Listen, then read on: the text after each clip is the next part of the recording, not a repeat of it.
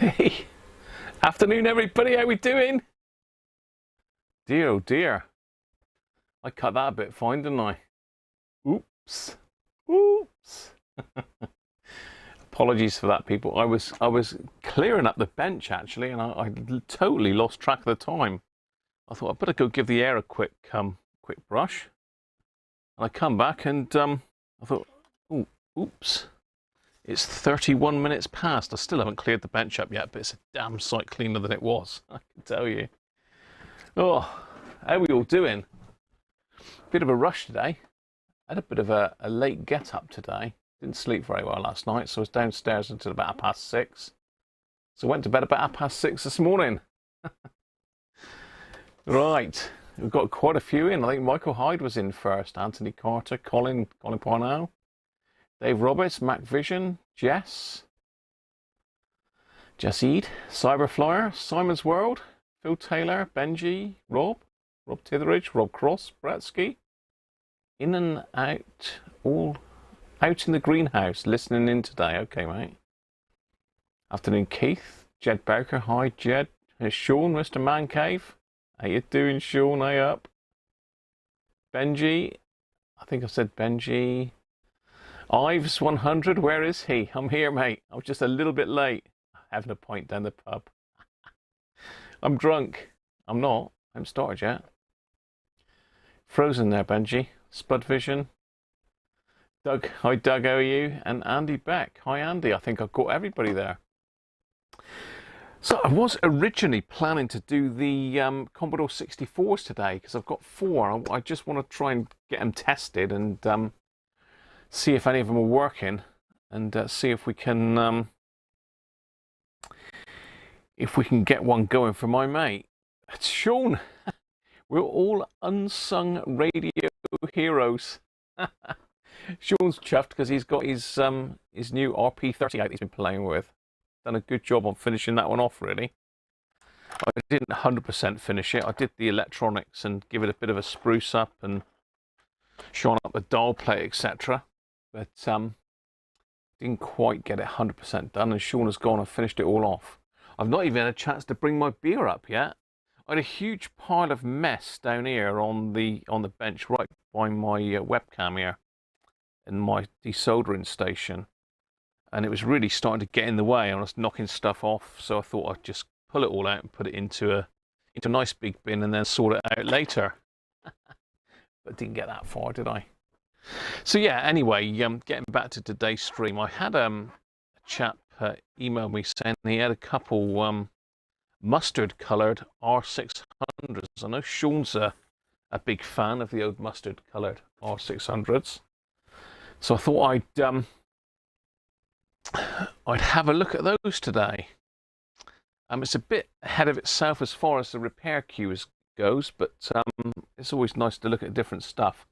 And really the only serious R600 video I did was probably back in 2019. I think I did do one just before the live streams at Christmas. I think I did an R600 then, but you know, the yellow one I particularly like. It's a little bit unusual, and we got 2 in here. I think one is for repair and the other one is a donor set, so we'll get to grips with them in a minute. Still got loads of rubbish on the bench here, but it's a lot better than it was anyway. Got loads of these SMD caps and that here still to bin. I finished the SW77 and the 2001D. I've since managed to do another 2001D for myself, because I didn't actually have sort of a properly repaired one. So I've been busy. Let's get all this rubbish off the bench. It's all these little tiny SMD caps that I pulled out of the SW77. Mike Atlantis, how you doing, mate? Chelsea supporters? Bob, how you doing, Bob? Rob's got to get dinner.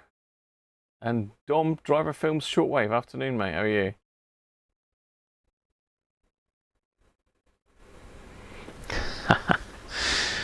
Right.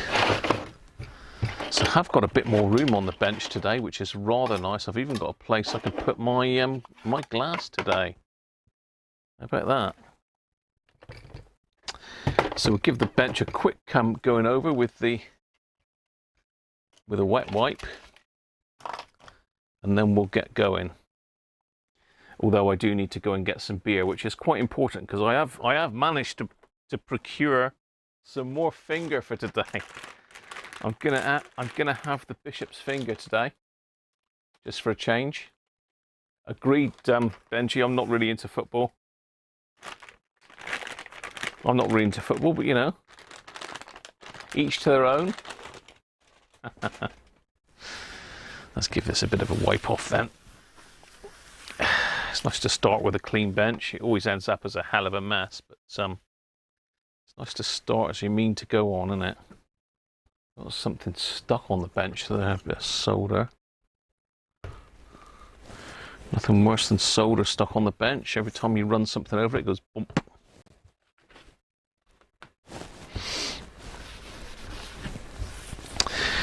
So as I say, unfortunately the Commodore 64, I know some of you are waiting to see the Commodore 64s, and it will happen. But I really got to get this room cleared up first, because it does take up a lot of room on the bench. Because I've got to get a screen or something up here, or I've got to link it into the computer, which takes a bit of doing as well. I'm no expert at streaming with computers. Right, okay, here we go then. I think we're nearly in a position to get going. Let's have a look at the overhead of the main camera, see how we're doing on that one. Okay.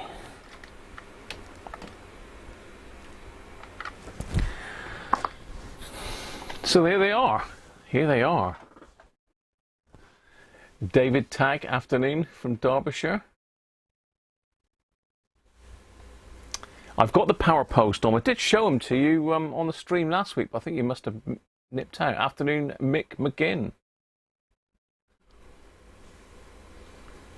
Yes, yeah, so I've got the power post on. I've got a whacking great pack of them. I've probably gone overboard with it, but you know, I think they'll come in useful for loads of other stuff. So I bought a pack of about 50, I think.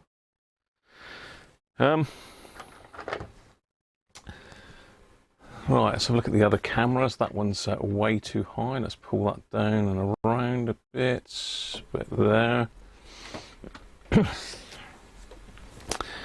So we've got two. I'll have to get the email up to find out exactly what we've got to do with these. Oh, I've got a bit of a loose top on that one.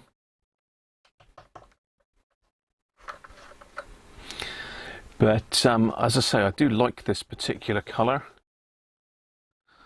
Now we've got various issues with both of them. I haven't powered these up yet. I've just had a quick look when I unpacked them. This is the best of the two, and this one is to repair. And this one for spares.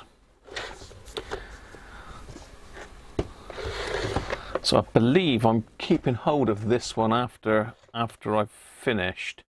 I think that's the deal. So let's have a look at the one for repair first. The light seems a bit strange today for some reason. Maybe it's the yellow colour. Maybe our camera doesn't like the yellow. So first things, obviously we've got a loose top. This is a later version because it's got the silver bezel around the actual knob itself. So the earlier ones, well, the earlier ones again had different knobs again, but these haven't got it. These are the earlier ones. This is a later one because it's got the silver bit. So we've got a loose top on it. Handle's nice, no damage to the handle. Front Rexine looks good. There's a little dink in the grill there, which you might be able to get out by taking the speaker out. It's only a little one. I noticed the other one's got a dink in it as well, so we can't swap the grills because we'll be back to square one. But there's a couple little nicks that need touching up. Not a lot. And I need to see whether this is just a repair or full restoration. I think it's just a repair and swap the bits over, because the side panels are nice and dull. They could do with cleaning up and refinishing. Got a bit of water ingress into the these laminated aluminium strips on the side. They're aluminium and they've been laminated with plastic. The plastic goes a bit of a yucky brown colour with age, and if you clean it, water gets inside the laminate and starts creeping along the strips. So that one's gone on the edge, and the other one's even worse, so I can't swap that over. Other things, I had a look at the aerial, and as you can see, the aerial's not quite sitting flush, and sure enough, it starts okay, then it starts going a bit bendy, and it sort of binds up there. If you pull it right out, we've got a nice kink in it just there. So that aerial was, oh, we've got another one down here, look. You can see that where my finger is. Yeah, so that aerial has had it. That's got to come out. Oh, yeah, that ain't good. But luckily, this one, although it's a bit grubby, is okay, undamaged. Just needs a good clean up. So we got a good aerial that we can replace that one with. So this is a later version. You can tell that because you've got the silver tops on the push buttons. You got different knobs, and the older version had a Roberts in the center here. Had a different type of grill. It didn't have the stripy grill, and it's completely different. The older one, it was only available in black, where these were available in red, blue, black, and this mustard color. I think we can suss which one's for repair and which one's for spares. I don't think we need to worry too much about those labels. Let's have a quick look inside.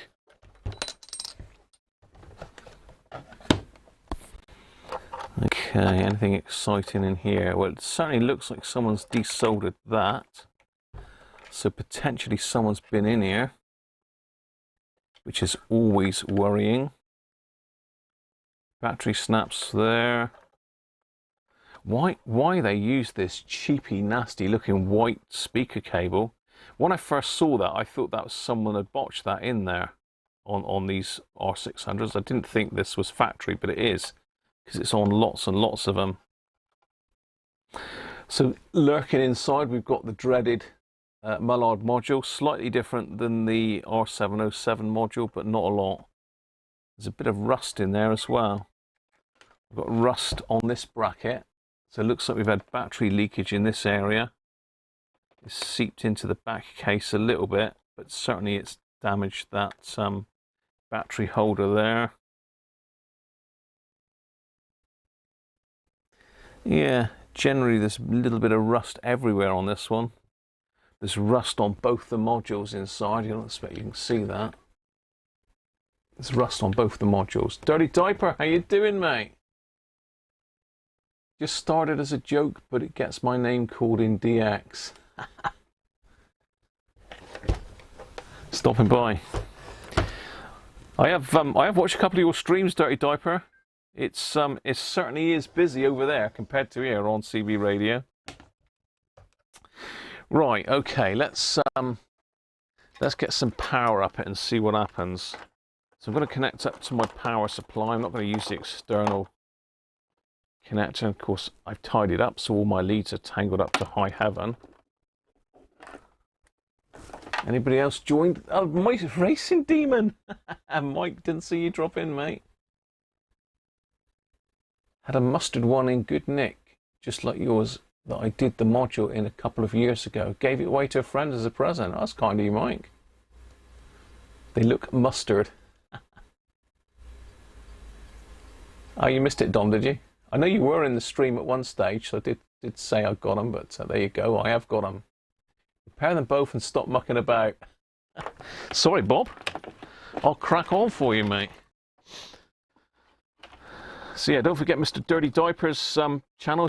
It's a cracking handle, that, isn't it? Dirty Diaper. Excellent. Right, 9-volt radio. Let's get the old current limit on.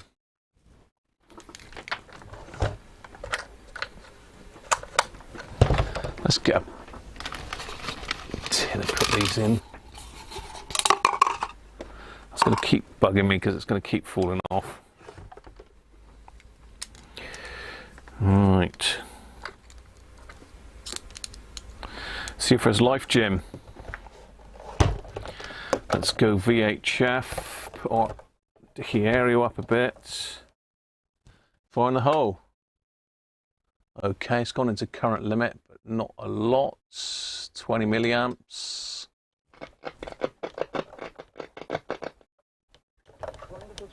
Oh.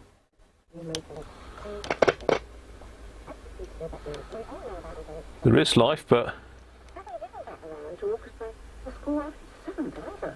Let's compare it to a painting. All outlines fully drawn, but not within. Making his own version. Let's hear the third movement now. So the dial alignment's a bit off. That's reading about, whoa. It's in between 98, it's about 99, it should be on 100, that. And it's really quiet.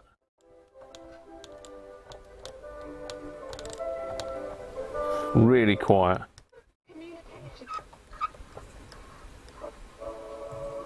BBC World Service and BBC Sounds. It's got music and lyrics by Theo Jameson. Okay. Medium wave. Absolutely nothing. Long wave.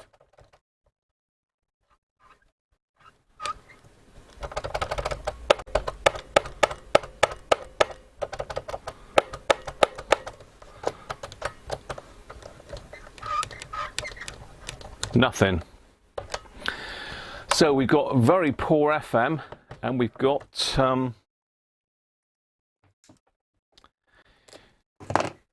no AM at all on it.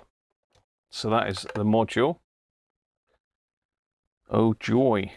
So that's a module on that one. Let's have a look at radio number 2 then. Our donor, the donor radio. So this one, we've got a nick in the case here and right in the very front. We've got some water ingress into this top strip. We did have it. Yeah, there's a dent in the speaker just about there. That's a couple. Yeah, there's a dent in the speaker just there.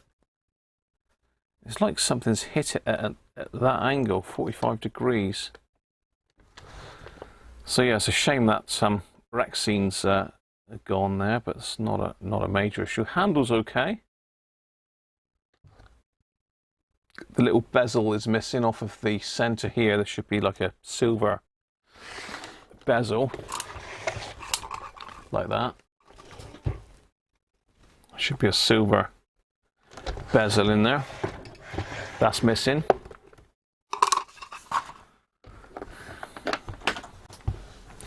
We've got one of the brights missing off the top. Both knobs are there though. Got a good aerial on this one. Okay, we've got a bit of damage to the dial plate on there. There's a big scratch right across all these. It's about, what, 2-3 inches long.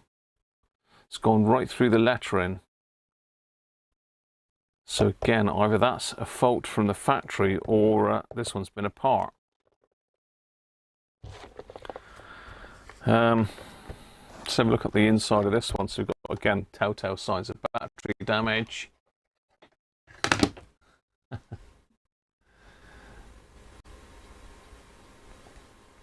Mike, you want to see 60 volts on them whiskery rascals? George, how you doing? How much black powder it needs to blow one up. Time Tech, how you, mate? And Dave Rhodes is in. Dave. Yeah, Mike, thanks very much.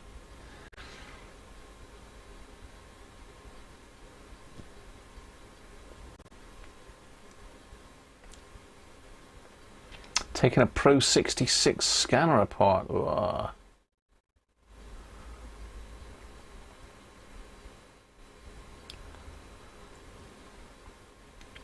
Just catching up with the chat, bear with me. Which wants to blow up the radio with black powder? Daniel, how you doing, mate? Chris, how are you? Right, let's have a look inside. Okay, well this one's looking a bit better condition inside. Yeah, this one looks better condition. There's a little tiny bit of rust down here where batteries leaked again into the case. So it might be because the speaker's better in this one, and neither of the modules have got any corrosion on them. So it might be that we use this chassis in the other case, because this is definitely better, and we know we've got a decent aerial here as well. Speaker is definitely nicer, and no corrosion. So yeah, this could be the chassis that we actually fixed then. So that's a bit of a turn up for the books. I was totally expecting to be doing the other one. I need to get the Bishop's finger in me shortly, so we got a NAF battery terminal here. What the hell's up in there? Oh, I see, we've got a broken off piece of battery terminal inside here. Can I get it out with that? No, too big. Yeah, someone's broken off the top of a battery.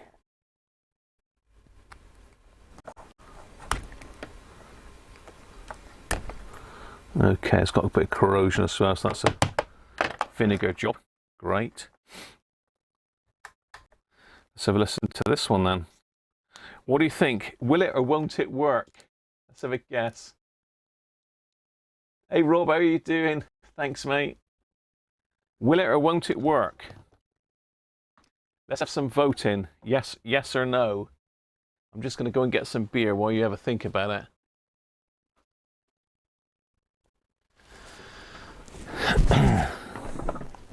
Let's go and see what Mrs. Cruncher's got me in the shopping yesterday.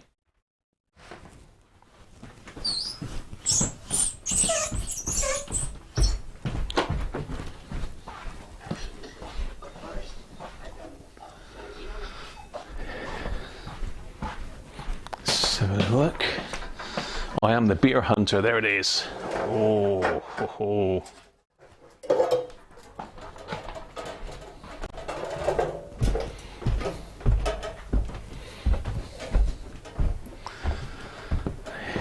She's done me proud again.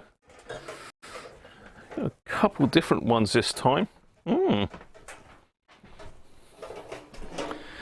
But it seems to have become tradition, doesn't it? That on a Sunday, I've got to get the Bishop's finger in me. Gotta have the bishop's finger on a Sunday, haven't we? Good old Mrs. Cruncher, she's hooked me up again. Look. She does look after me, our Mrs. Cruncher. So if it weren't for her, we wouldn't be doing any live streaming, so. Whew. Andy, how are you? I'm still here, mate. I'm still here. I'm here. I'm just getting the finger sorted out.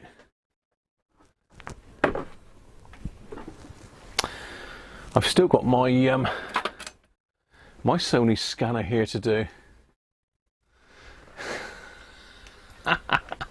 You've got to get the finger in you. How many bishops have you had in you? Well, I don't know. I've had a fair few, I'm sure. You know, I like to sort of get one a week if I can. I like to get one in every week if I can.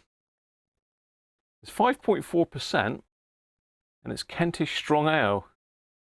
Obviously, as we know, it's a bit of a joke, isn't it? Bishop's finger, but Bishop's finger is the old-fashioned signpost that sort of, I don't know, it goes like that. Picture on the front there, look. That's what Bishop's finger really is, but we know different, don't we? So let's get this in me.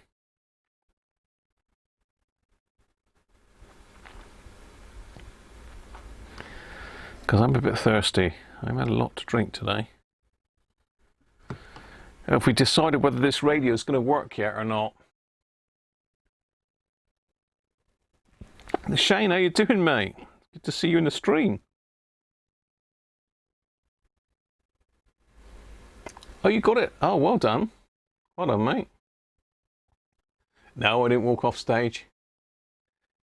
It's going to splash the Danish oil on your... Going to splash the Danish oil on your HMV. Nice. Looking forward to that, Chris.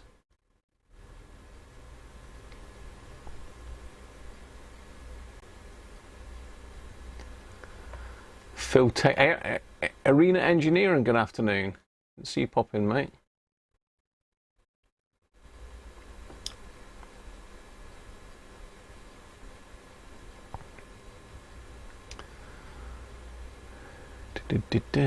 There's a lot of chat going on today.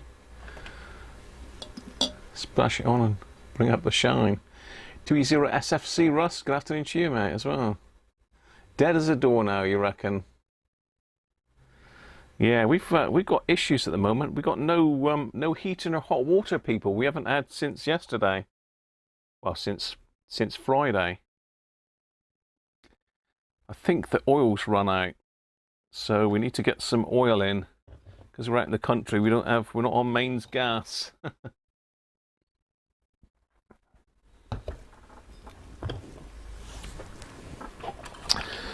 I need to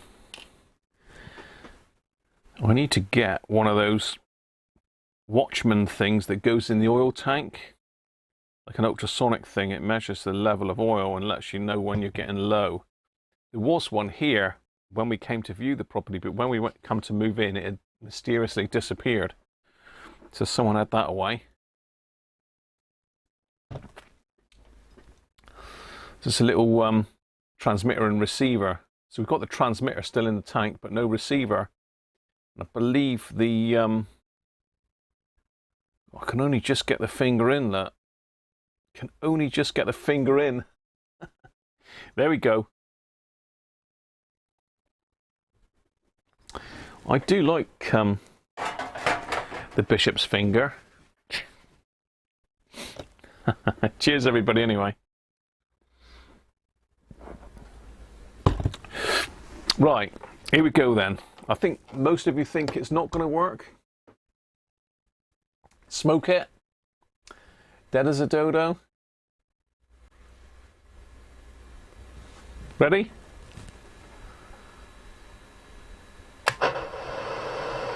Oh, that sounds promising.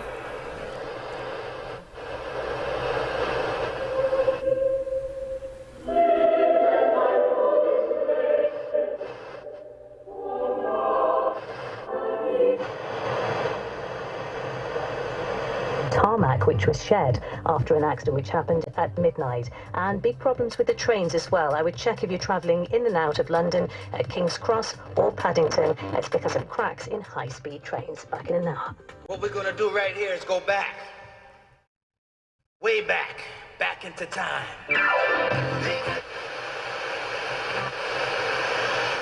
Okay, well, there's an issue here because it's not going any further than there.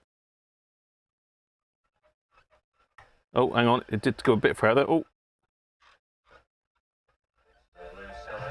Tell us why. Yeah, there's...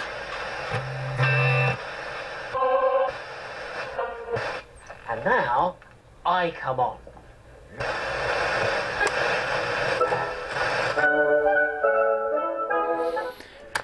Dial alignment is absolutely way off. It's way off. I think the dial cord has slipped on this one. It's absolutely a mile off. So let's try medium wave.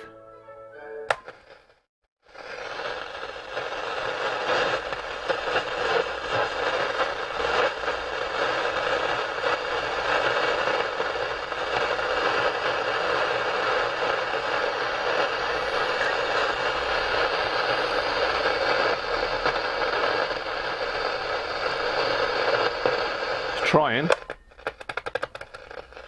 Long wave.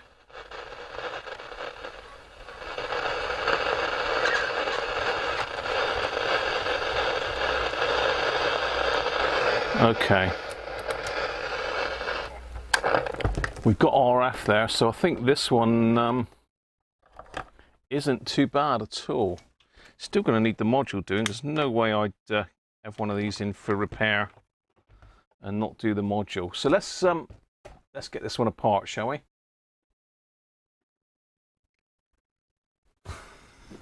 Very good, George.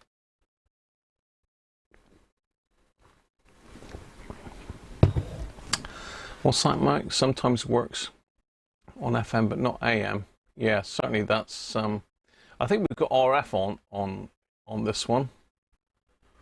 But I think the issue is the dial cord slipping, Mike. There's Keith. It does work better than the repair one. That's what I'm thinking. And if you look inside, I mean, if you look inside the two, I don't know if you can see, but let's turn them the same way up. No, we can't do that, can we?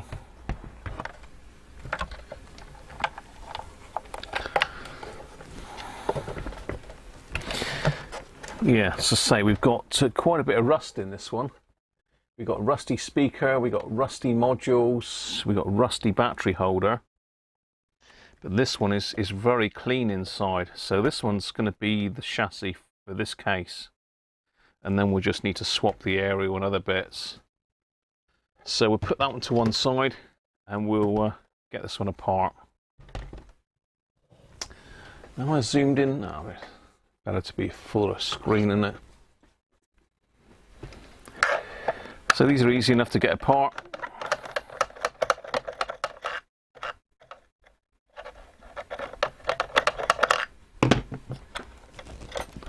Let's get a separate container for this one.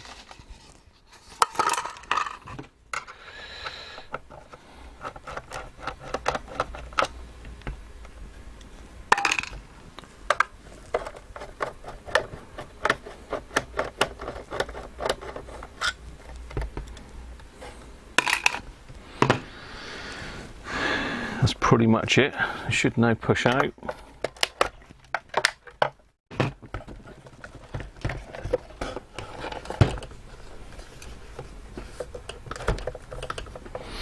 Obviously we're going to need the dial plate off the other one because the dial plate is better than this one.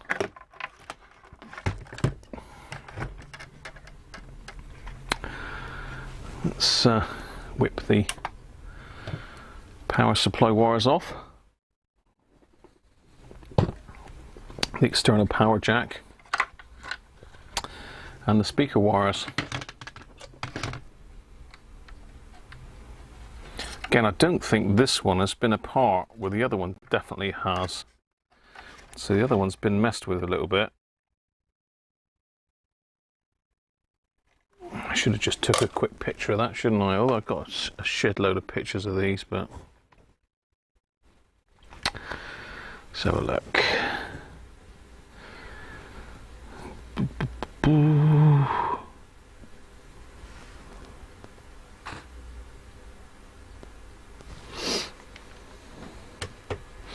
Yeah, I've got masses of pictures of R600's. Ooh, cool. Just flicked solder on myself.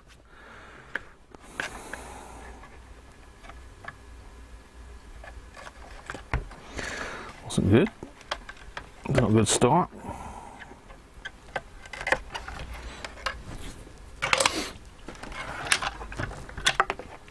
Let's get the case out of the way. I mean, we want the speaker out of this case, but we'll leave it in there for now.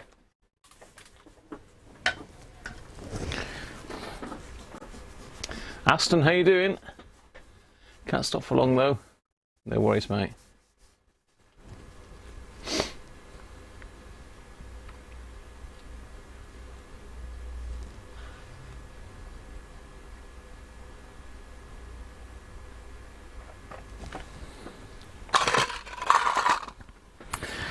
So yeah, this one is looking pretty good inside. No rust on the modules.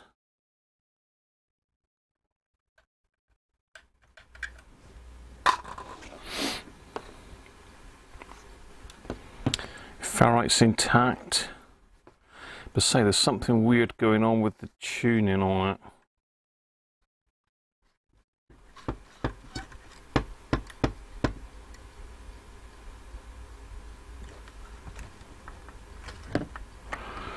Yeah, something strange going on with the tuning.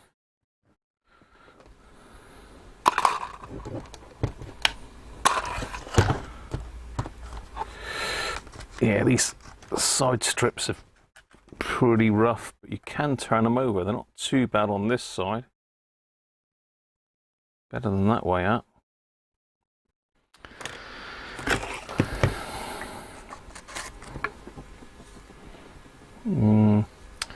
Still got a bit of water ingress in them.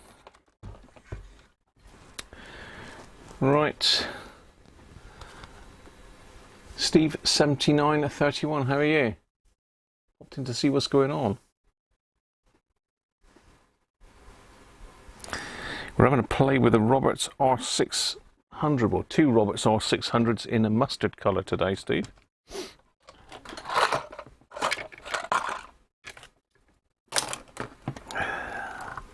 So I'm just taking off the wires for the headphone socket, earphone socket. These were never designed for headphones, they were designed for an ear plug, just a mono ear plug.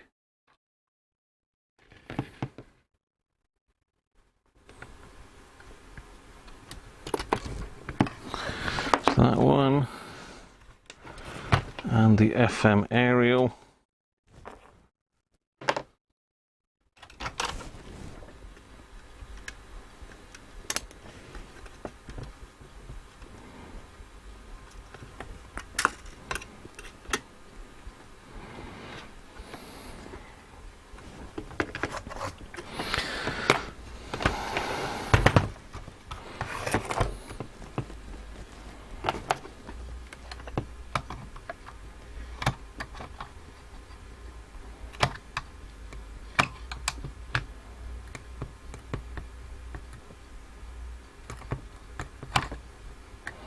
Come off. There he is. There she blows. So now the top should come off, hopefully.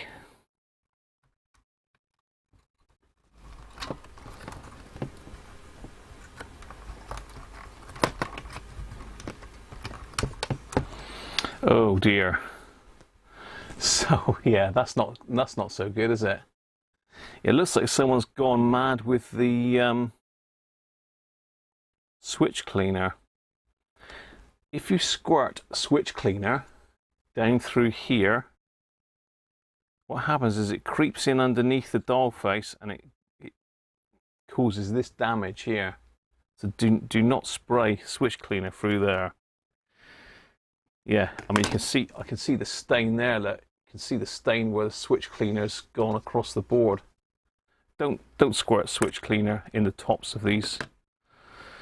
Take the thing out of the case. So that's our decent aerial.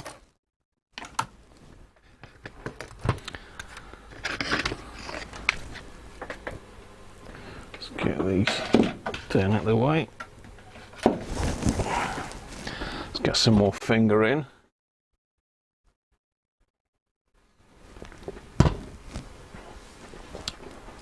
Ready to blow up. You've given up on it then, Sean, have you? George? From France, Steve. Oh, welcome, mate.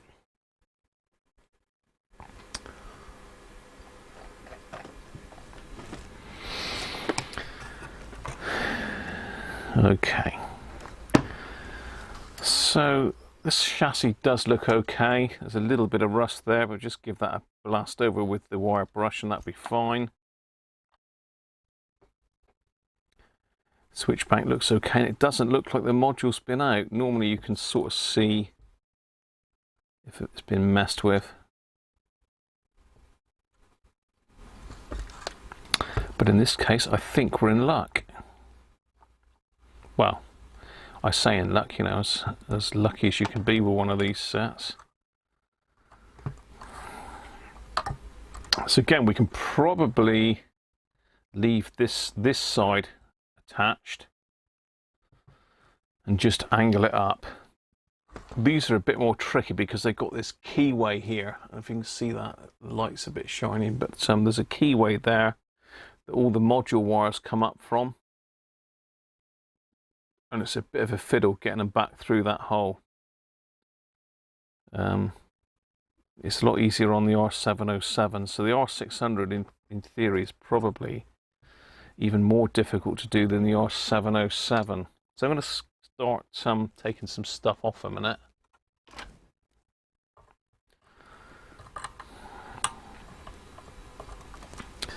Just lift that off.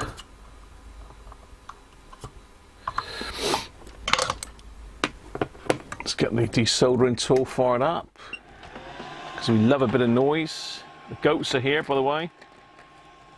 I found the goats. The goats came out of the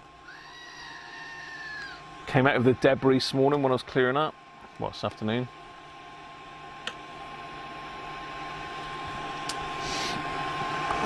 So in prep, we've got to get the two screws out the top here. And that looks like a posi drive number 1. Yeah.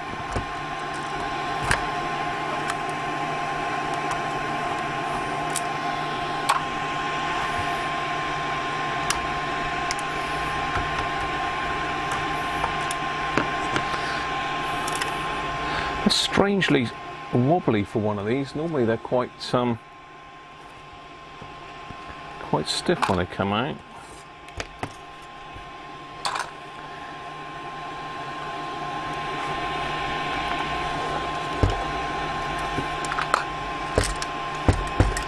I do get an awful lot of requests for Roberts R600 and 707 repairs. There must be some sort of trend going on, I think. I think my YouTube videos get quite a lot of hits, so I think people, when they search now for Roberts R600, up I come, so I do get a lot of these. What other bits have we got to do? It's not quite that. The module's slightly easier to get off the board on this one because you haven't got too much obstructions, so it's easier to get off and put back in. The R707's in a bit of a well, and it's very difficult to get the module back in. So although this one's a bit more difficult to take off the board, it goes back in a bit easier, if you know what I mean. Right, how are we doing? 380, there we go. Ready to go. Let's make sure we've got no blockage.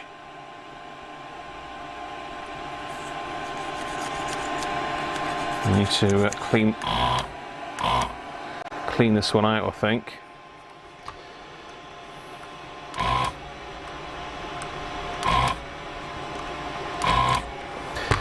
So I'm just going round and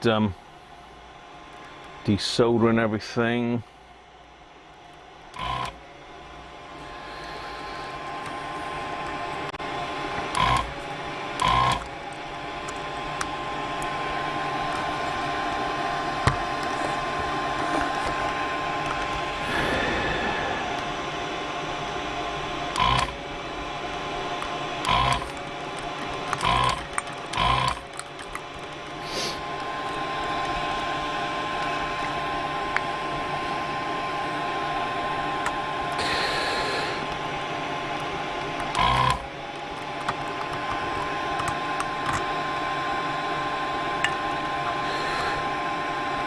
So they cross over there, that's nice.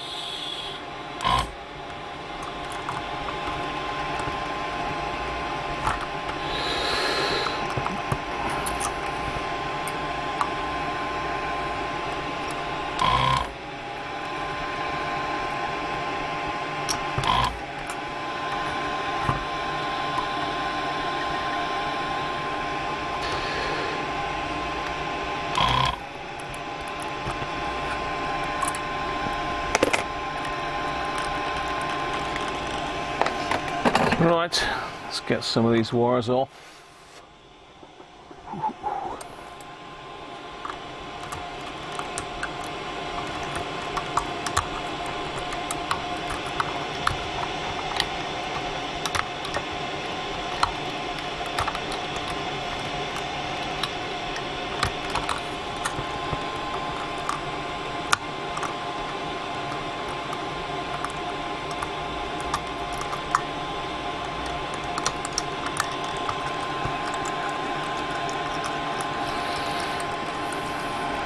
Go. Got to take these ferrite rod wires off, which is a bit of a pain, but just don't need that for that. Let's just take them off with a soldering iron.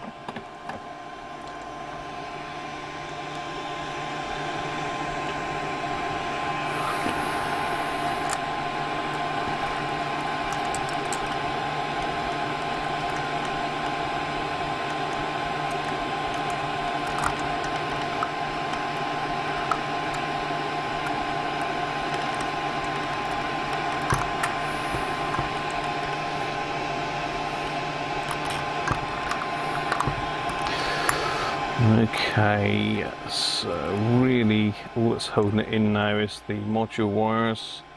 They actually don't look to be it's my tweezers. They don't look to be wrapped. No, they're not. Unusual.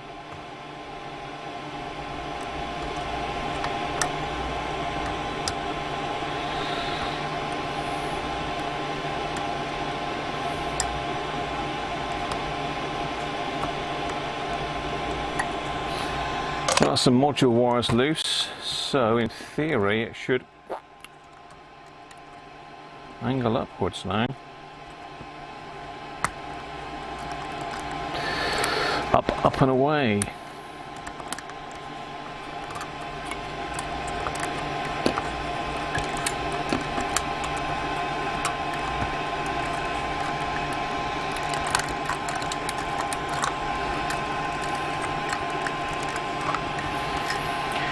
Oh, she blows. Right, okay.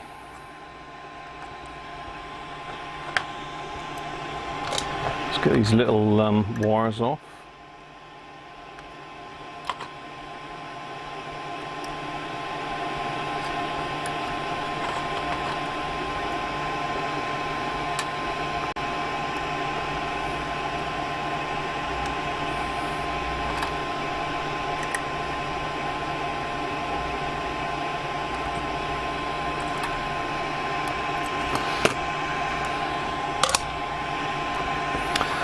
Now we've got the hardest part, is getting these other wires unsoldered from the module. Nice big chunky one there. That's that one. 3 there.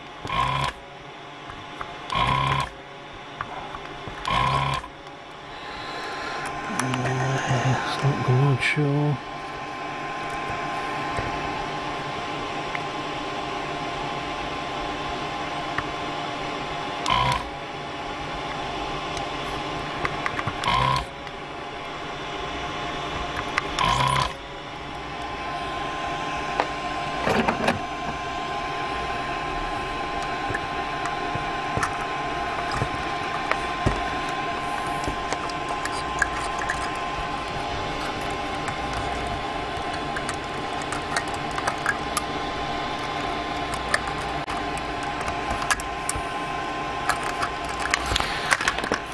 There she is.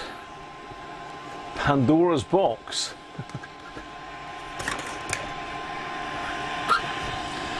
Right.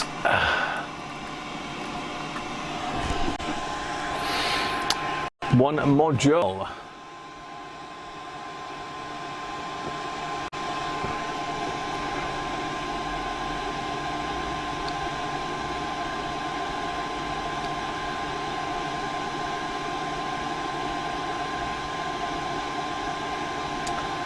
Goes up to 18.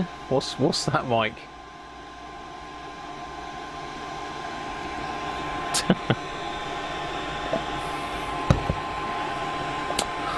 Right, well, as I say, it doesn't look like anyone's been in here before, which is always good.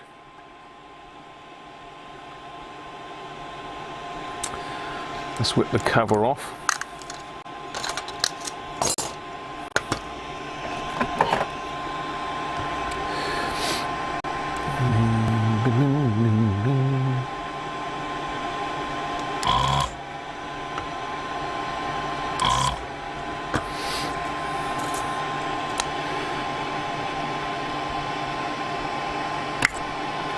Go on.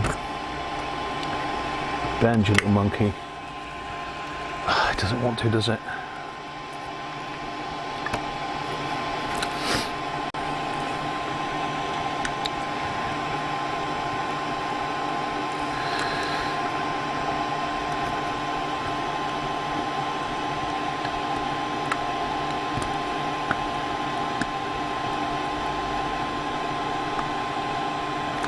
Get off. Thank you.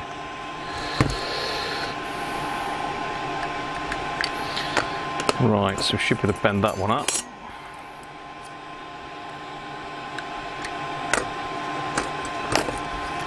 Let's heat that end up.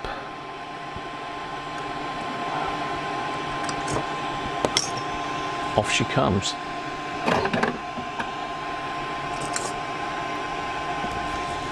There we are.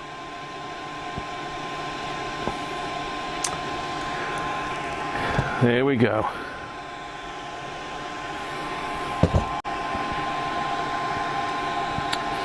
Two AF115s and 116. Plus our electrolytics, which need doing. So let me get those off.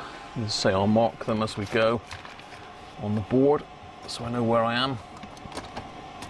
If my pen works.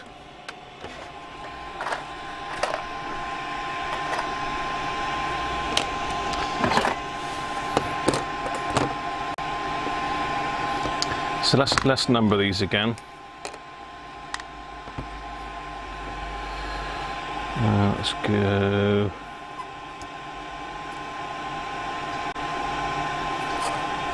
Call that one number 1.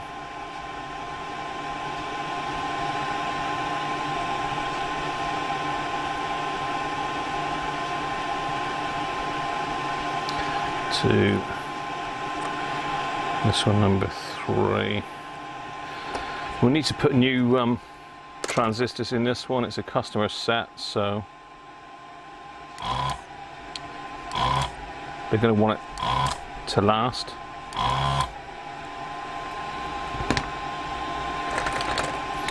So first one then, and get the thing out.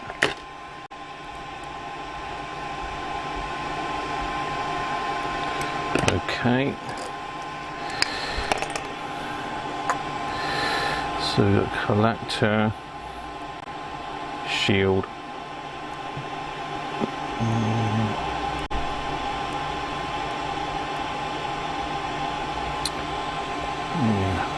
I suspected it doesn't want to work.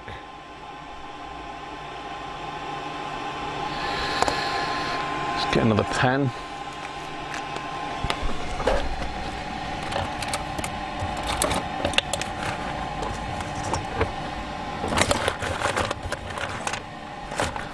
Seem to have got a bit of a lack of permanent markers here at the moment. Don't know why. So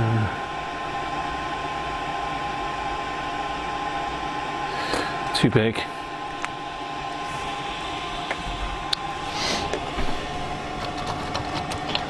Let's go back to the good old pencil then. So that's base, that's emitter, collector shield, base emitter. Next.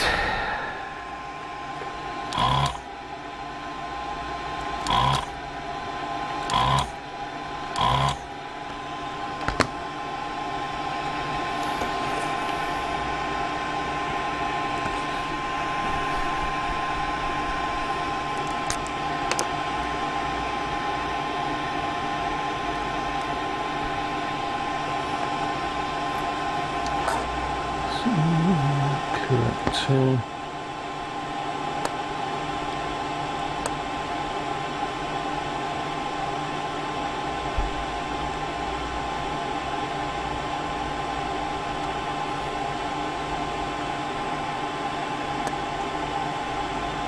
This pen wants to write on me.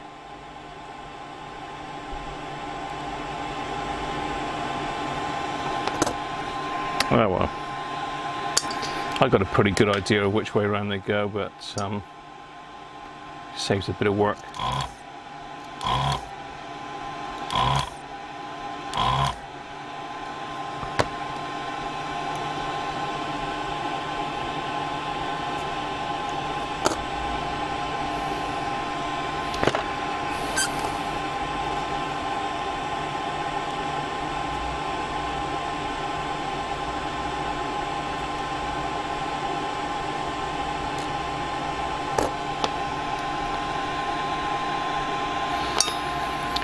Right. I don't know what's happened to my other pen. I've got another permanent marker with a double end on it here somewhere, but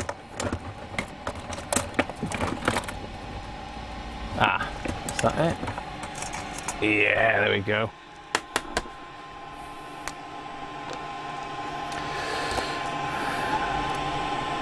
So collector, shield, base, emitter,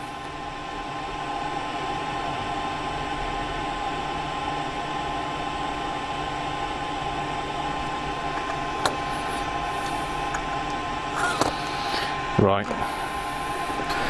So I'm going to mark all the caps on here as well. ZX, how you doing, RV? 1972 date code on the module, is there? You're good on these codes and dates, Doug, aren't you?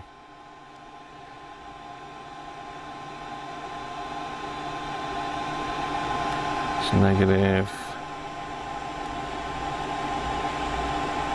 Negative.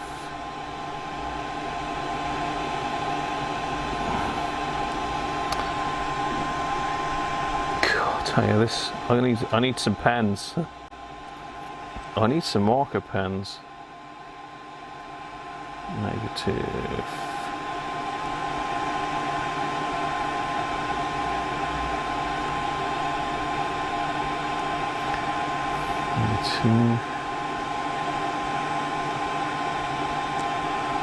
Negative. Sure that's right. Let's whip these off then. So we've got 2.5 microfarads at the front here, and all the rest are 10.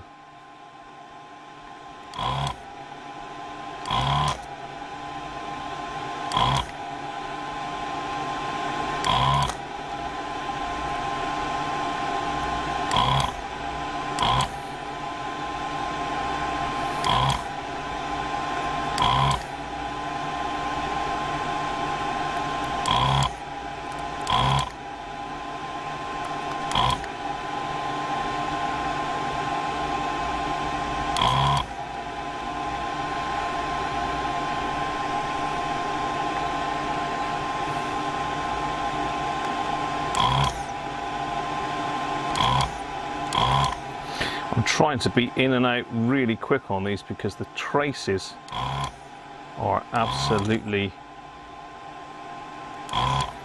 shocking on these boards. Right, I should be able to turn that racket off now. Oh, it's better. The stress of it all. Paddy, how you doing, mate? Pandora's box.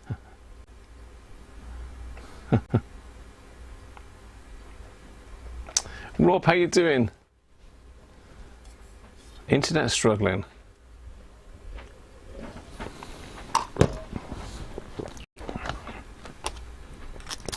Right, I need to put on my post-it note. Permanent marker, fine tip.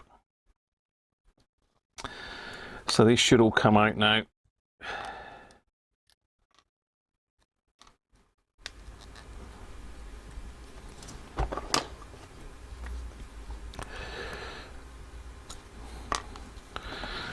There's our caps and our transistors.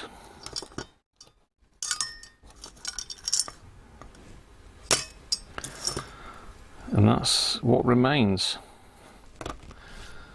So let's have a look what we're going to put in here. Oh, that nearly went in my pint pot. What have we got in here? AF125. So I'm going to stick 2 of those in. Have I got an AF126? I'm not sure. Just check these for gain and all the rest of it. We're not zapping today because I don't like zapping module transistors unless it's a radio I'm keeping for myself.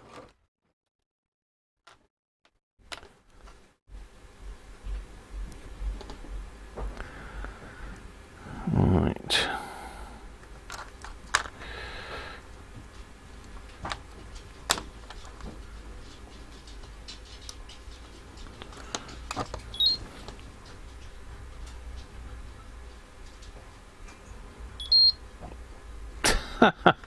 That ain't a good start, is it? Unless I've got the pin out wrong. Let me just get my little ready reckoner. I ought to get this laminated, really. No, I was right. So red should be collector. No, sorry. Green's collector. Red is emitter, blue is base. Might just be dirty leads. Let's try that again.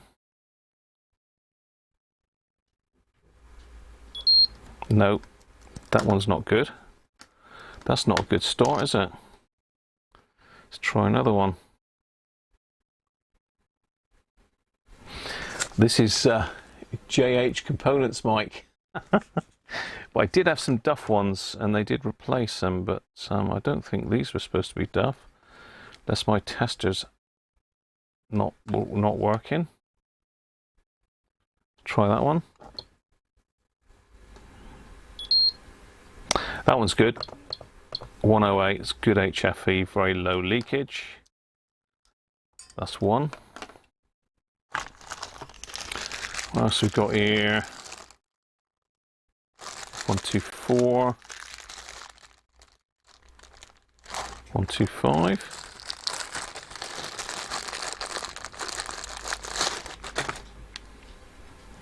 Oh, they're looking a bit scratchy. 127, 127 suspect, 124, 125, these look a bit cleaner. Yeah, a bit of corrosion on those, so I wouldn't want to put those in a module.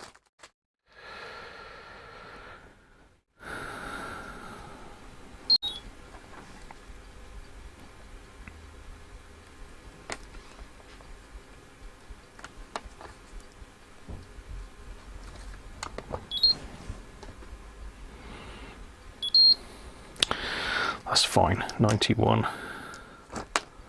It's pretty close to the other one. I could stick all AF115s in it, but we'll stick an AF116. If I've got one.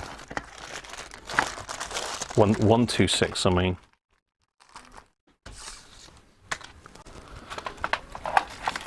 I don't think I had a lot of AF126s, but I might have some.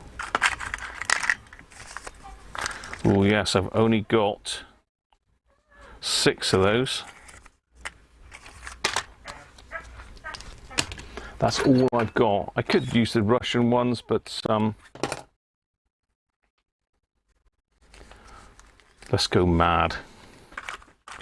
Let's put as close to the original germanium in as we can.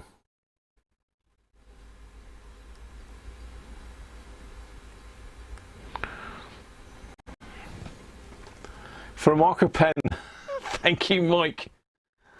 I'm going to have to pay a visit to W.H. Smith's. Amazon seems to be there for everything at the moment, though, doesn't it? There's not a lot you can't get on Amazon these days. Not that I'm advertising for them. They certainly don't need that. But it's been such a godsend during lockdown.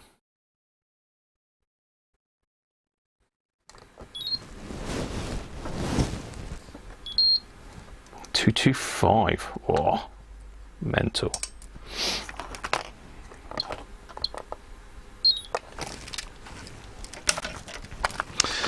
We'll get that one. Get the SR meter ready in a minute for some capacitor bingo. Right, let's get these in. So which one is where? So number 2 is the AF116. So that's in the middle. AF126. That's going in there. 125, 125, 126. I doubt very much whether there's anything different. So collector shield, base emitter.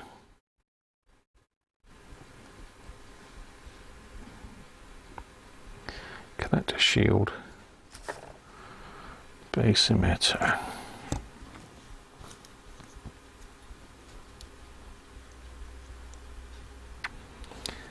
Collector shield.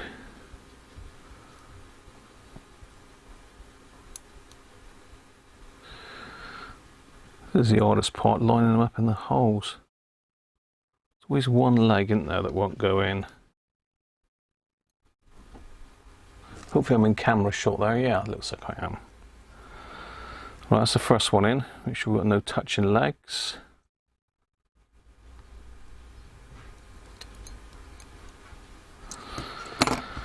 Next one, so collector, shield, base. Emitter.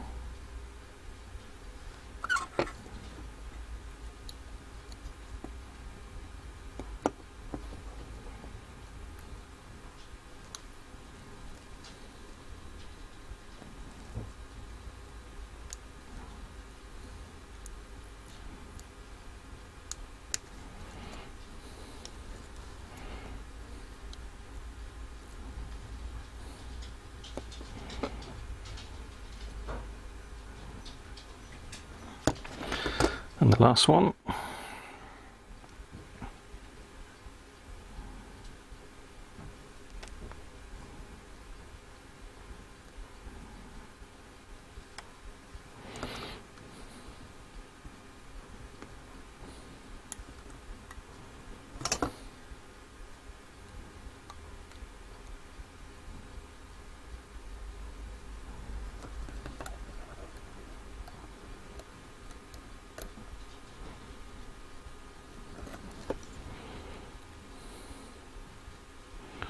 Would be easier with my magnifying thing on, really, but I don't seem to put it on today for some reason.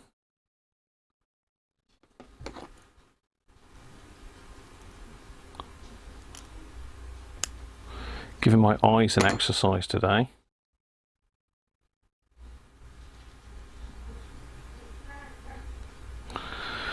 There we go.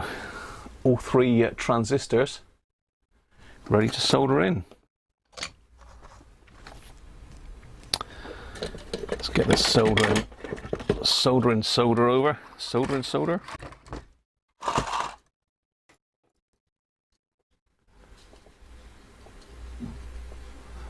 Got any Roberts gold badges? Is that when you've done so many repairs you get a gold badge, Shane?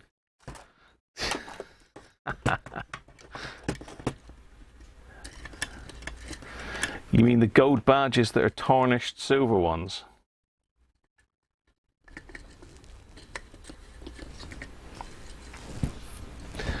Right, so I'm going to use a little bit of the runny flux, liquid stuff rather than the gel.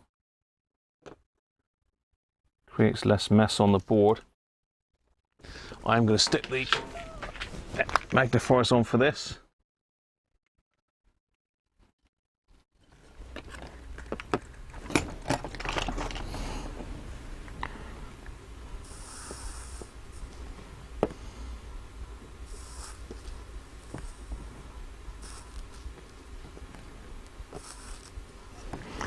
Again, you need to be in and out on these pretty quick.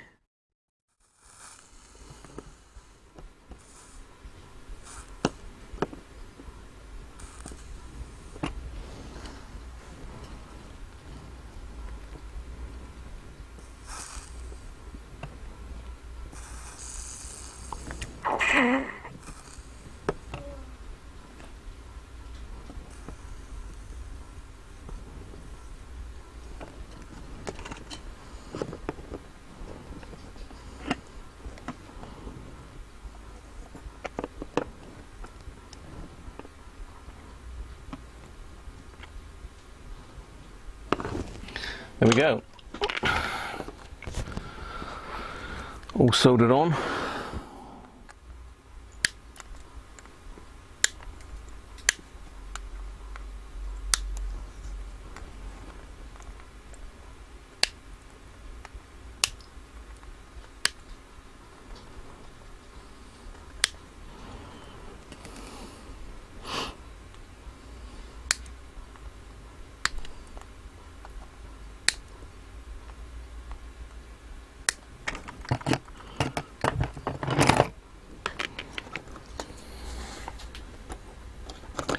Right, capacitors, let's put those back. Stick AF126s on my shopping list. So what's happened to my post-it notes? There's some quite nice post-it notes here, but I think they've gone walkabout.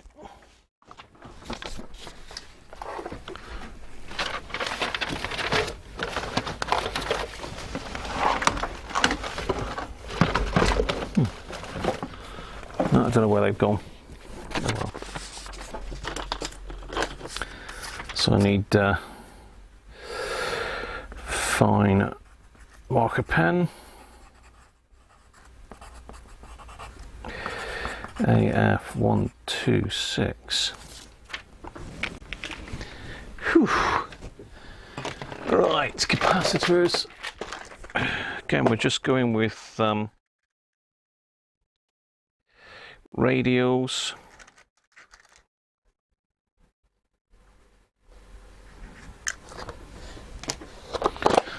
All Nichicon PWs rated at 105 degrees. Right, so our first one.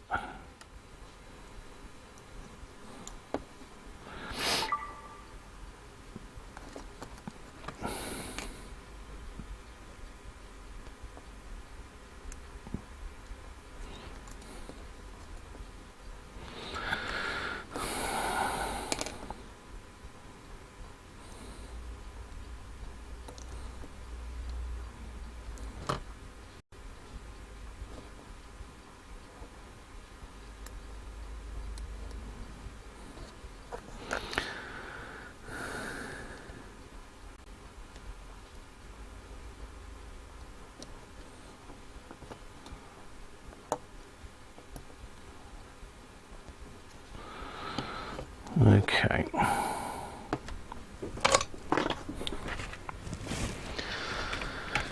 Let's get them soldered.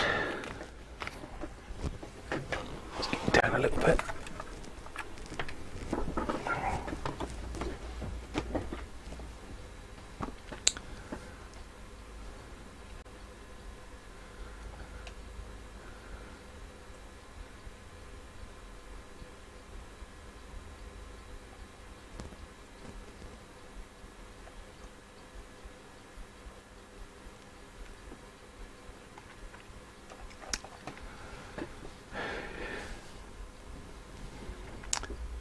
Your lawn grows quicker than a shoe size of a child. Right.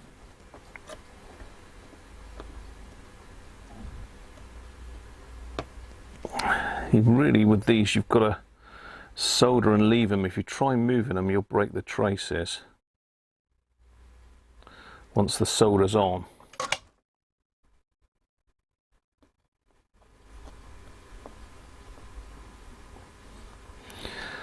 So don't think you can go in and touch these up afterwards if you haven't soldered them in straight. They've got to literally go in and leave them.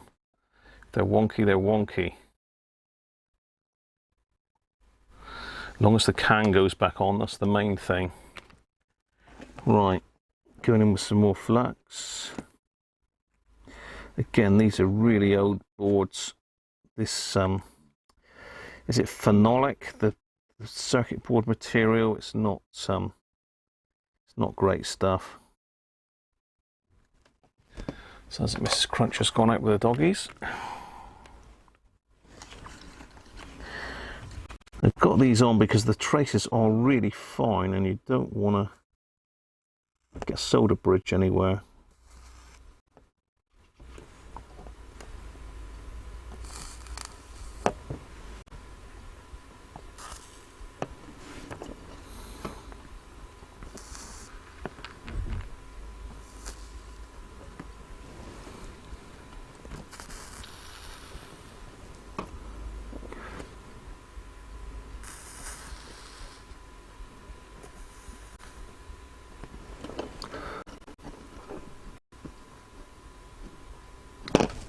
There we are, done.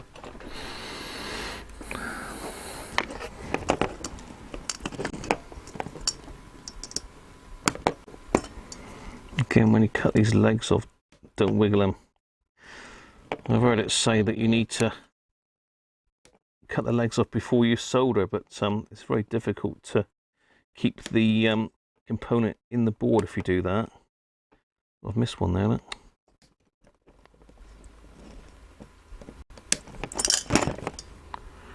That one to go.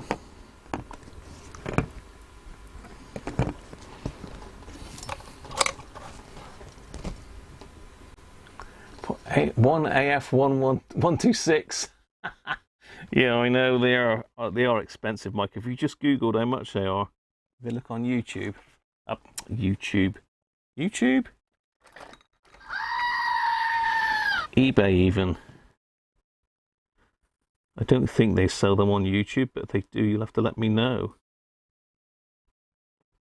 Okay, that's the last one done. Just pop those legs off.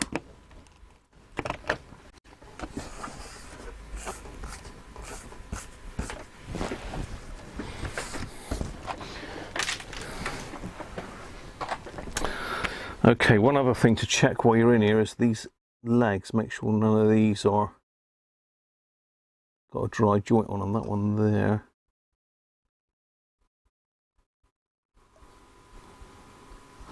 No, he's all right. Yeah, notorious for dry joints, these legs. There we go.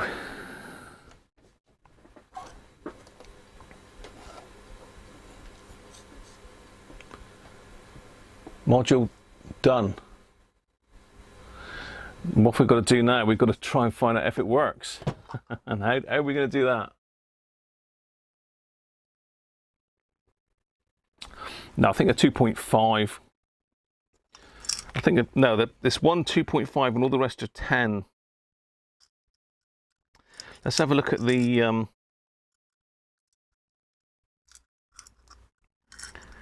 let's have a look at the stuff that's come out then. Our transistors and capacitors. Let's have a look at the transistors first.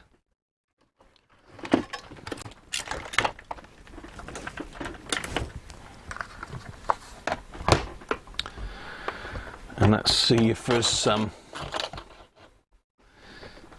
and get all this gump off the bench. Zoom back out a bit.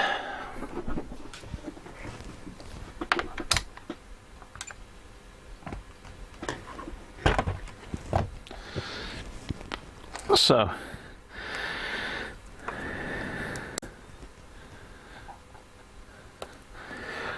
I'm just going to go between the can and each leg. So this is the shield wire, so that should be connected to the can, which it is. So there should be no connection on any of the others now.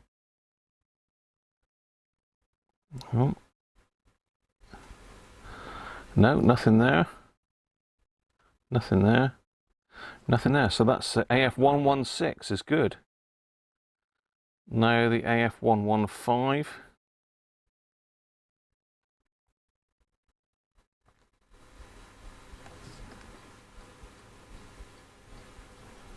Okay, well we've got a reading there. It's in the mega ohms, but we have got a reading.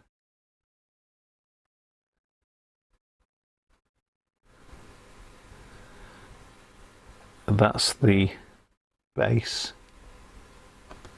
and the emitter. No, so there is shorts on that one, but not great. Bear in mind it was actually getting a signal through, wasn't it, this one? And the last one, collector, nothing.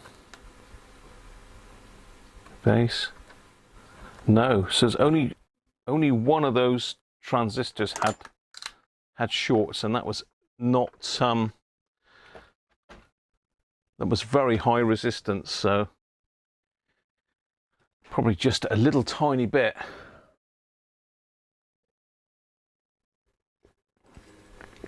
Your mate's happy as left. Derek, how you doing, mate? You got the grass. Right. How about some capacitor bingo? So we'll do an average of the 10s because we've got 4 of those. But first of all, the 2.2. If I can find them, is it 2.2 or 2.5? 10, 10. 10, 10, 2.5. So 2.5 then. What do we think the 2.5 is going to read? These are a bit hit and miss, the capacitors in these. Sometimes they're all fine. Other times you get one that's a bit of a howler. So 2.5. 6, Keith. Try to get the glare off of it. There we go.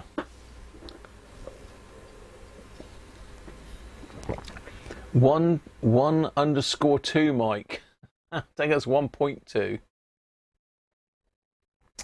You think these will all be quite good? 2.9, 2.7, 3.93, 3.64 for Jed.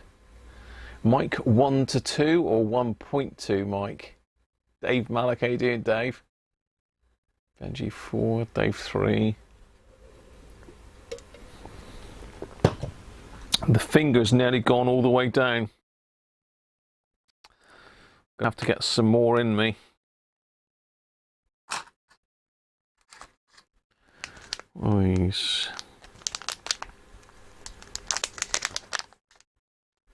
1, 2, 7s.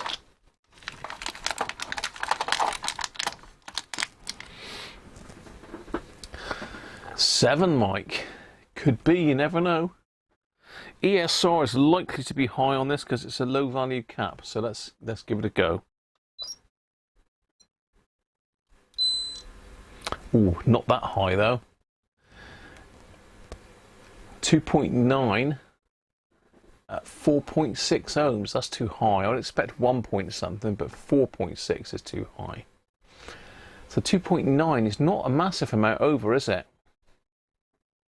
Who had 2.9 then? We've got Dave Malik on 3, so he's 0.9 out. Doug, oh, 2.9. Oh, sorry, 3.9. I thought it was 2.9. 2.9, Brett. God, he's 0.1 out, Brett. They can't beat Brett, surely. Yeah, Brett. 0.01 out, Brett. Very good, mate. ESR, though, too high. Right. I've got 4 10s now, so we're going to do the average of all 4. So give me a reading for 10 microfarads at, what are these voltage wise? 16 volts, is that? Yeah, 10 microfarads at 16 volts. I'm going to do them all and work out the average. I'm going to do a bit of maths again. I'll need my phone for that.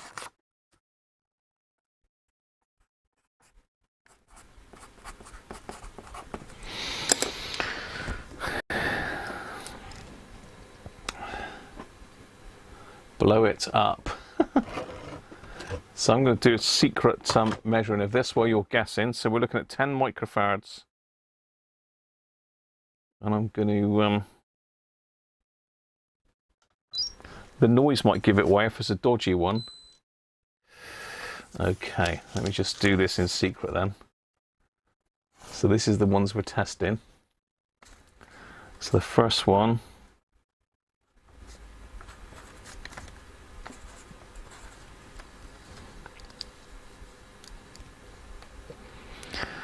and the second one.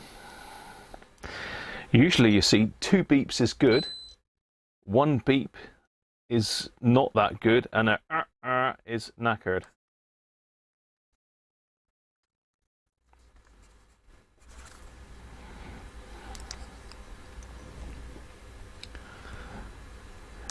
$14, you reckon? Yeah. 11.1. 6 ohms, Jed.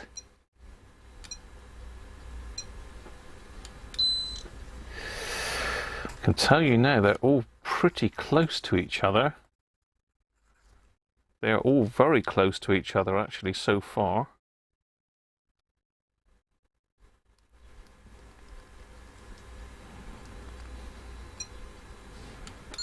Oh, hang on, that can't be right, can it? Uh-oh. Uh-oh. Yeah, I've tested it 3 times now. It's definitely right. Woohoo! So I'm going to put that one out on his own. No change in your mind now. No change in your mind. The scores are in. Has everybody voted? I can do an average of the ESR, but I don't think many people have gone for the ESR. But it's a howler, Doug. It certainly is. Let's have a look then.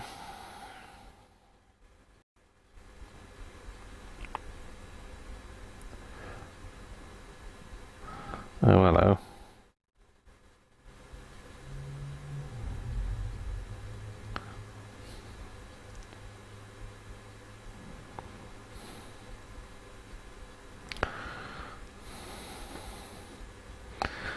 This last one's going to mess up the averages totally. I've done my pencil now. I had it there a second ago. Have I dropped it on the floor again? Ah. I'll tell you what, stuff just disappears here. Oh, it's behind my ear. It's behind my ear, Graham. It's behind your ear.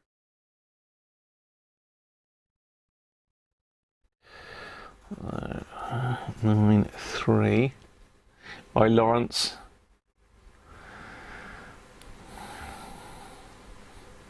If you want to have a go at the ESR, you can do that as well.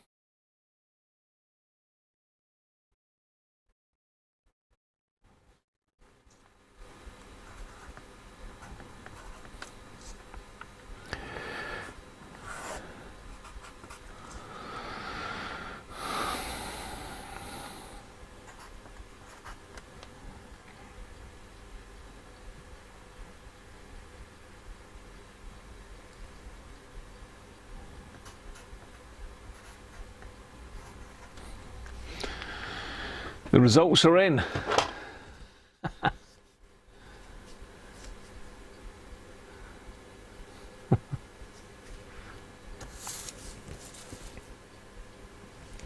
The results are in, and there we are, look. So it wasn't looking too bad up until capacitor number 4. So the average of all 4 was 11.23. So Doug had 11.1. It's Doug. Doug got it. And the ESR is 7.9, but this is the problem one, number 4. Instead of 10 microfarads, it's reading 1.93, and the ESR has gone up to 20.4. So it's more than likely that that one was causing the issues more than the transistors. So it shows you it does pay to do the capacitors while you're in there.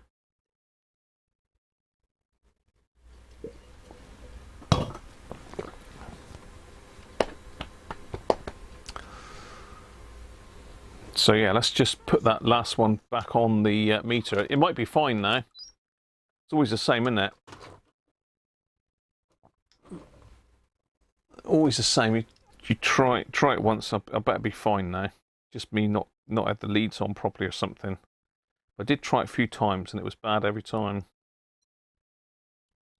Yeah, there you go. That. Look at the state of that. 10 microfarads.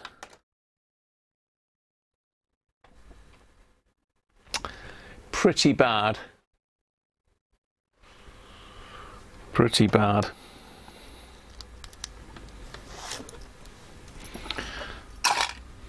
Okay. So before we put it back together, we may need to tweak the IF slightly because of the fact that we've changed the transistors. So we can do that on Frankie by ear, really.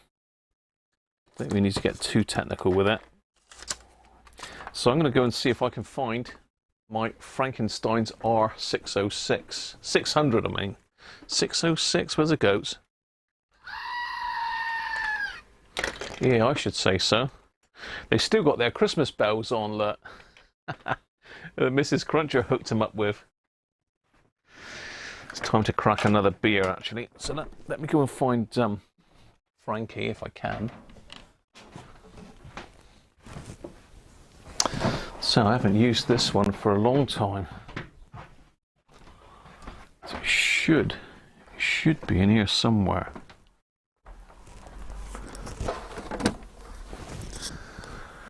What's the betting I can't find the blooming thing? Frankie, come on, hey boy. Come on, come and see Daddy. That's R700.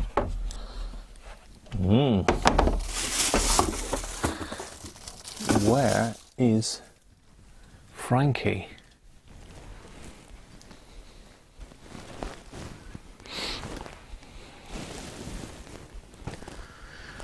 Ooh.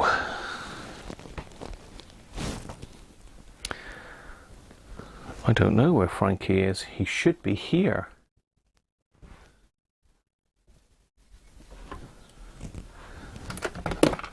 Where are you hiding?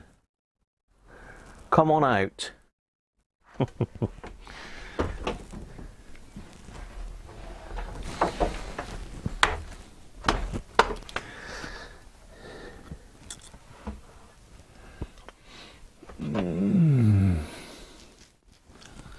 What have you done with that one then, Graham?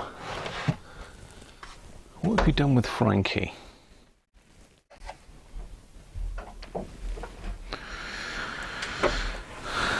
No, he was an older Mark 1. It does need an overhaul, really, because it's a bit poorly.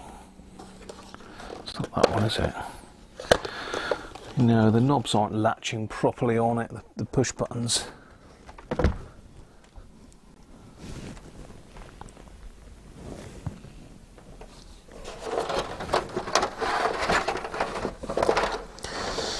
Seem to have a bit of a sea of R707s here.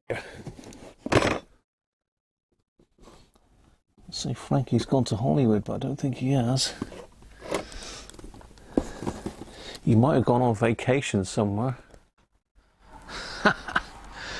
Where the hell's that gone then? Can anybody see it?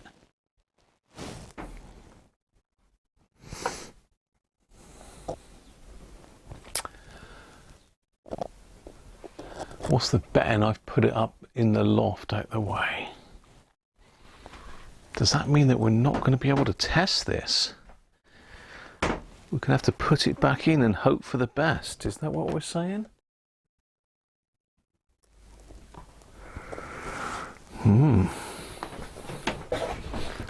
Or is that him over there? Is that you, Frankie? I got him. I got him. He was hiding. You naughty, naughty Frankie. Right.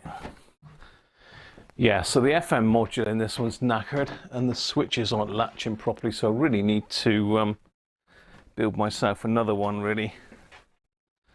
Need to find another scrap set. Mrs. Cruncher started to clear out. Catch you later, Aston. Here he is. Frankie's in the house. Frankie's in the house, right. Again, if you ever decide that you want to start repairing these, I would highly recommend that you do this if you're going to do any of these in any numbers, because there's nothing worse than spending all that time pulling it apart, putting it back in to find it doesn't work, because either you've got a transistor in the wrong way round or there's another problem with the module apart from what you've done. So it does pay if you've got a scrap one. I mean, this one was a bit beat up. It's still sort of functional, but it doesn't work very well at all, this one. So I've got my power lead hot wired in, and I've got all my leads for each side of the module. So I need to get my other power lead set up.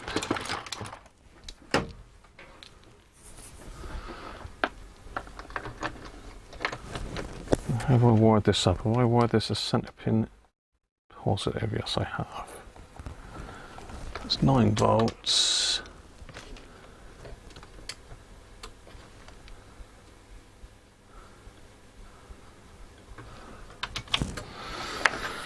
Right, I need to find my book next with all my diagrams of how to connect it all up.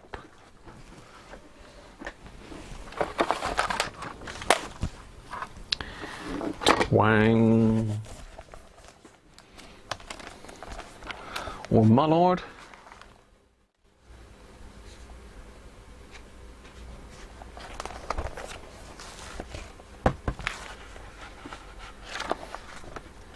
Sean's won the league. Has Sean started playing football now? What team are you in, Sean? I got a bit of a tinting going on the front here, look, today. That's nice. Nice. So there's me little wiring code. That's when I made this radio, look, 1917. Where's the goats? What's going on today? What's going on? 2017 I made this radio. And it's seen a lot of R600's, I can tell you that. Right, let's have a look then. Which way round does this go? So the 2 and the 3, it goes that way round. Black, red.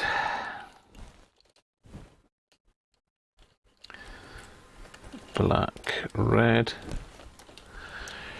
Green, yellow, and earth.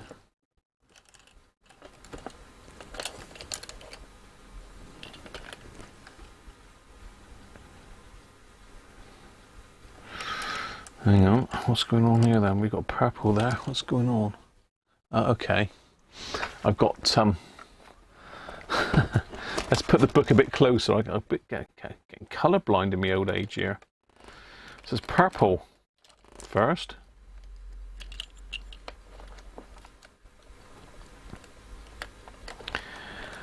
Then green.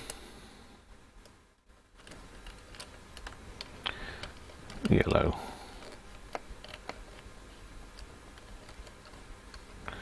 And black.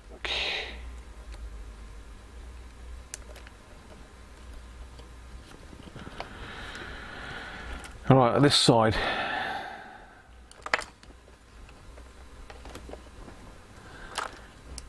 Red.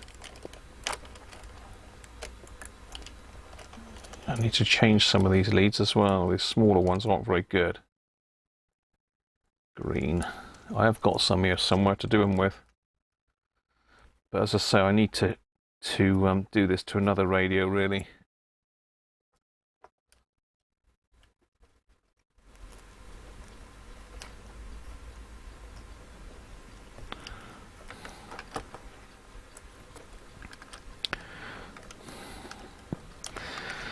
So I'll do that when I change it. It would be nice to have some sort of plug-in thing, but unfortunately because the legs are all over the shop, you can't usually do that. Purple, that one's not connected. Black, and that one's not connected. Okay. There we are. I'm all connected up. The module. Ready to go. So to keep the tension going, I'm going to have another beer. And I must check the AFC. Check the AFC. Remind me, check the AFC.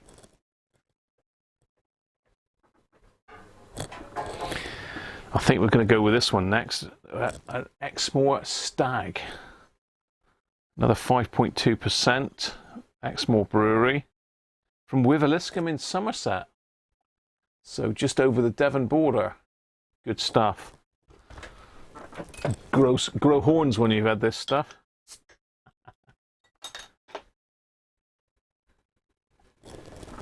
If anyone's looking for high quality grabber leads, Pomona Electronics makes good ones. Not cheap, but excellent quality. Could glue a couple ZIF sockets on top of the scale. Yeah, you could do. You'd have to just make sure that you dress the legs on every single one to fit them in the ZIF socket. You've been there. Where have you been, Derek? Oh, Exmoor Brewery. Really? Or Wiveliscombe?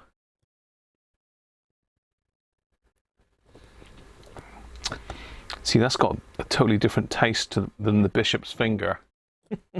Not that I have tasted the Bishop's Finger. Obviously, you've just seen me have it. The innuendos are endless, aren't they? Am I going to get it all in? It's going to go over the top, isn't it? Have you been to Wiveliscombe?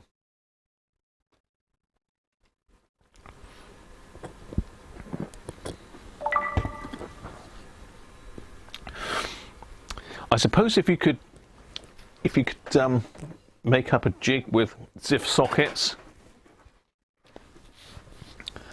you could make up a little PCB, I suppose.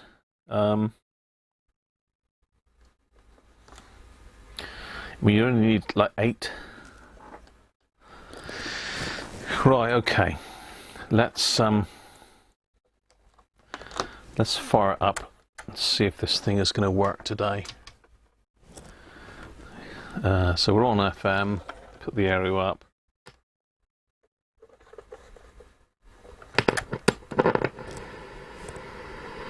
The dishes from Barbara Pym, but I think it goes well beyond.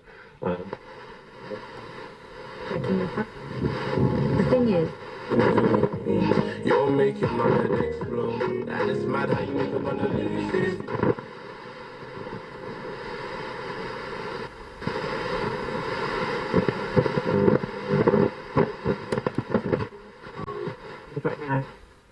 My favourite Pym line is Everard's mother complained that she was sitting in her drawing room. Medium wave.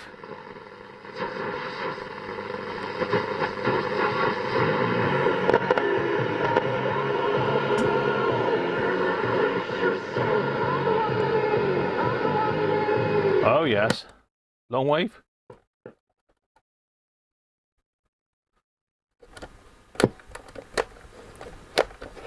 Yeah. And it tells the story of a woman named Mildred Laffery living in, oh, in yes. the 1950s. Frankie wins again.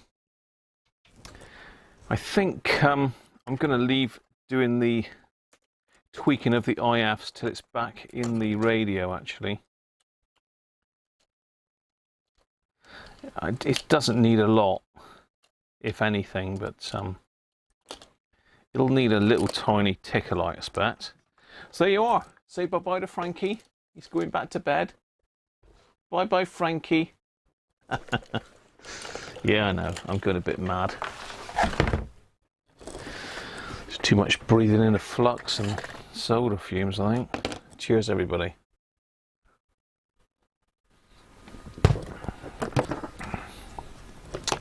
So, you can go back together.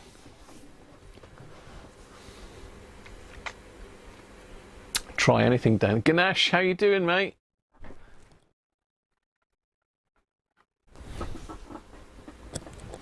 Hope you're well over there. Your mother was from Wiveliscombe, Derek, was she? Oh, really? See, Wiveliscombe is like on the border, really, between Devon and Somerset. I've been to Wiveliscombe many times. I stayed in Wiveliscombe in a hotel once as well. Stopped overnight. Long story, but I won't be going into that today. Thank you very much. Right, let's get this back in its can. Let's get it back in its little house.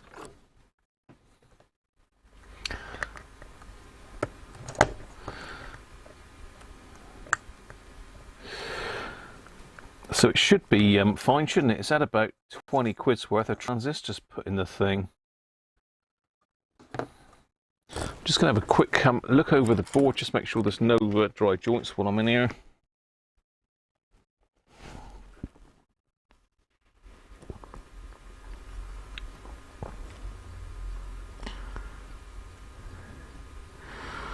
No, it's a good job. End of the day, it wouldn't really have worked if there was any dry joints, but you know, you can never be too careful. There's a little bit of flux on there and on there. So there you go, people. It's that easy. It's that easy to do a module. You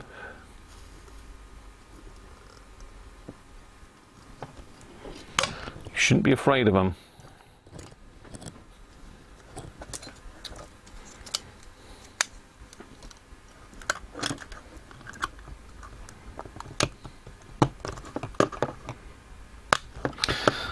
You can even, if you're mad enough, do them live on YouTube.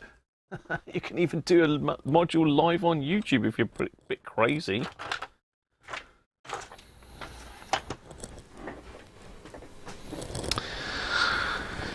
Okay, let's get that thing off my head again.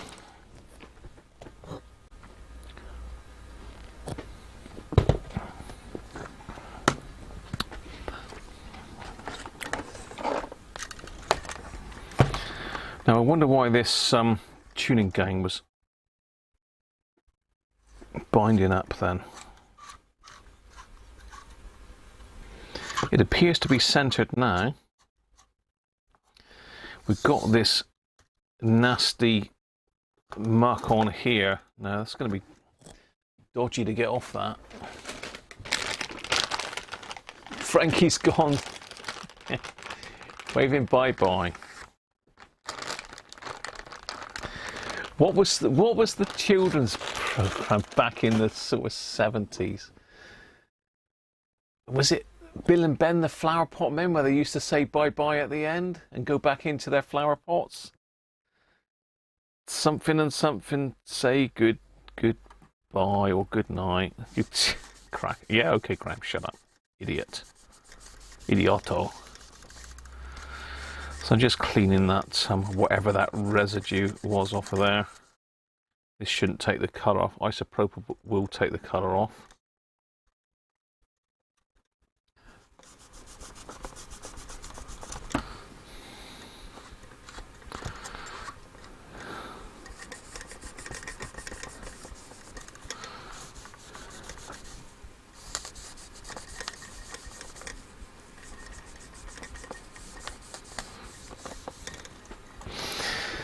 Yeah.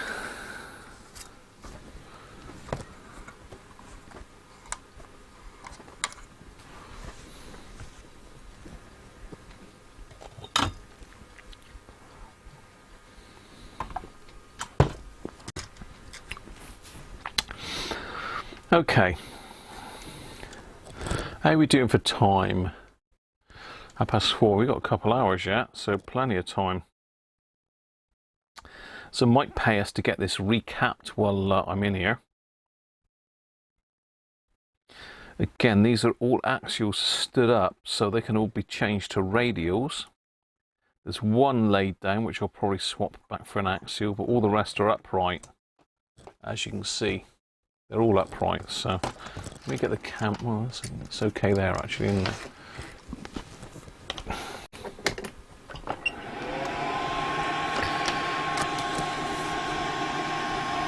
Who said flobber lobber? Ben said, yeah, I don't think so, Brett. That's naughty.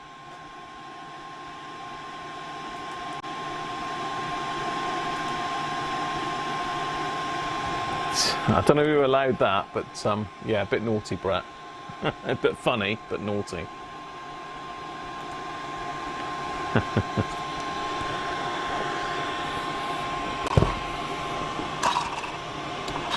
We've got a rogue moderator. It was Sean.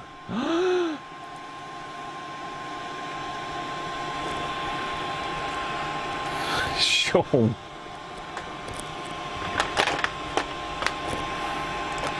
The rogue moderator. Sean don't go rogue very often. He's normally steady Eddie. But he's gone rogue.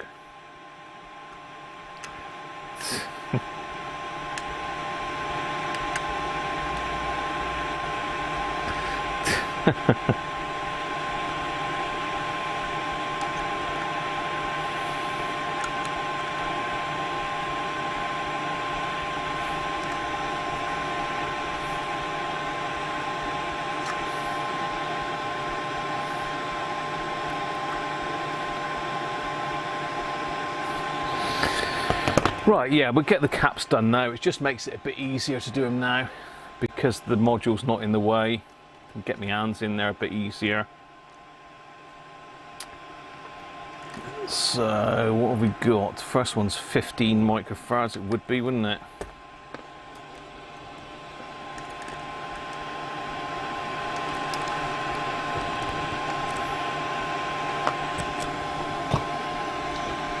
You trust Brett? You can't trust Brett. What's the matter with you? Yeah, it certainly is Rob, isn't it?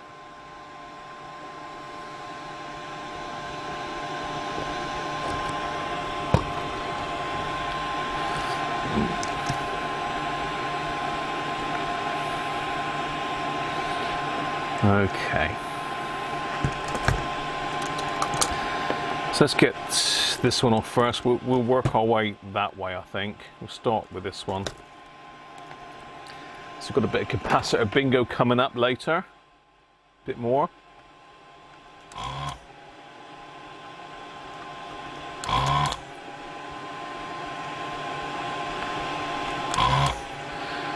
I get a lot of people asking me what the capacitor values were, what I changed them for. So, I mean, I think if anybody wants to know that info, they need to really watch the video and go through what I've done. So this is 15 microfarads. What's the voltage on it? I mean, it doesn't matter too much. It's 40 volts, negative at the back, and it is an axial, so I'm going to put an axial back in there. Have I got a 15? Yes, I have. So a 15 is still available in a Vichy axial. I could stick a radio in there, but it would be sticking up.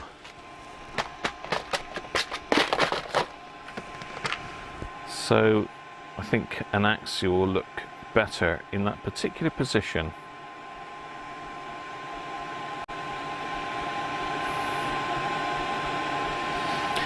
With the negative at the rear.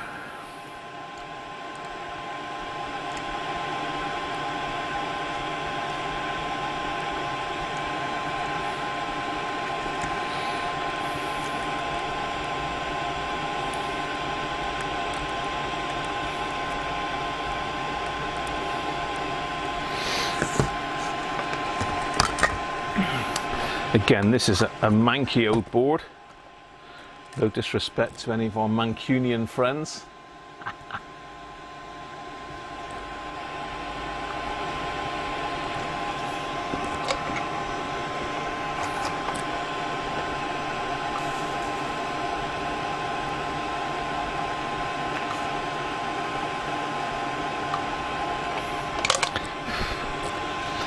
You've got to remember with the comments, people, that if you leave a comment on here, it's not just for us here now. It remains there forever for everybody to see. So for some eyes, it's not suitable, is it? That's why we got moderators. So it might be fine with us lads at the moment, but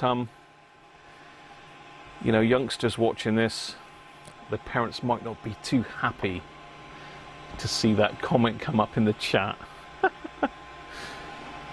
Right, so we'll keep these to one side for our capacitor bingo. That's the first one done. Are we straight? We need to be straight.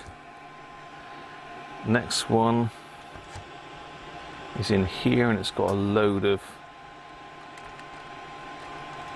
so negative is there. This desoldering gun certainly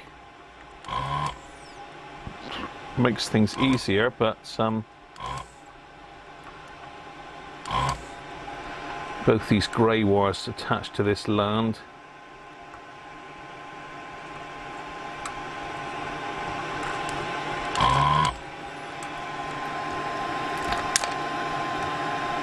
It just dropped out, that one. Okay, so negative was to the right, and this is a 2.2.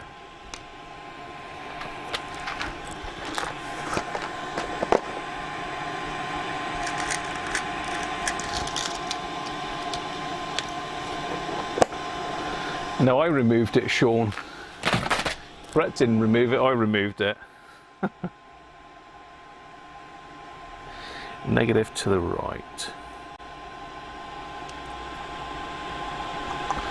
I was doing my moderator's job. End of the day, the moderators do a great job, people. They don't get anything for it apart from my thanks. And I'm sure they get the thanks of all you guys, because we do occasionally have some rogue people come in. It's not always just us having a laugh. We have some real dodgy people come in from time to time.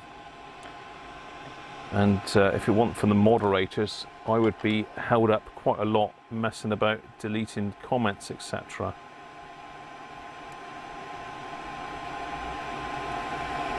Well, there was another wire in there. Where's that one gone to then? Ah.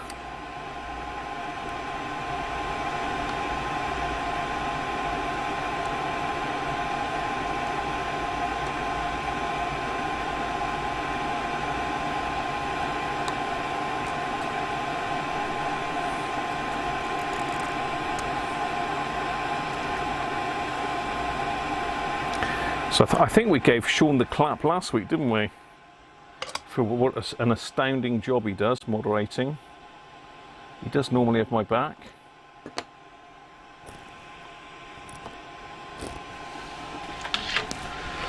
Right, what a bit of a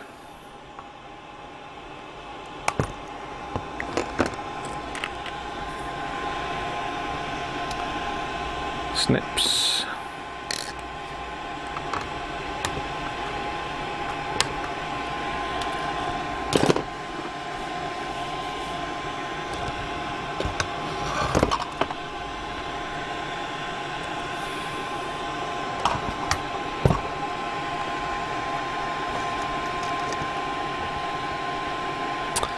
Next,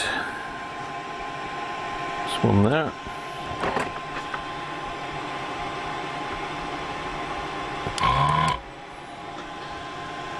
Ooh, I think we're virtually out of suck.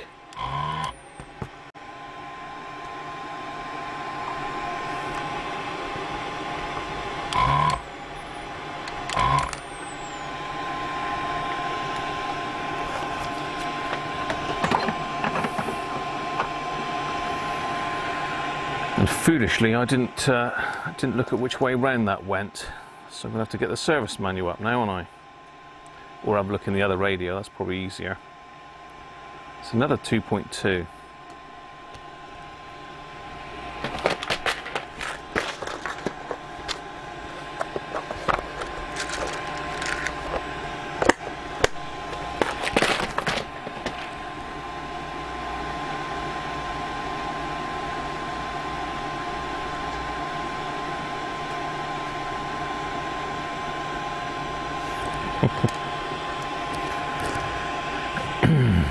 Right, let's have a quick look in the bottom of this one. Which way around does that go?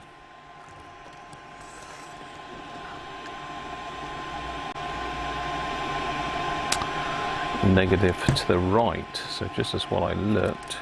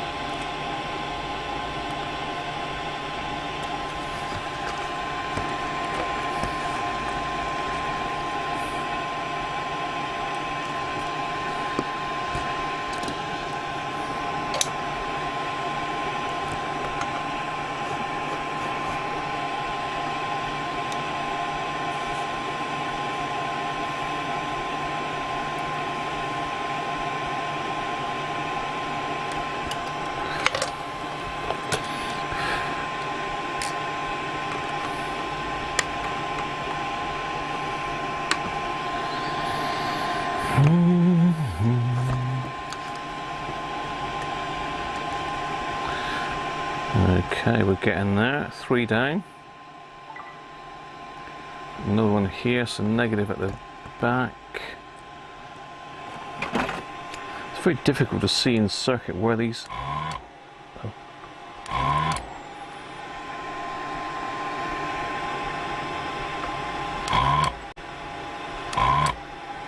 It's no good.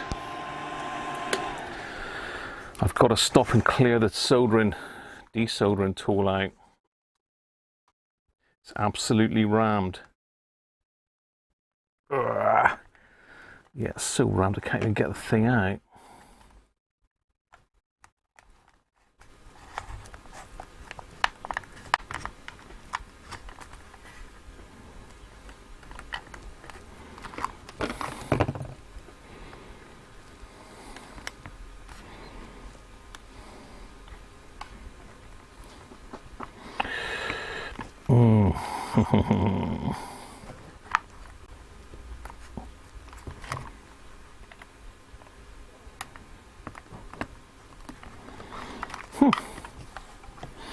I think I may have left that a little bit too long.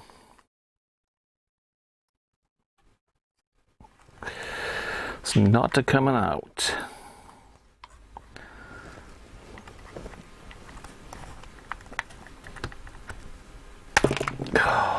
Got it. Whew.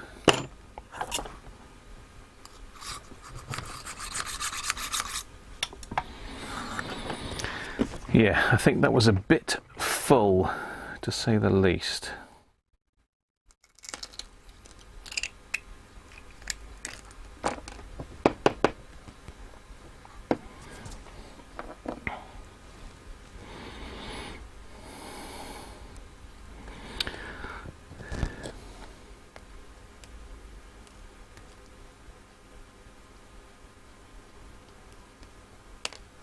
Has anyone else reeled with a desoldering gun? Reeled?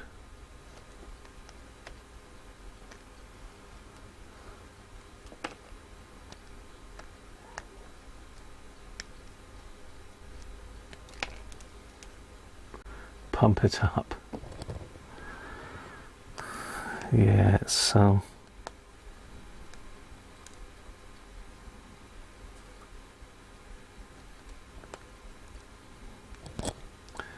have we got Nick in today? I haven't seen Nick today. Nick's normally about. Mr. Petronics.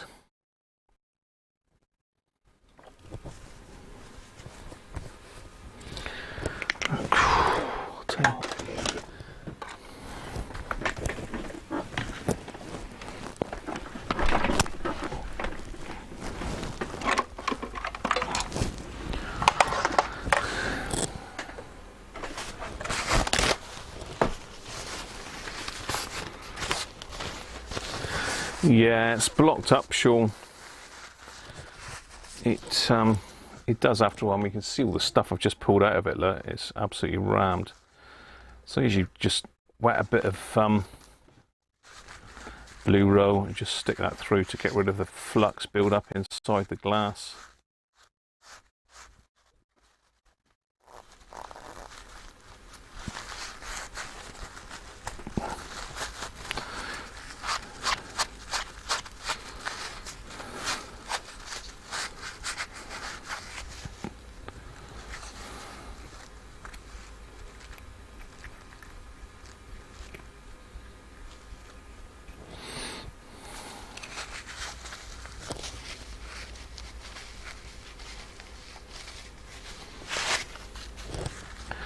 No Mr. Andrew Alsford, no Simon, no Mr. Cody's today.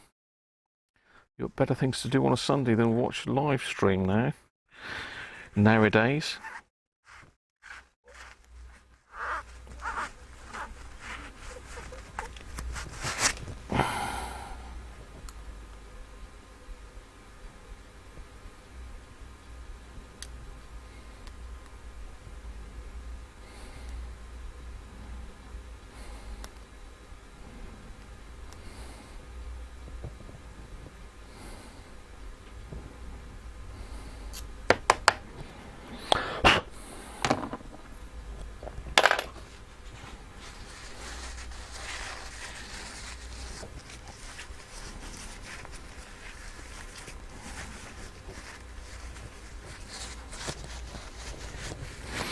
Right, so we've had a quick pit stop to service the desoldering gun.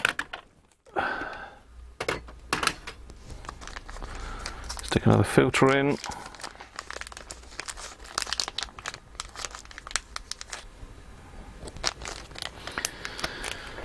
I think if I didn't use so much flux, I wouldn't have quite as much a problem. But I do use a lot of flux, and that does gum it up a bit quicker.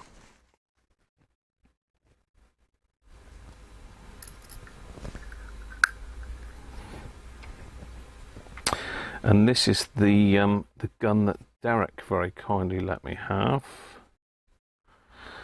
which I think I just put, what did I do to this one? I think I just put a new glass kit in it, I can't remember now. But thank you again, Derek, for saving the day.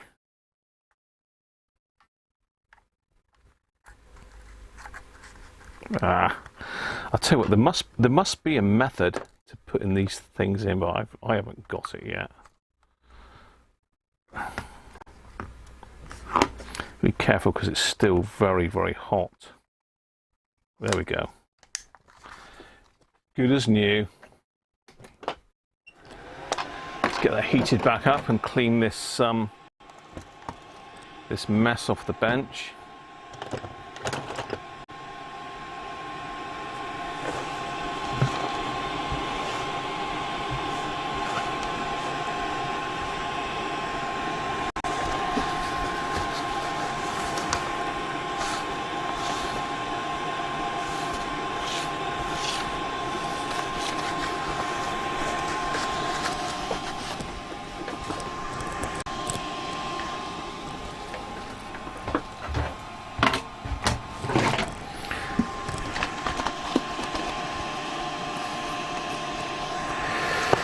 Just clean all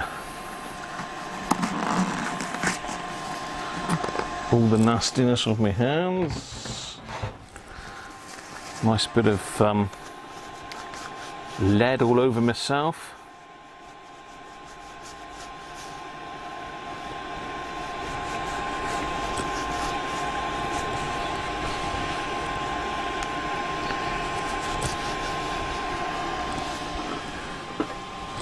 Should get a lot more suction now.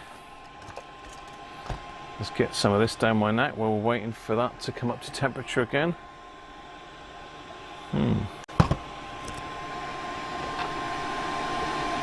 You still have the miniature bike pump.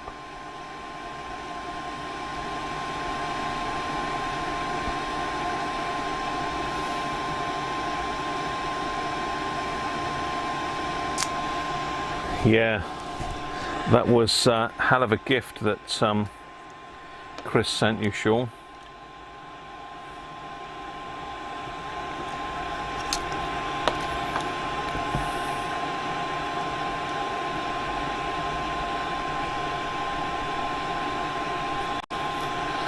Okay, this is the next victim. I've already desoldered that, haven't I?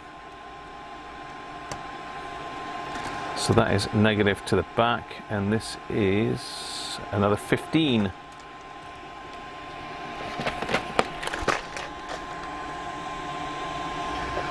Let's see.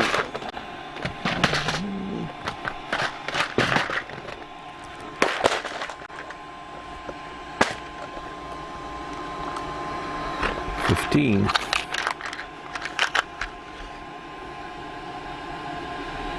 63 volts.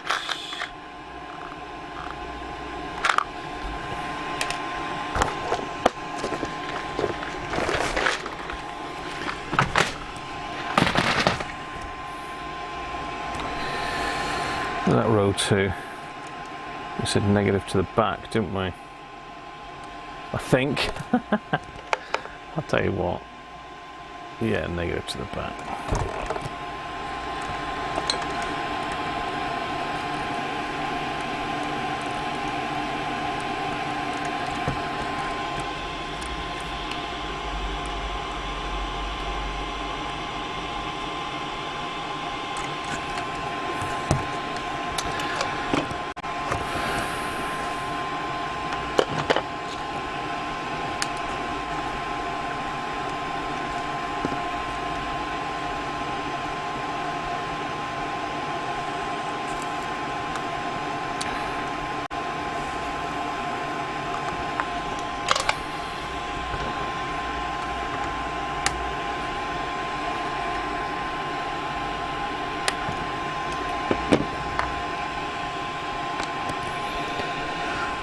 Okay, get on to the big boys now. Next one is this one. Looks like a 220 with the negative to the left.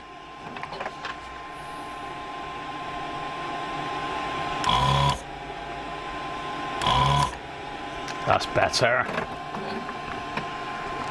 220, negative to the left, and it's 10 volts.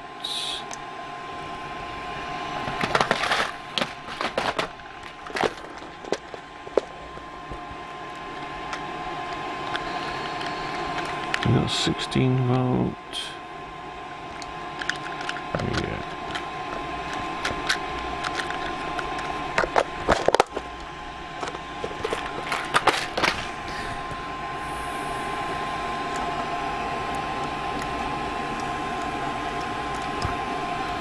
It's negative to the left one. I think I should say negative to the left. Yes.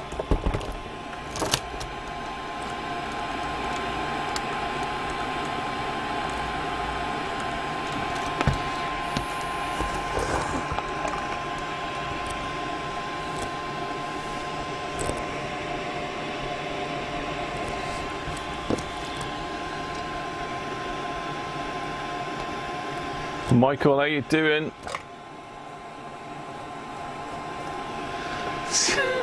Are you not still going on about poor old Benji's perm, are you? Mrs. Cruncher had a perm.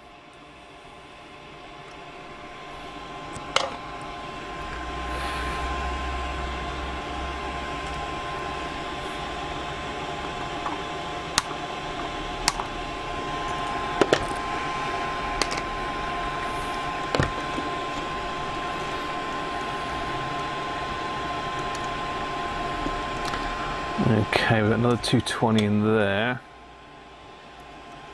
with a green wire coming off the negative. So that's the speaker wire.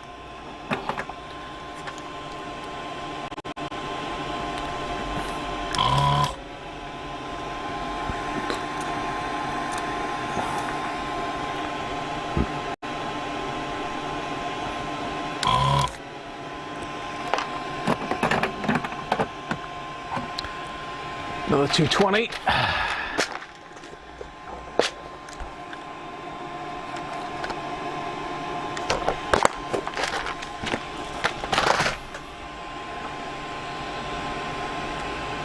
Negative to the left.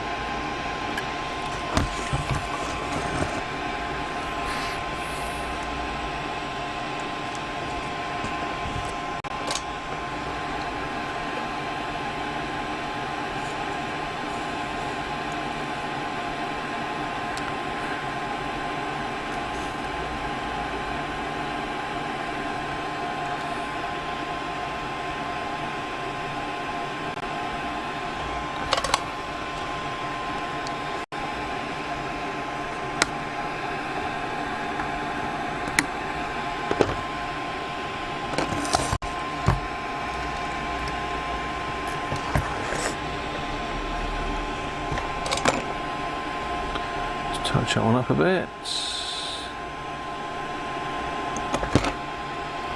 Better. 2 left to go. These are big ones now. One's a 470 and one's a 680. So these are the 2 that really handle the power in the set.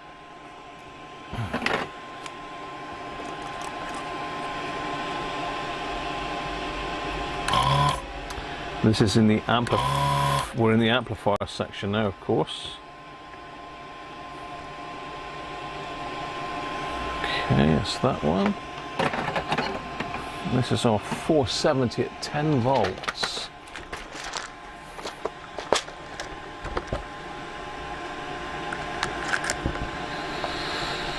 We've got the 470 at 16. So our negative is to the back.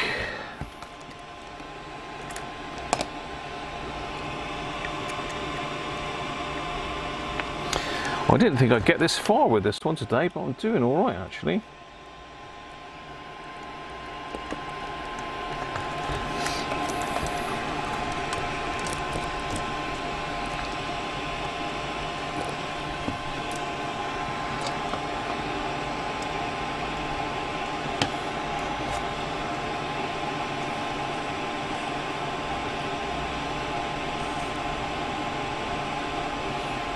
Yeah, I thought we'd just get the module done and that would be about it, but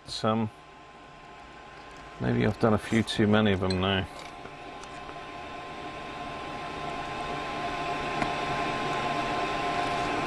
Let's say this is a little bit of a different beast to the R707. The capacitors are easier, but the module's a bit trickier. Right, last one then. Right in amongst all this nest of wires. Let's get that one out of the way.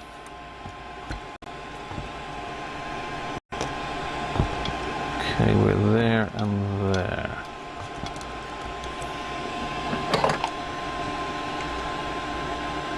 Phil Tube, how you doing, Phil?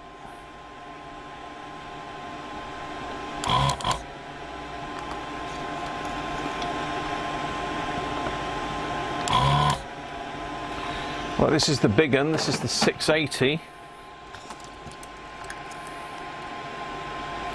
Add negative to the left.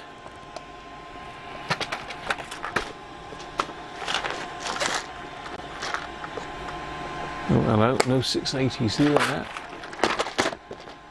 I think we've got to go for a different make here now. 680, 50 volts. The overkill.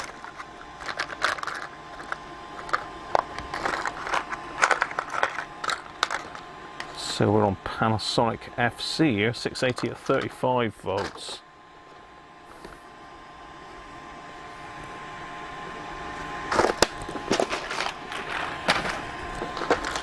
And I think that's the last one, so we can shut the noise up. It looks like we've lost a wire off of something here. So the wire's broken off there.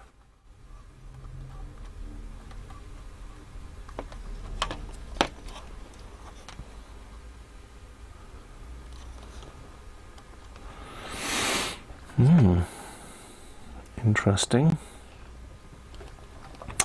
We have a wire off. Talking, and I forgot that. I think it was to the left, wasn't it? 680. Yeah.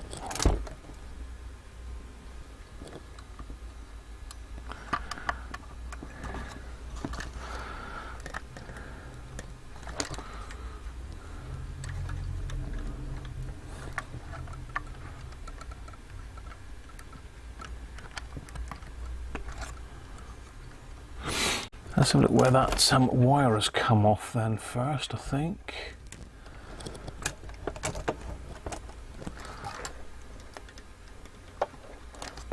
It's going to be difficult to get that one in.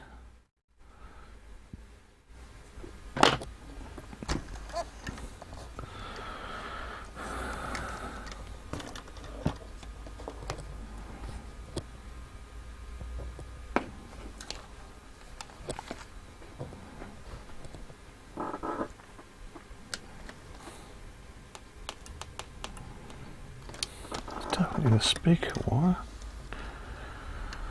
Yeah, so we've got this wire floating around in here. So I'm going to pop this one out the chassis just to find out where that wire goes. It's damn sight easier than trying to work it out on a circuit diagram.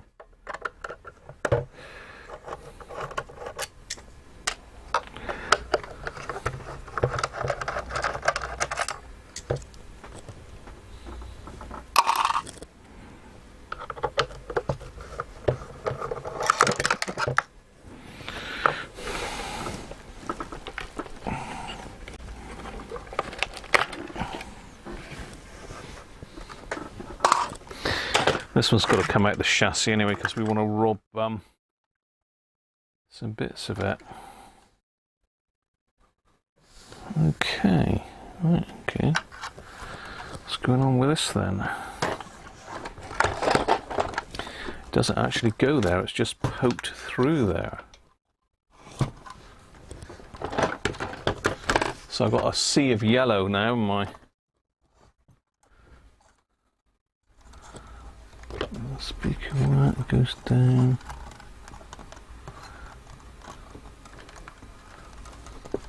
Choose that.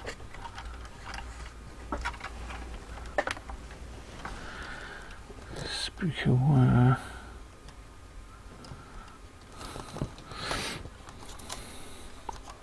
yeah, that's just poking through there accidentally. That joins onto the headphone socket. Okay. Yeah. So again, this one's got coloured speaker wire, whereas the other one has got white speaker wire. Which one got R60 open here? Which yellow is winter? Is the LP1171S module the worst one? I think that they're pretty much the same module. This is a 1171. They're pretty much the same module, apart from this one's got an extra IF in it. In the R707, the IF is in the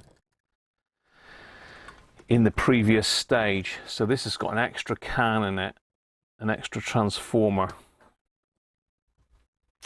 Yeah, so the first IF is in the FM module. If you know what I mean, Dom. I'm sure you know what I mean. Right. So that's the mystery of that one. We just need to get this one in.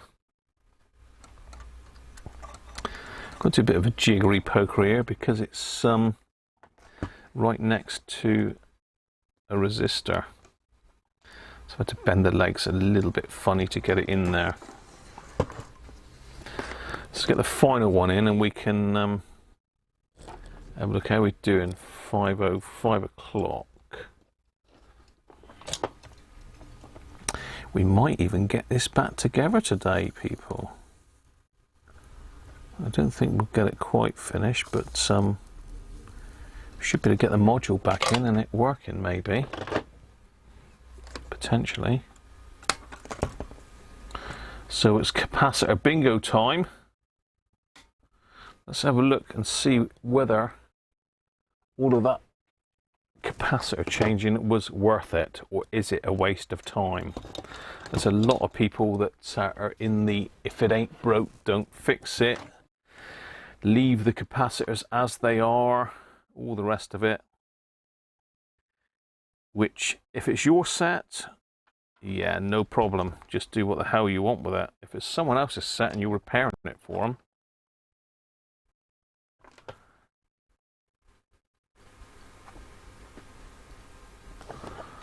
I would say you want to do the capacitors. You want to do them. Is that all of them? How many did we do here? 1, 2, 3, 4. 1, 2, 3, 7, 8, 9. 2, 4, 6, 8. We got one missing. One's gone AWOL. One's gone walkabout.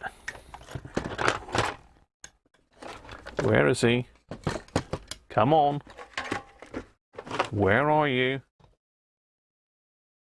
680, 470, a couple 220s. 6, 8. I did count that right, did I? 5, 6, 7, 8. No, it is 8. Oh, it's all right. I've got them. I've got them all. So we'll start with the highest at 680. Don't forget the AFC. Too late for that, Mike. That was when I was testing it. That was when we had Frankie in the house. Don't forget the AFC. Automatic frequency control. Right, okay, first one is 680. Feels very light.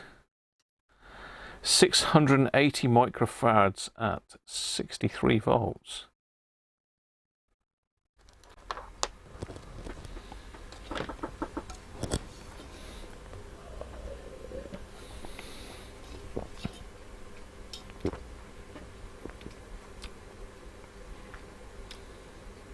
Catch you in a minute, Dom. Duh. You think it's a duff one, Mike? Or duh. Yeah.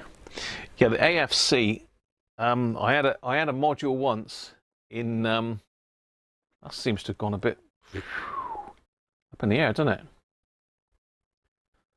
It gives me a sort of yellowy look, this camera, for some reason. It's the light in here for some reason.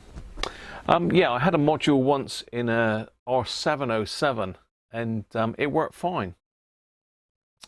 Popped it on Frankie, worked fine. Put it in back in the radio. Obviously, it takes time to do that. And all was fine until I pushed AFC and it went haywire. So it all had to come back out again. So I made a little note now on my diagrams to check the AFC, because if you don't, it can come and bite you in the backside.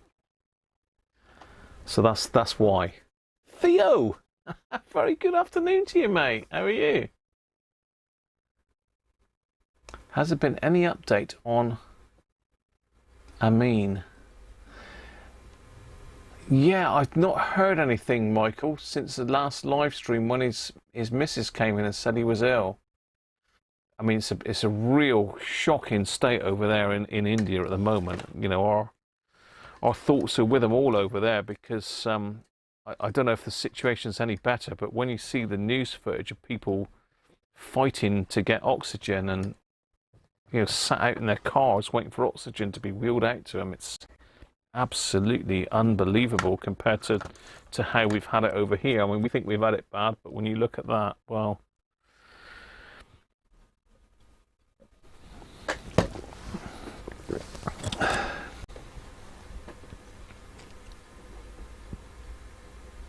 totally open, you think, Jed?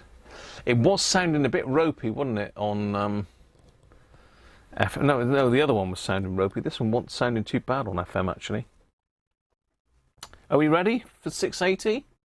All done?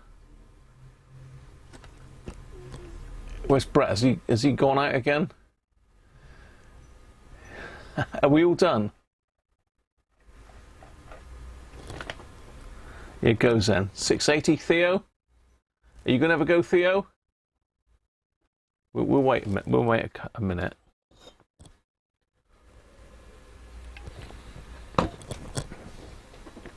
There's my battery doing 2 bars left. Gee, I can take a second while you're having a final guess to clean my absolutely filthy glasses. I haven't cleaned them today. Maddie decided she was going to lick my glasses yesterday with just one of the lenses. Sometimes she just was a bit mental. She decided that there was a good time to lick my glasses. I'll tell you what, I used to be able to see quite a lot without my glasses on, but I can't now. I can't make it. Well, I can obviously see shapes and I can sort of make out some lettering, but there's no way I could do anything without glasses now.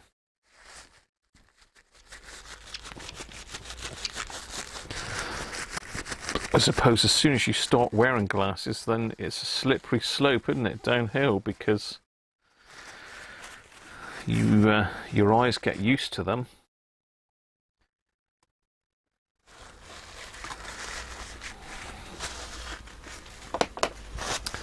Your eyes get used to them, unfortunately, and it's all downhill from there on. Keeps the opticians in business, though, doesn't it?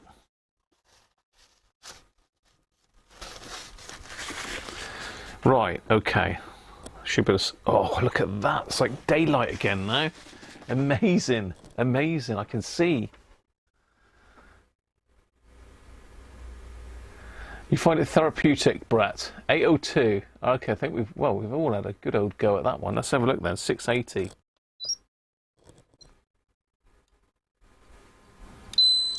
Oh, see? 949. That's high. Has anybody up around that sort of figure? 860, Racing Demon.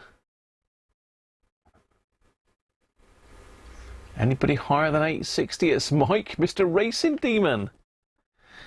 I mean, the ESR is okay, but look at it. It's gone mentally high. well, not mentally high, you know, 680 is pretty high.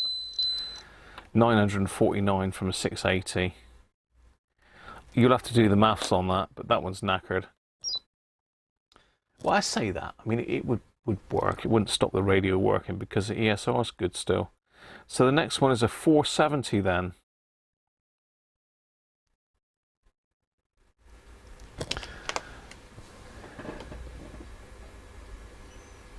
You've just been washing the windows. The new BT hub disc is great. Great signal strength now. Yeah, well done, Mike. So, Rob's in first with 750, 678, 525, 620. Yeah, this one's supposed to be 470 at 10 volts. And these are in the amplifier section. While you're having a guess, I'll see if I've got the manual for the R600 here. I think I have.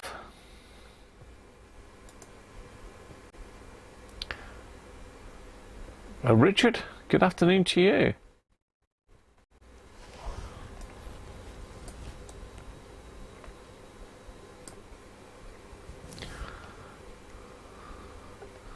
Okay, we don't want to search quick access. We want to search this PC for R600.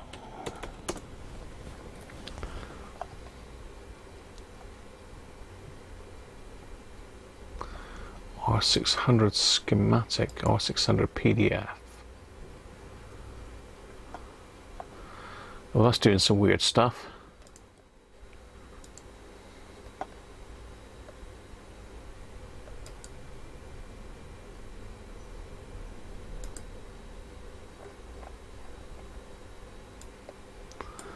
And my computer's on a go slow now. Hopefully it doesn't hang up.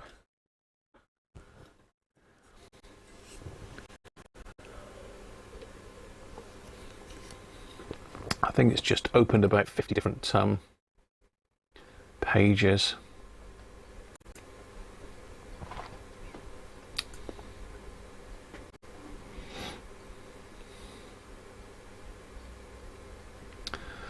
All I was trying to do here was I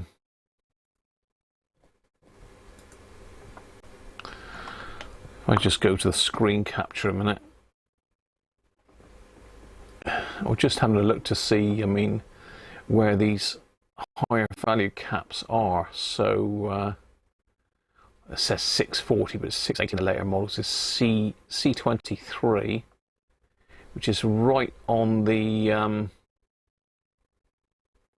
emitters of the output stage. So that can't be good, can it, on the output of the radio feeding the speaker? That.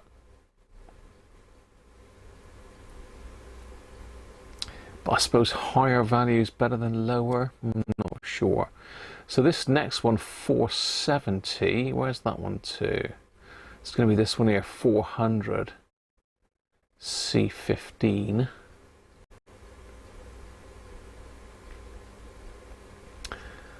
It's weird because this is on the side. On the side. C15 then. Am I cracking up? Oh, there it is. So where is that? That is across. Is that across the rail? It's obviously negative.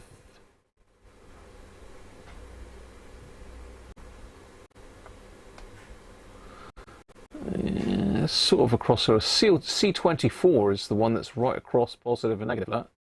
If that one packs up, C24 here, then you're in real trouble. Well, you'll have a short. I've had that one go before. That's 200 microfarads, so they're coming up. This is the older version with the mesh grill and the Roberts badge in the center. Anyway, I'm digressing. We're looking at the 640 microfarads, which is C23, which couples the output to the speaker, basically. So let's get back to the main screen and see how we're getting on.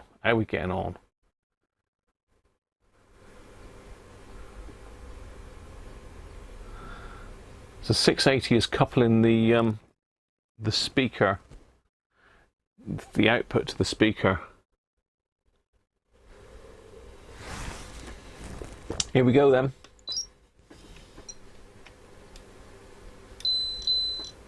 So that one ain't bad, to be fair. Oh, hang on. No, no, no. No. This is the 470. I'm thinking this is the 680. We're now on the 470. We're on the 470. Okay. So the 470 has gone mega high as well. 620 there, Theo. Anybody closer than Theo? 680. I think it's Theo. I think it's Theo. He's come in and taken it from under our noses. Let me just check that 400 again there. So where was that to? C15. So basically that that looks like it's on the VHF switch. C15. Let me just get this orientated right. It's doing my head and looking at it sideways. Okay. Because it is good to see where these things are in the circuit as well. So if I go to the screen again, hopefully I'm not obscuring it too much. So C15 is here, look. If I go in a little bit closer, this is C15. So this is the negative rail on the bottom, I believe. Yeah, so that's a negative rail. What is C15 doing? It's joining pin 18 of the IF amp, which is the module. I'm not sure what pin 18 is. So it's attached to the VHF switch. It also bypasses around this way into TR1. So it's in the amplifier basically. So it's getting its power from there. So it looks like it's just isolating that pin from the ground, isn't it? Decoupling, is that? I'm not sure. As I say, I'm not an electronics expert as such. So I'm still in the learning process of reading circuit diagrams. So there you go. Well done, Theo. You're in there. So the next ones are these 220s. Now one of these was across the positive and negative, so this one would have seen quite a lot of action. One of these two. There's two in here. I'm not sure where the other one is. So 220 next. 220 next. I think this camera seems to have zoomed out because you can see all sorts of things, can't you? Let me just have a look at that camera, because I seem to be further away than I used to be.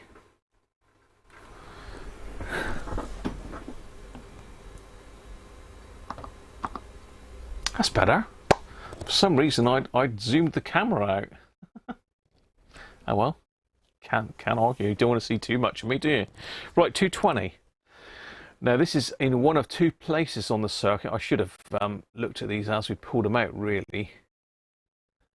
So we've got two 200s, either C21 and C24. So again, in the amplifier section, C21 is there. Where is C24? C24 is the one that's across the line, across the rail, positive to negative. And C21 is from the emitter of the driver, or the first driver, the pre-driver transistor.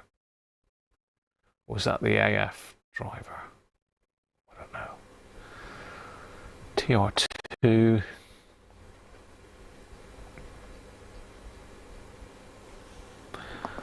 So if we have a quick look at where we are,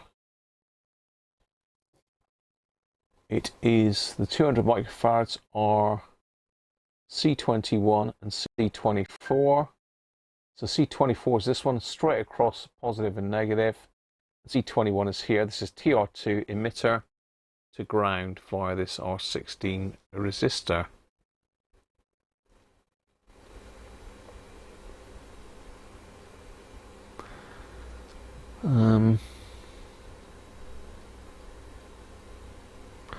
What is that doing? Is that bleeding off a little bit of AC to ground? Desensitizing that stage a little bit? I'm not sure really. There you go. I'm sure those of you more learned of you will fill us in on the details. Let's do it then. Are we all in? Eyes down and looking. 220.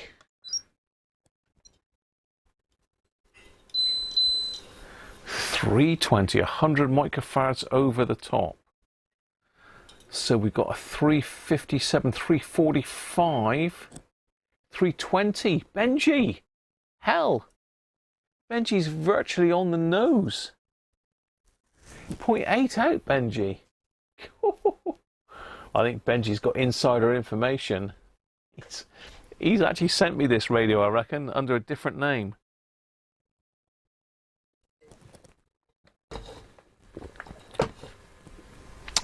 So again, you can see it, it's gone high. ESR is still okay though, so it's still a usable cap, but... Right, so this is the last 220 now. So the previous one was 320. What's this one going to be? Another 220. Another 220, Rob, then, come on. Get your bids in.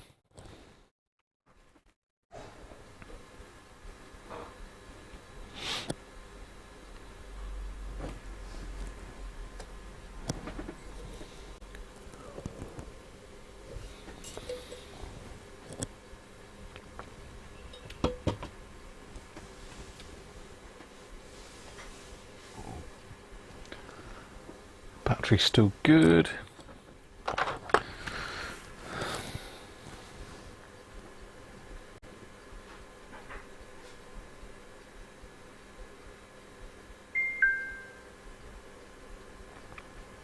Spam detected.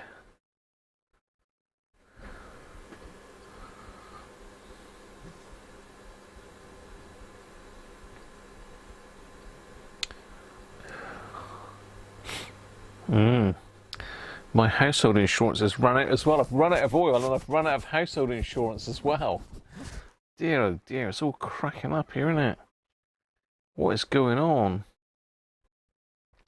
And I've won 3 vintage CB books. Really? Yeah, I wanted the Good Buddies UK Good Buddy Guide. The big dummies guide to British CB radio.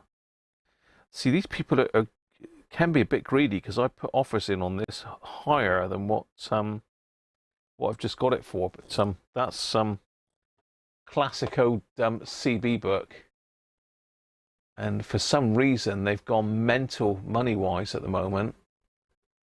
But I actually won 3 books, not just the one. So I've got 3 there, look. But I think I've already got this one. But this one's quite interesting. We'll have to have a look at this one when it arrives. The official CB language dictionary. The US #1 bestseller. And this is the new enlarged UK edition. So should be interesting. But I've just won that. Excellent. Right, let's do it. Are we ready?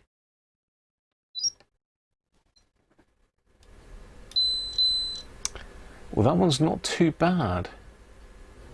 So he's 220, he's gone up to 296.8. So who's closest to that one then? Brett's 320, Theo's 298. Surely we can't get better than Theo. I think that's Theo's. Again. You've done the double, Theo, haven't you? That's 2.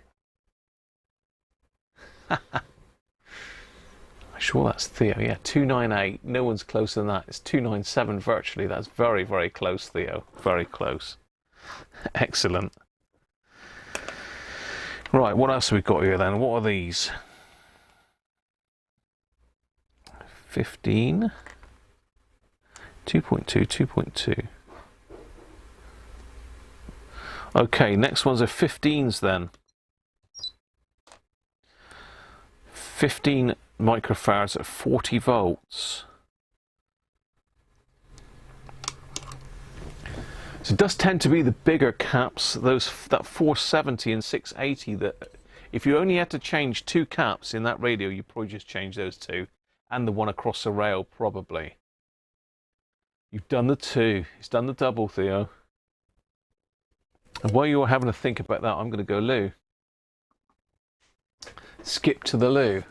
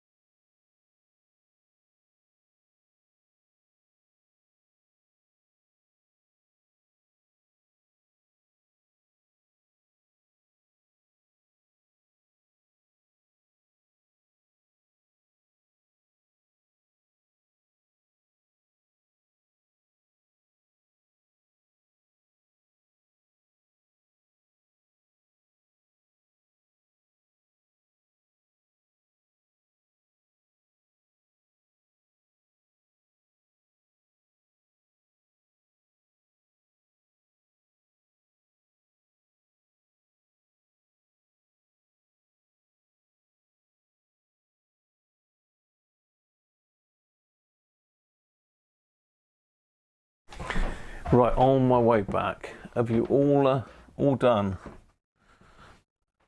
You all done guessing the 15 microfarad, 40 volts? Well, I get the next beer out because I'm slacking a bit. Theakston's Old Peculiar. Mrs. Cruncher really knows how to pick my beers, doesn't she? She really does. I didn't tell her which ones to get. She just gone and picked these up. But that is a very nice real ale, that.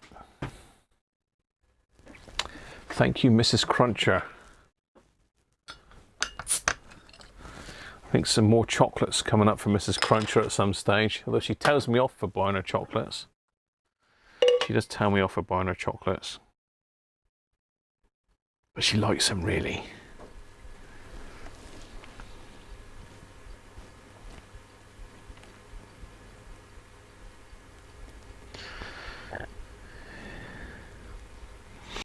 So she's been picking up secret beers for me for my Christmas advent calendar, the beer advent calendar. So she's been picking up some every so often for me. How are we doing? Are we nearly there? I think we're nearly there, aren't we? Let's do it. Oh, hell! That ain't good. Right, now I can remember where that one came out of. Let's have a quick look. I can remember where that one came out of in the circuit. That was a dodgy. Sounded like Big Clive then, didn't I?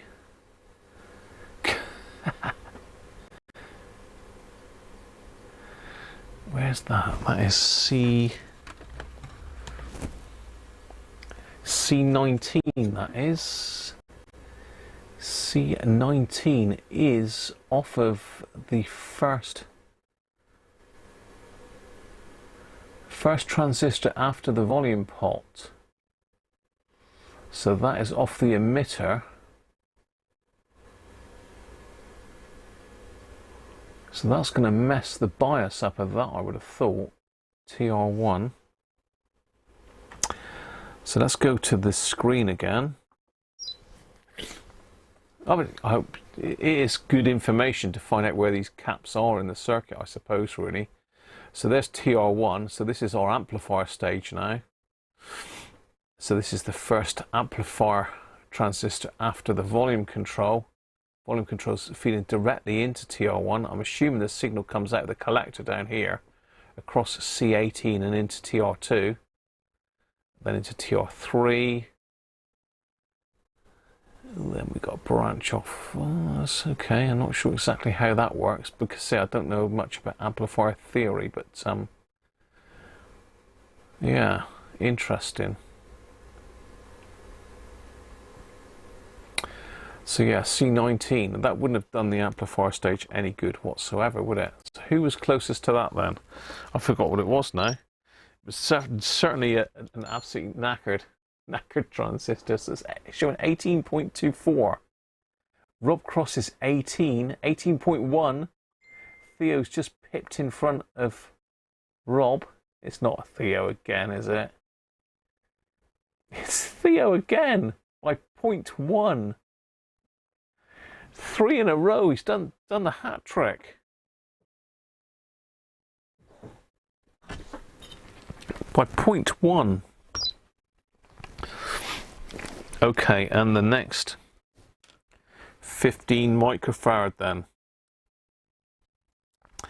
Have a guess at this one. Is this going to be as bad as the last one? Theo gets the hat trick. He certainly does, Doug.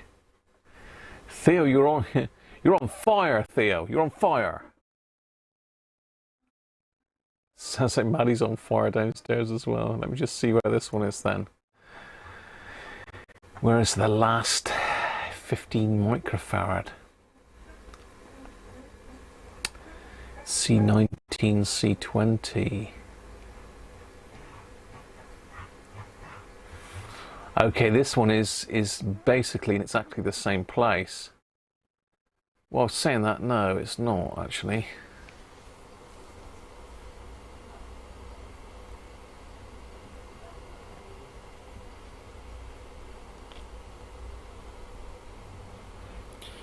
So the positive is connected. Oh, okay, right. I've got my rails upside down.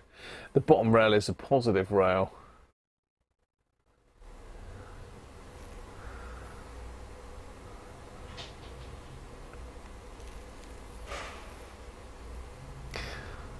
Yeah, I really don't know what this is doing, but it's definitely very strange. So it's on the.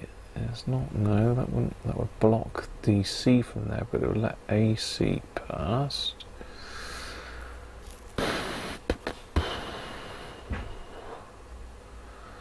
Okay, that's putting a little bit of feedback onto TR2 by the looks of it.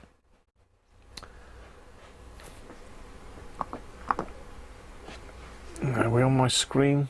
Yeah, we are. So here's some C20, which is the one we're just about to test. And that was C19 that we just tested. It had a really bad ESR. It's virtually short circuit, that one, I would have thought. And this is the next one. So this is the emitter of TR1 going through that resistor. Now this is a voltage divider, I think, isn't it? When you've got a join between two resistors. I mean... So that's blocking DC. This is the positive rail. That will allow AC to flow down and possibly put some bias onto this one.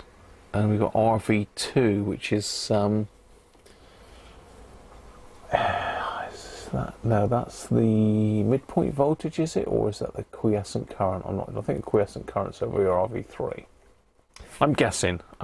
Anyway, let's get back to business. 15 microfarads. Doug, Mr. Hat Trick Man.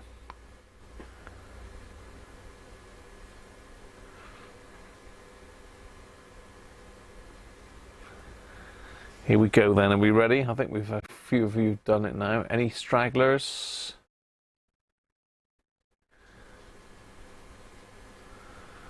Well, it's bound to be Theo's bound to get it right. He's got 18.3 this time, look.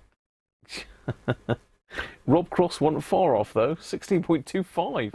Rob's going to 2 decimal points now. Al, here we go then. Ooh, high ESR, not as bad. What? 3? 3? 3? That's surely not right. So that part of the circuit was really messed up, wasn't it? That's the amplifier was not very well at all.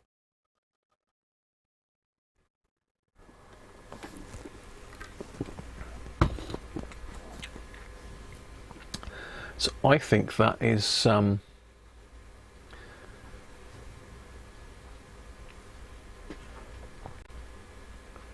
that's Mac Vision, I think. Mac Vision, you are the lowest, so you get that, even though you're a fair way off.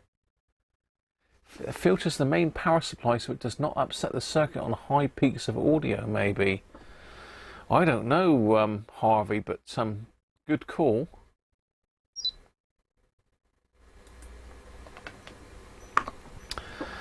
So both of these caps here were bad.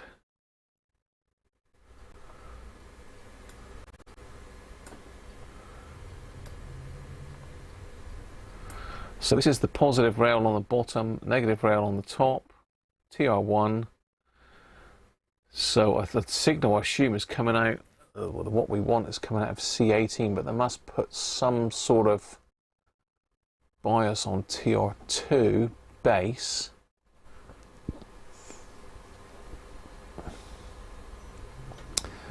RV2, is that the midpoint voltage? Let me just have a quick look. Let's just go back upright again.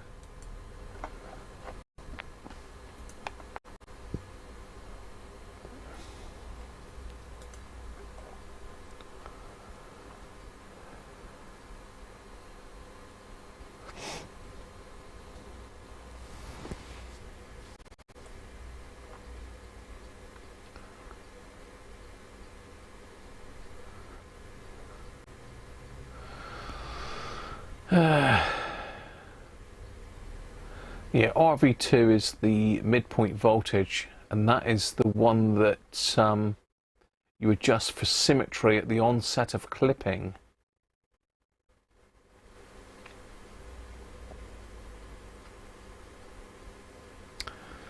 Yeah, so certainly the midpoint voltage would have probably been all over the shop with that. Anyway, we've got 2 more to do.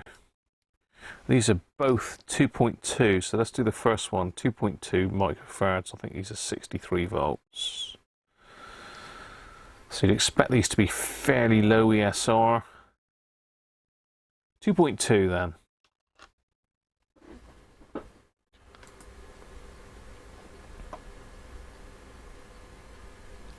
The knackered cap. And Nigel, how are you, mate? Late again, don't worry, we're still going. We're still going. So we've got 2.2 now at 63 volts. Any takers?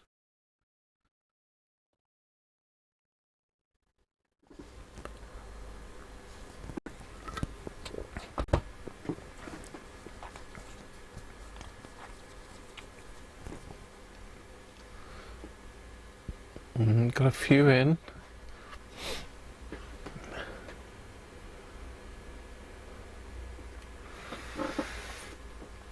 $2.2.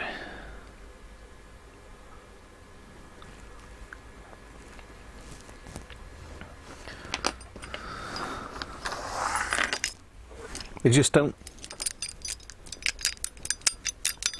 They don't sound right. They sound hollow. So definitely dried up a lot of those.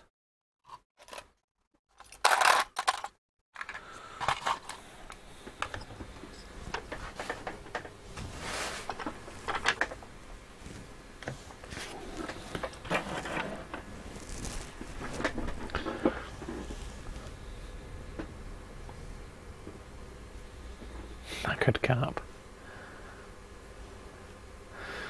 Yeah, well done, Mr. Mac Vision.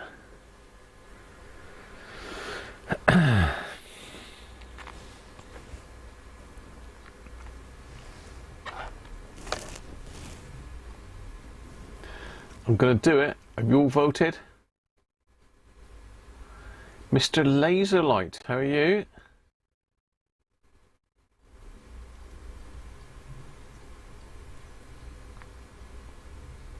.5. Whoa. Controversial, but could be. I don't think this one will measure down that low. We'd have to get the other one out to measure that low, so you never know. Let's do it. That one's okay, actually. 3.1. 3.4 Phil Taylor. 2.97 Brett. It's got to be Brett, isn't it? Got to be. It's only point.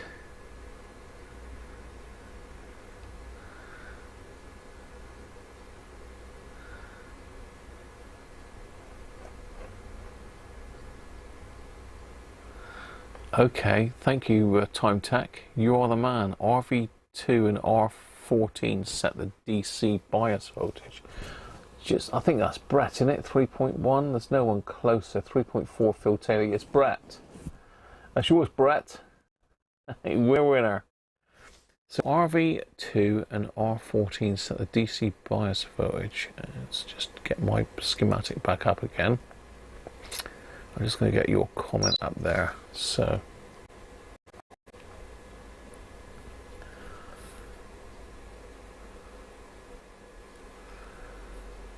I put one Vichet in there, Dom. It's already done, mate. I've done it. It's already recapped.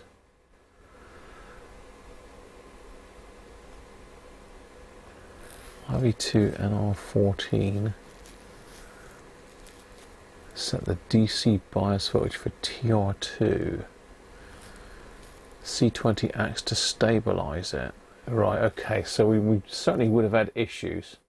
Richard's 3.5 lower. Yeah, but Brett is the closest Rob we're looking for. We're looking for the closest. So that's Brett.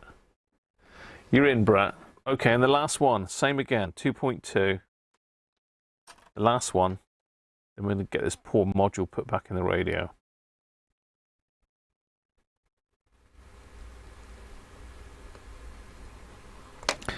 .2 again, last one. 3.6.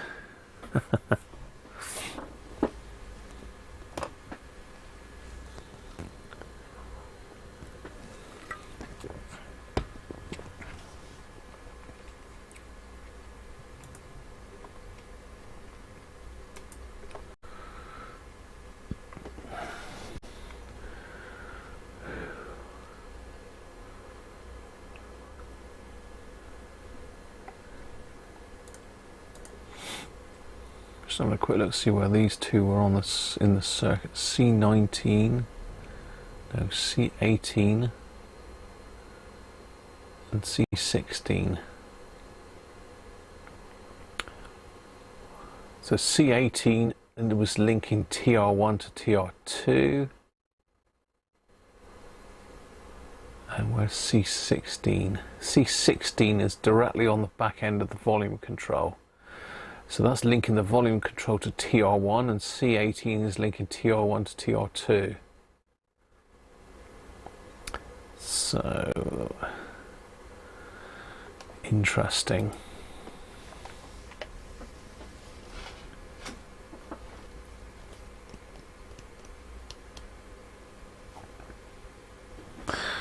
Let's do it then.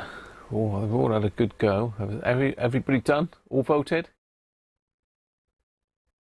Final answers.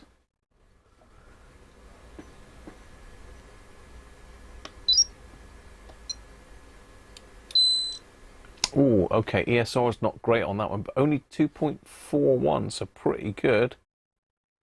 ESR's a little bit higher than the last one. Who's closer there then? 2.4. We've got Theo at 2.9. Mr. Laser like 2.85.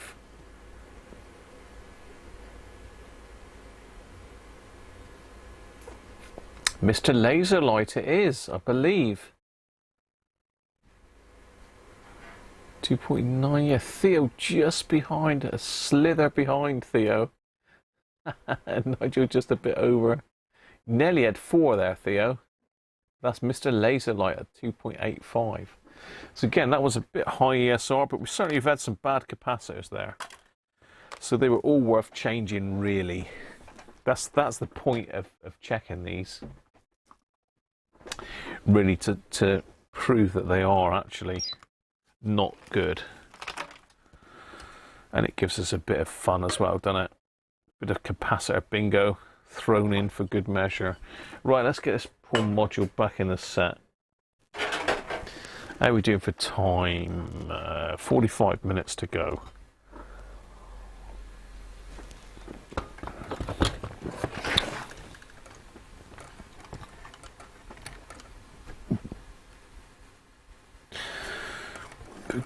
Has that wire just dropped through that hole? This wire randomly wants to go everywhere, doesn't it? That's that bloody wire that goes to the headphone socket again. It decided it was going to poke its way through that hole. So I'm looking, I think, well, I've got this weird wire. Where's that go to? It's got a mind of its own, this radio. It's deliberately trying to flummox me, isn't it? So there you go. Dom was on about Vishays. No, it's not Vishays, Dom. I've got all Nichicon PW in there, apart from one which is a Panasonic FC. They're all 105 degree rated. And don't forget that the Vishays are only 85 degree rated. So in theory, the Nichicons and Panasonic will outlive the Vishay, and is in theory a better capacitor than the Vishays. Although the Vishays look pretty,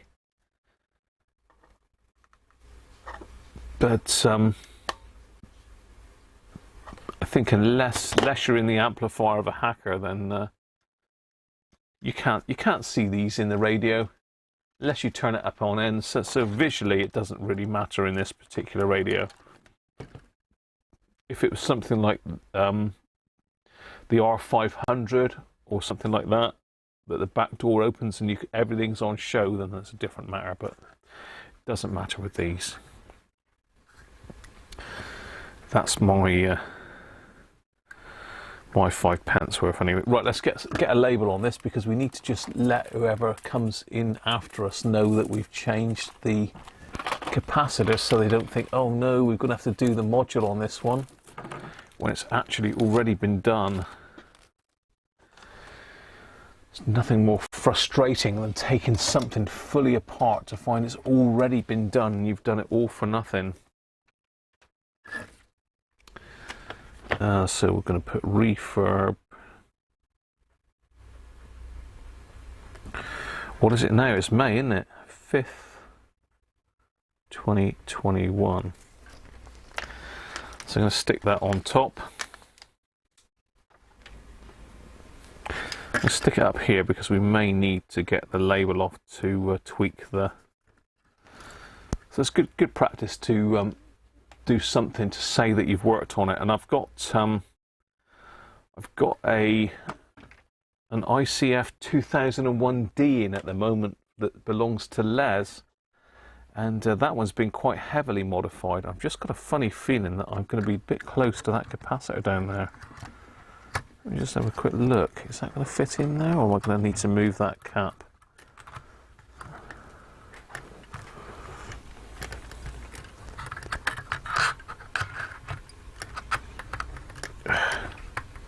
Come on, get out the way.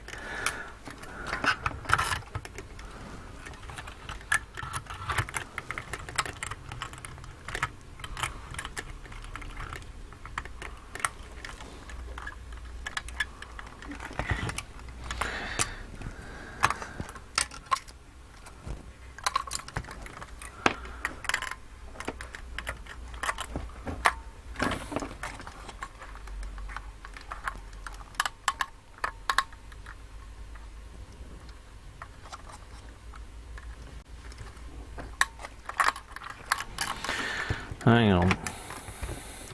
Let me regroup. Let's put it in the right way round. We might have a bit more action. One pin that's decided to bend out of shape.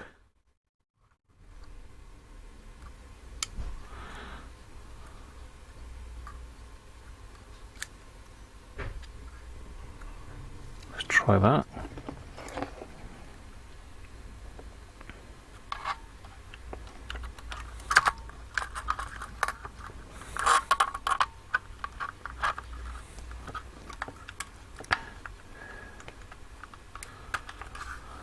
Oh yes, we're in.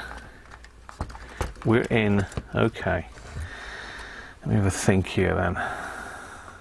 So that one just bends over to secure it.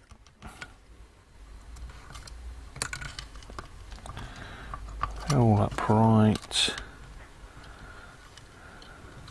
It's unusual because this module, they were all upright. There's only one bent over, and that was this one here that's holding it in. All these are actually upright. Normally they're bent over or bent in.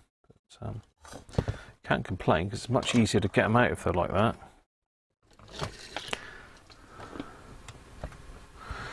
Let's tack one of these in.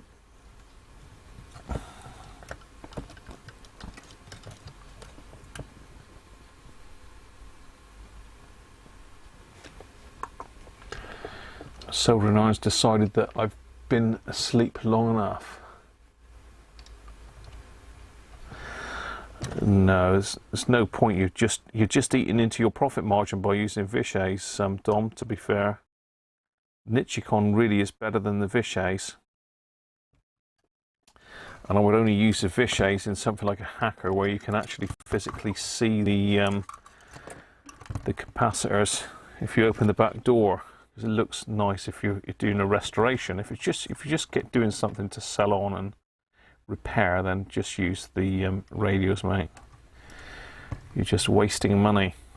People who buy it won't really know the difference, unless you're obviously selling a high-end radio to a collector.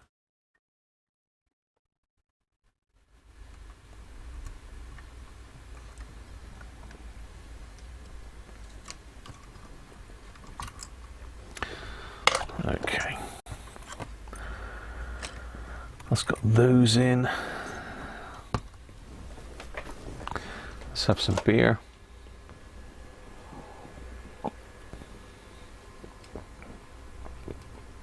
What's May the 9th, Derek?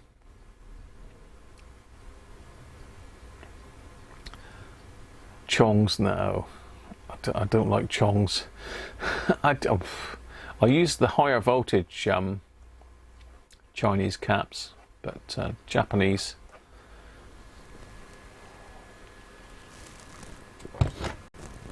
Well, is Nichicon Chinese or Japanese? I don't know. I can't remember. You do like an axial. Axial caps look great. Like when I've done the hacker amplifier boards, especially the Hunters. I mean, the Hunters are all laid flat. You've got to do axials for the Hunters, really, because they just stick out like a sore thumb. It's like this one here. I mean, this board is one that I've refurbed by the looks of it. I think it looks like all my caps. Yeah, it's all Nichicon, and I've got a couple of Worth ones in as well. Look. That looks like the amplifier of one of my RP18s.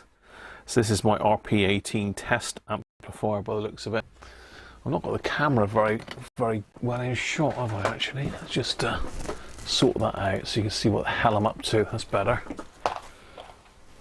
You're a little drunk. I'm okay, Sean, thank you. I'm doing okay at the moment. I'm doing okay. I'm only on my third beer, so I've only got two in me. I've got the Bishop's Finger in me, and I've got the Stag in me. I'm just getting the Old Peculiar in. The Old Peculiar.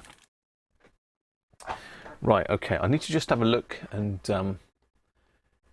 get to grips with the Where am I? Where's my pictures? Here we go.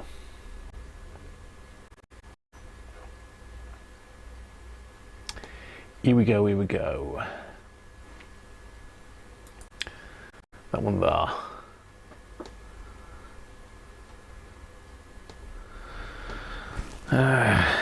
Just having a quick look to see, I think this one's got to bend down onto the board as well. That one gets soldered down there.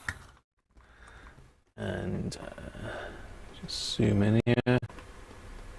1, 2, 3, 4.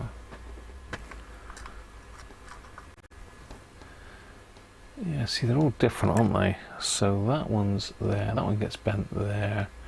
No connection on that one, that just gets bent back that way. These 4 have got the wires on them. Okay. I'm just looking, I've got loads of pictures of the R600s, and there's one, a blue one that I did a while back that I got a load of pictures I did. I'm not really using flux on these because I don't want to get flux down inside the module. Right, so I should have my little bits of wire. But I think what I'm going to do is put longer bits of wire on. So I'm going to put well, it's only capacitor leads at the end of the day, and the ones that are in there are a little bit stubby, so let's put some longer ones on. Bit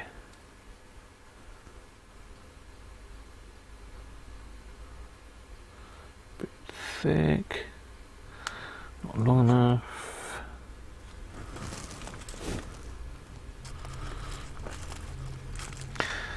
It does pay to keep your capacitor legs. Just trying to find some sort of matching ones. Quite long, that one is. There we go. That one will do. Come here.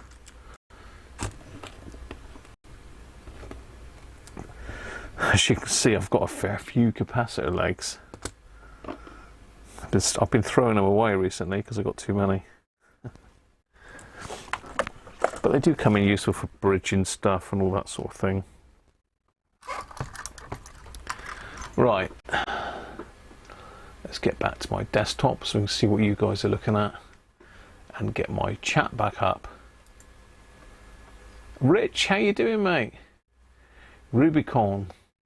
I do use Rubicon as well, Jed, I must admit, yeah.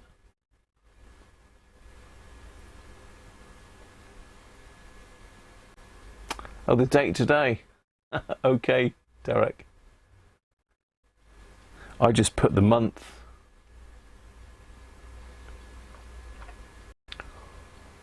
Oh, Peculiar is your dad's favourite, Jed. We're drinking Oakham Citra. Nice. Old Roger. Oh, Sean. Old Roger is the dogs. That is good gear.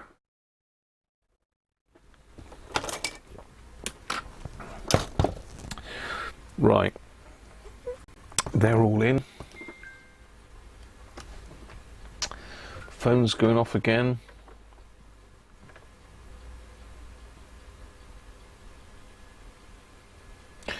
Sounds like the bands are open at the moment. 10, 11 and 6 meters are doing very well at the moment as far as a radio is concerned. All you people that are into amateur radio, Dom, I'm surprised you haven't been out on 10 meters, mate. It's been manic apparently. I've not worked any myself.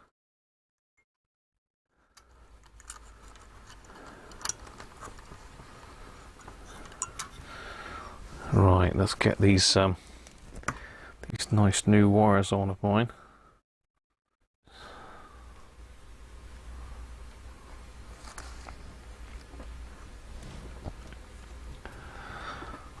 So you can't really see what I'm doing there. I've got the wrong camera angle, haven't I? Wrong camera angle, so I'm putting these wires back on these now.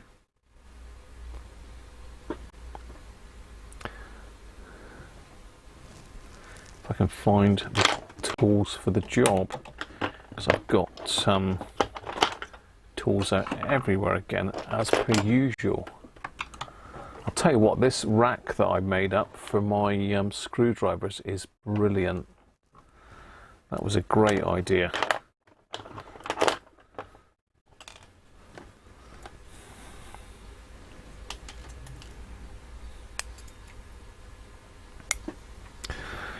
So I'm going to put a little bit of flux on top of these because I want to just quickly tin them.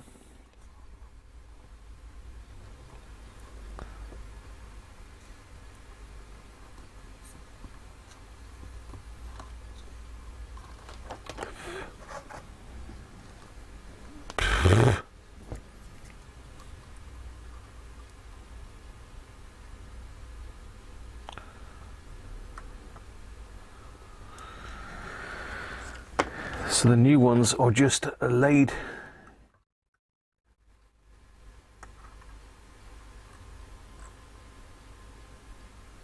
against the side of them and tacked on.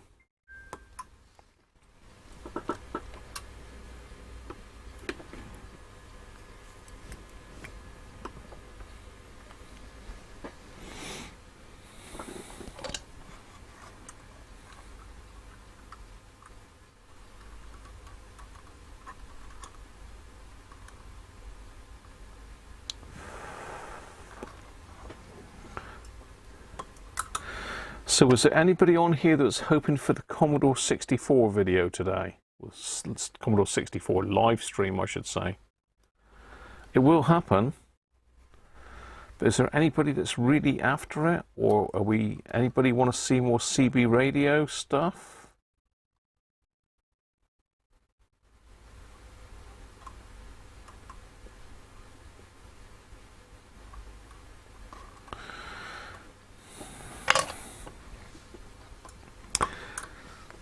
At the end of the day, I started off fixing radios, but I do have a lot of hobbies and interests, so I do like to throw those in from time to time.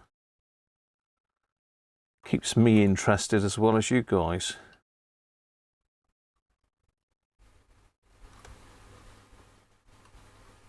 And girls. So we do have some female viewers. They don't seem to pop up on chat very often, but good to see that the ladies are watching as well. Okay, that's my... So this side is all soldered in. I've got my tag wires in, or hookup wires. This corner of the board here is absolutely rancid.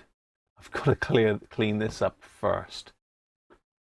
You like the mixture, but you would like the C64, no problem, Anthony. Dragon, I don't have any dragons, Rich. Jess wants Commodore.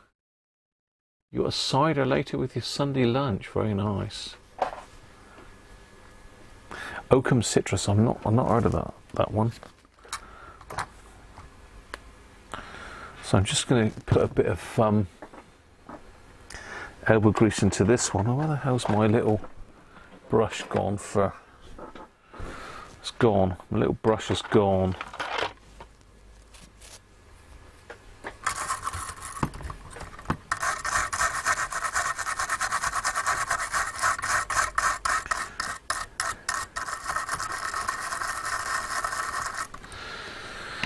It's a bit too aggressive, that one.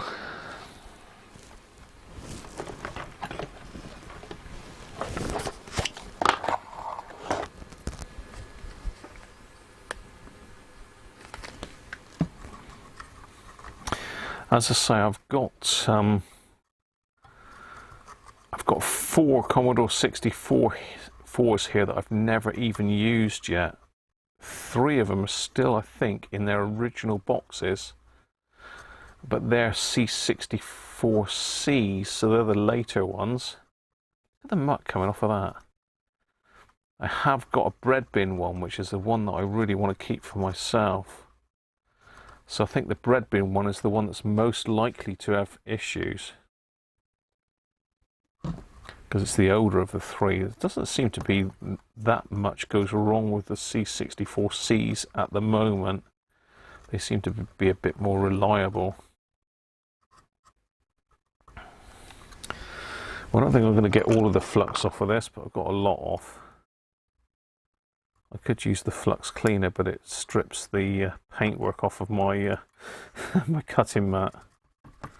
That's a bit better. That was loads and loads of flux on that. I might just give it one more go. I don't know why there's so much flux in that corner. Certainly not me. It's Roberts. Still coming off, look.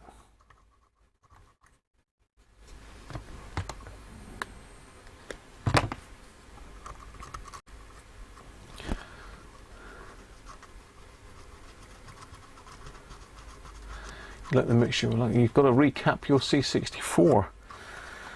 C64s, I mean, I think, I can't remember if I recapped the C64C that I did.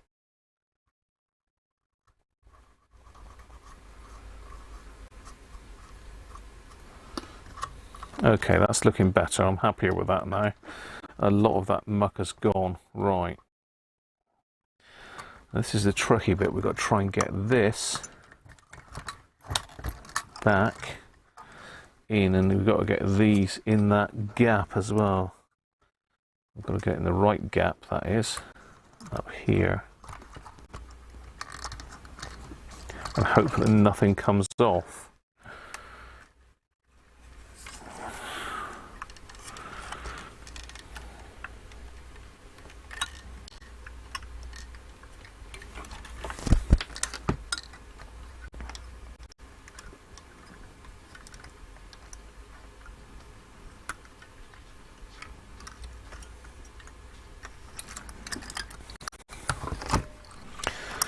So there's our 4 wires through the holes.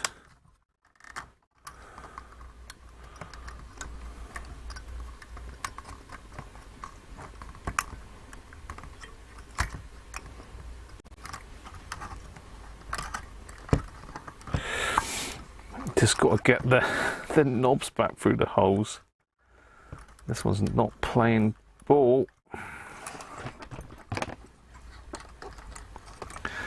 Let's say it does really pay to desolder all the whole board, but if you're feeling lucky, you don't have to.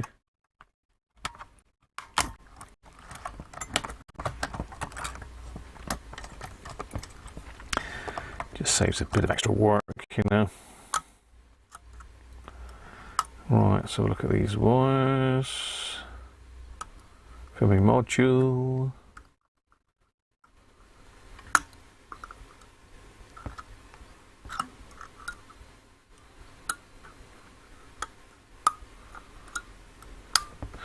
Good, okay. Next thing is to put back these screws that hold this plate in. Well, the switch bank in even. Together with the lovely brass spacers.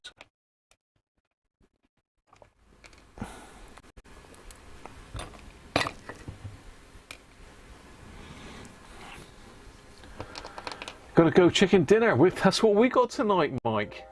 Cheers, mate. Been fun today. Love the cat bingo. Buy a box of chocks and Mrs. Cruncher. I will do. Cheers, Phil. Bishop's on you, mate. Thank you very much.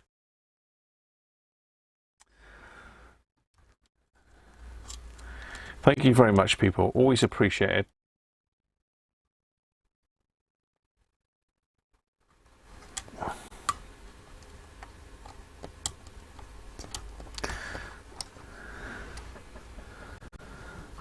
Always very much appreciated.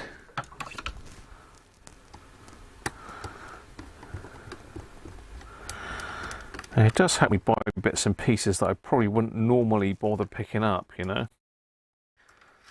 I've got quite a few things coming up in the future that I've managed to pick up with the super chat donations, because I try and keep that separate if I think there's a nice radio or something like that that would interest everybody, then I do try and get bits and pieces like that. So it all helps.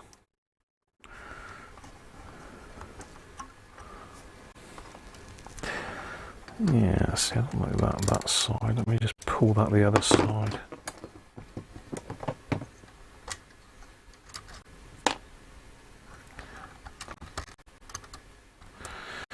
We've got a bit of an interesting possible link up with Mr. Driver Films Shortwave coming up soon. I'm sure that we'll both do our best to video that. Dom is coming down to sunny Devon, and we're supposed to be hooking up and going out to play a bit of radio, as in amateur radio.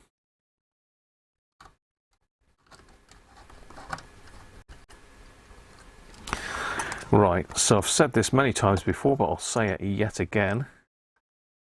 You need to make sure that the top plate fits on at this stage before you start screwing everything back in and soldering and everything back on. Otherwise, you'll get to this stage where you want to put the top panel back on and all the buttons will bind up.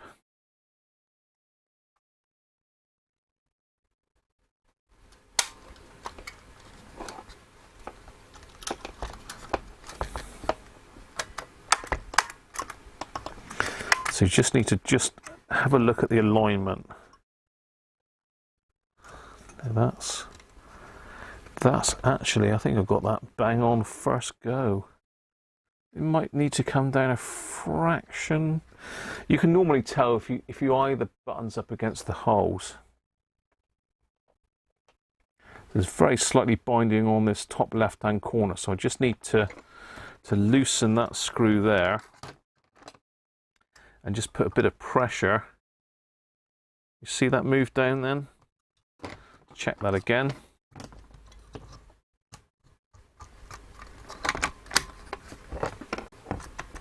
That is now absolutely perfect. Brilliant. There we are. So now we can start hooking it all back up. Got to get up. I don't get up early, Dom. No. Dom. What do you mean get up early? You didn't mention that. All you said was I needed power poles. You didn't say nothing about getting up early, Dom. You didn't say nothing about getting up early, Dom. Anu, how are you?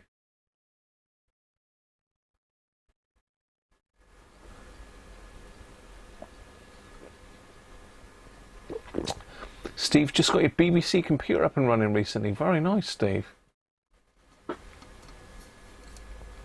40 and 20, not great. It seems to be the higher frequencies, Steve. Why bread bin? Because it looks like a bread bin, Rich, I suppose. It's a funny shape.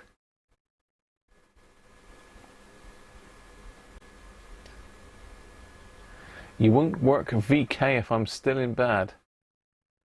You like the shape of the C16 plus 4. That's the same as the C64 bread bin, isn't it?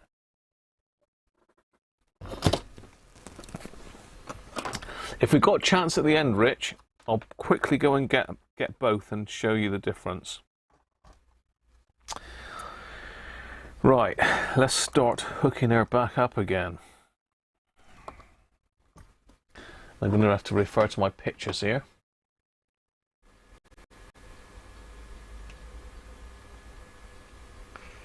Vic 20, how do you lubricate stuck aerials?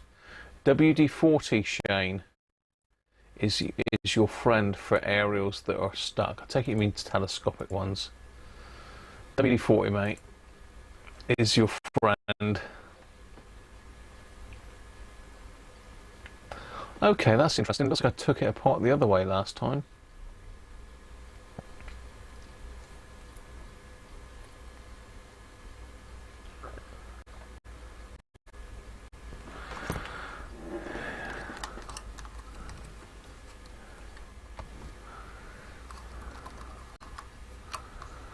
Okay, so the grey one goes in there.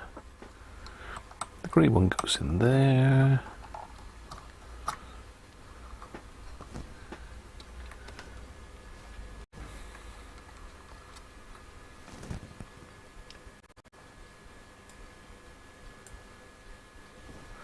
Blue is the furthest one.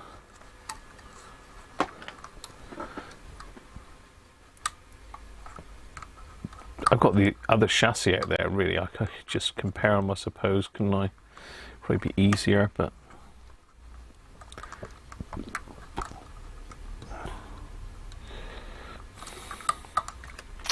So you're going to try and hook me up with a VK, Dom, are you? That would be nice, mate. I'd happily get up earlier for a VK contact. As I say, we will have to video it, won't we, Dom?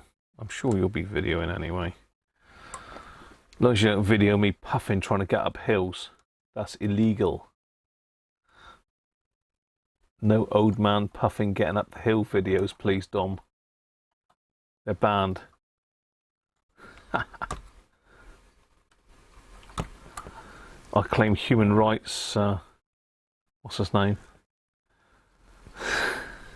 Human rights violation.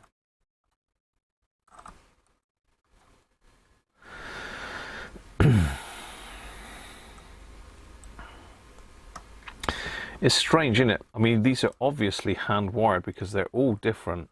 The way the wires are run. So we can put a bit of flux on this because it's not going to go anywhere. We need to remind me to lubricate the switch.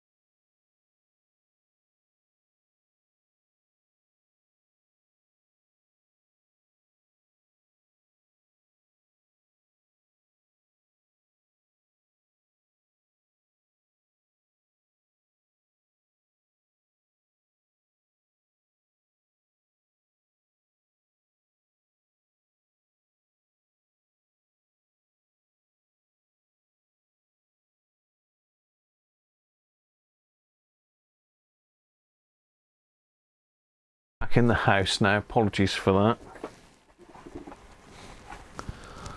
Yeah, we're back. We're back.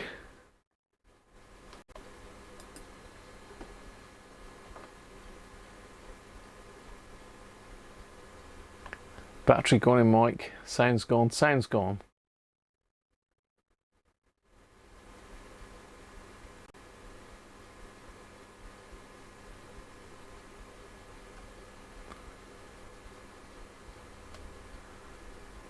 Anu's off, is he? Cheers, Anu. Thanks for dropping in, mate.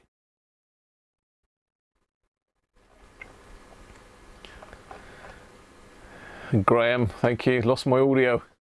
I did. Oh. I usually use a power bank. It's a bit bulky to have a power bank as well, so actually now let's carry on and string this up, and then we'll do a mass solder up job. String it up. Sounds like I'm sticking guitar strings on the thing, doesn't it?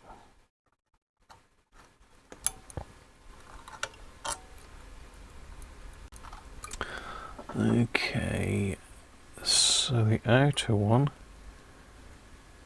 goes to the first there.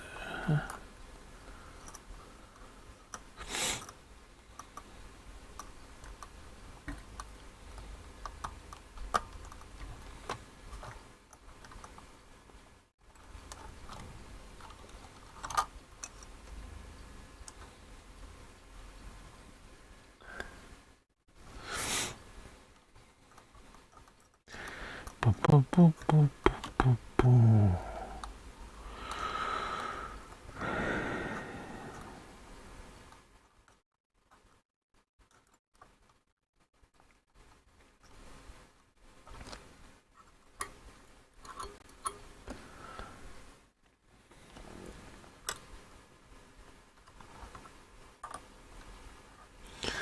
It's nice when you've got the luxury of another radio side by side, isn't it?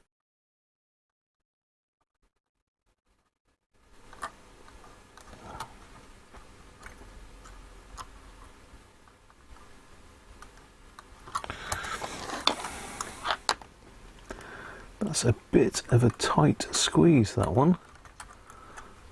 Let's get that altered a little bit. Yeah, a bit of a tight squeeze there.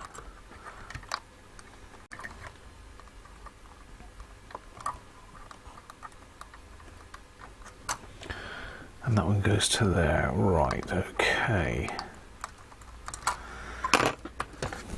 So I've got it, I haven't soldered them on yet. We're just going to double check with the top panel again. Make sure nothing's moved. All looks good. So I can go ahead and solder those on.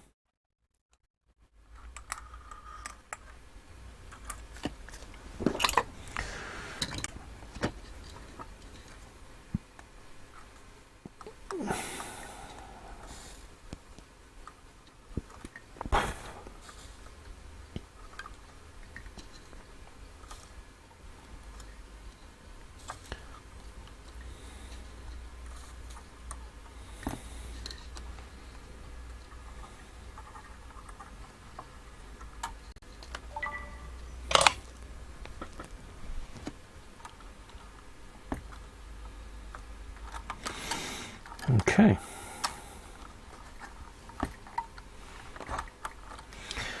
So let's connect the module wires up first then.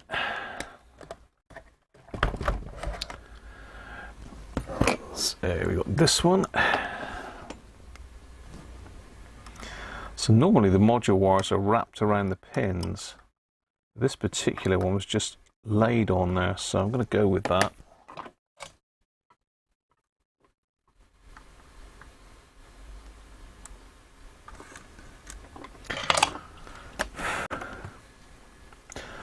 So the second terminal's got nothing on it, this one has.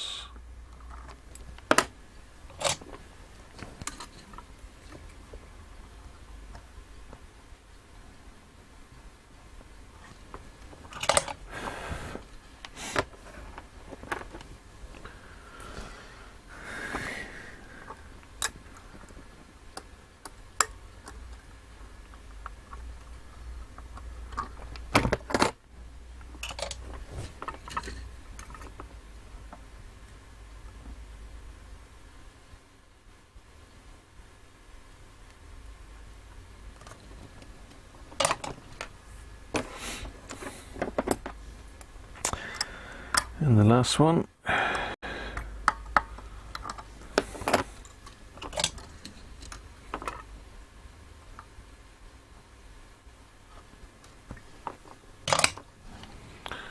Well, let's just snip those wires off.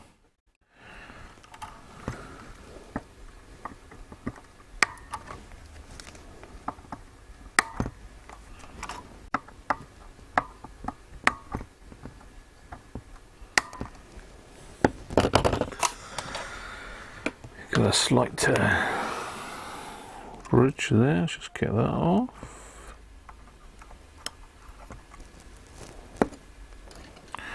They are looking very nice. Okay, so white one's up the top.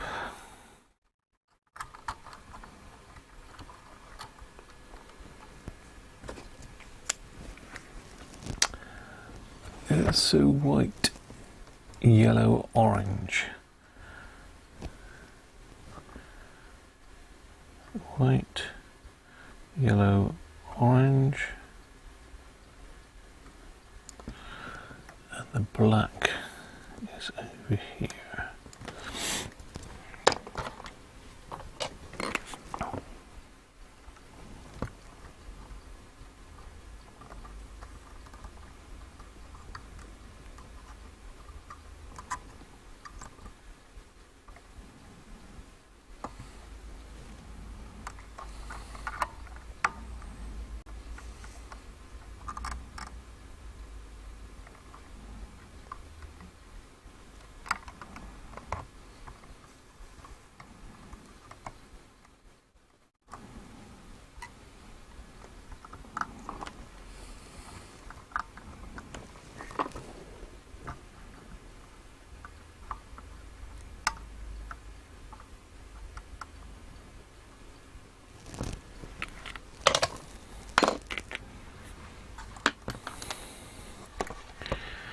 There we are, the module is back in.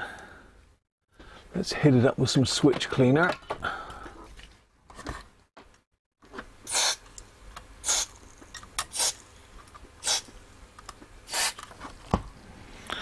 Let's go in the volume pot with some switch cleaner.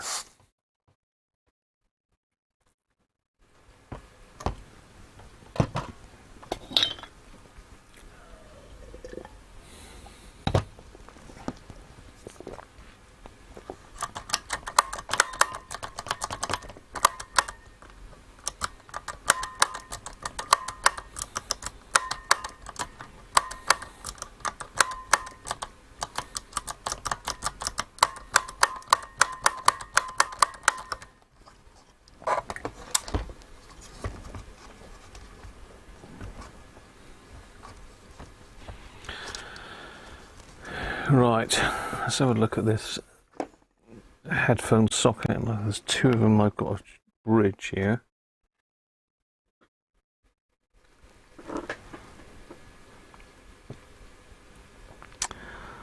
So those two, which is,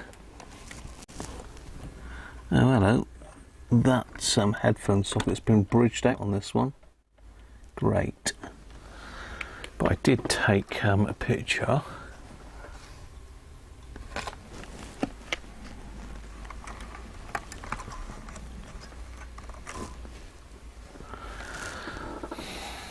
I did take a picture of which was which. Shortwave listening. Yeah, no problem. You've got problems with your 817. What's wrong with that, Steve? Ferris Bueller? What are we on about?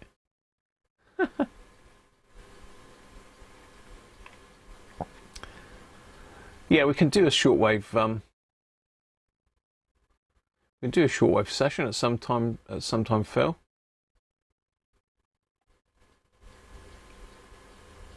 Many photos taken prior to disassembly.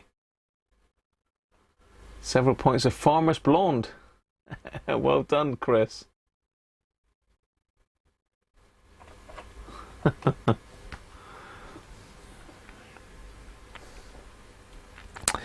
Right, let's have a look at my photo that I took of the pot earlier. Okay. So it's got to be those two joined, isn't it? It's got to be the red and the orange joined. I'm just hot wiring this so I don't have to put the top panel back on, basically.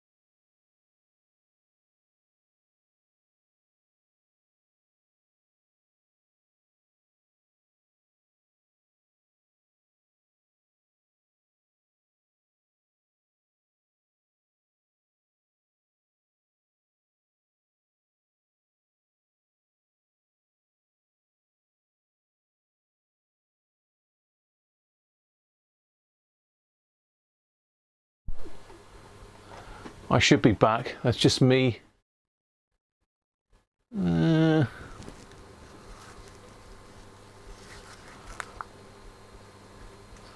Got full power.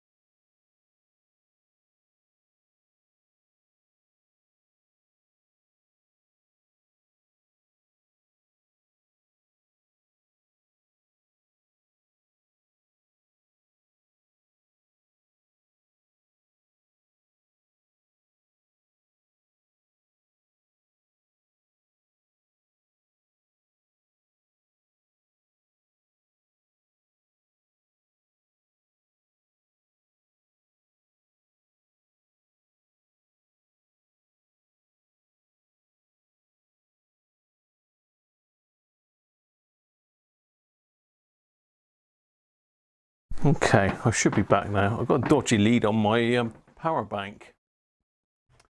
I have a dodgy lead on my power bank, but I'm back.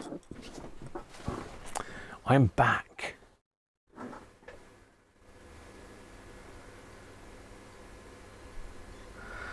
Hello, sir. I have got about 6 off this radio if you're interested. I'm not sure what you mean there. Yeah, it's unfortunately the power bank. I think the lead is knackered, so I'm using this Anchor power bank, which has got full charge in it. So it's got all 4 lights lit, so it's got full charge, but I think there's a dodgy cable on it. Not to worry, I've just stuck some batteries back in now, some good old AAA's. Right. What was I was trying to get this speaker out, wasn't I? Before it's rudely interrupted by lack of battery.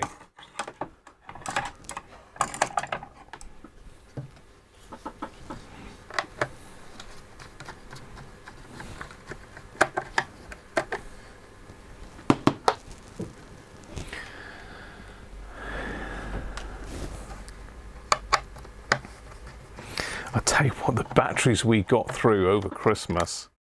Oh, Mrs. Cruncher's pretty decorations. Jesus, you wouldn't believe it. Really, it was a lot.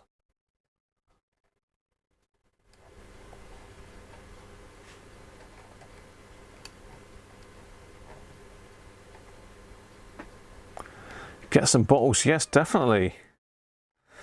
I'm all for bottles of beer, Chris.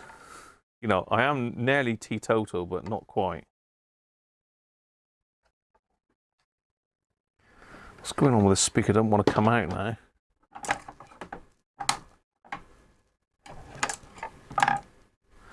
What are you going on about, Rob, now?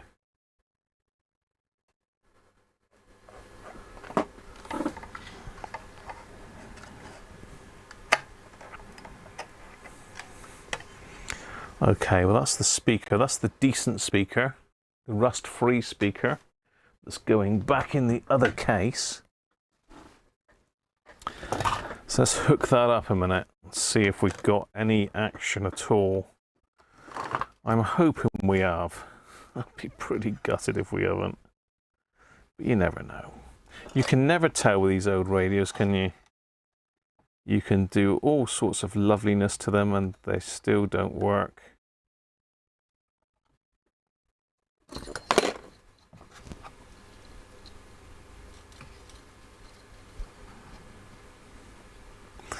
I'm looking forward to seeing how you got on with that case, Chris.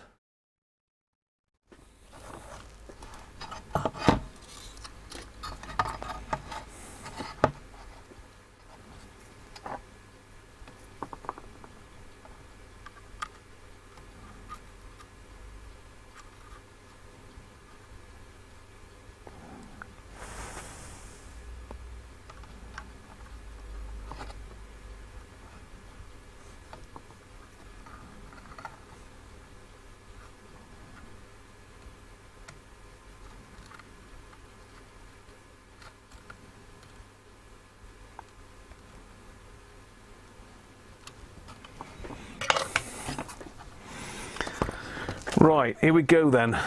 It's nearly time for me to say goodbye, so hopefully we've just about got this in time to give it a test to see if all that hard work has paid off or not.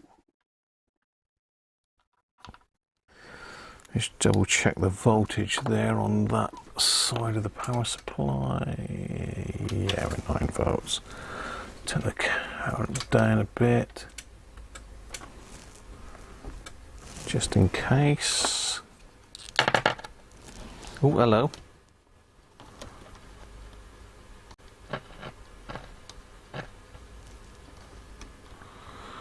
Okay.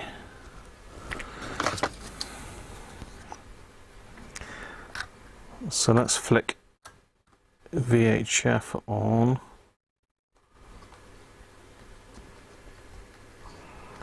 And we are dead as a dodo.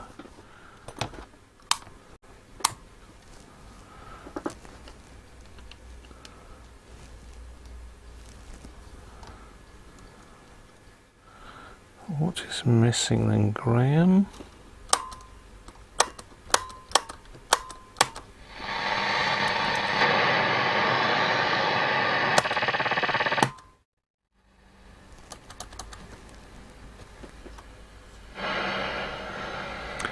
Nothing is missing.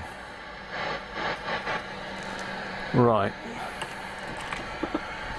Let's hook up a couple wires for an aerial.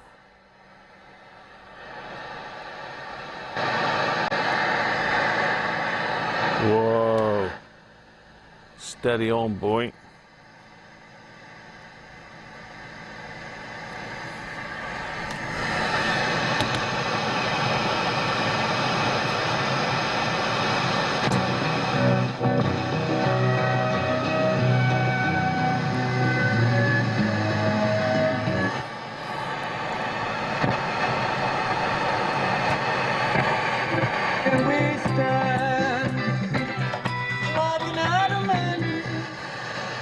Project promises to do and wanted for the power of prayer. Here she's talking to Douglas, who is now an atheist, and starts with a question. Were there other things that put you off being a Christian? Yeah, I just didn't.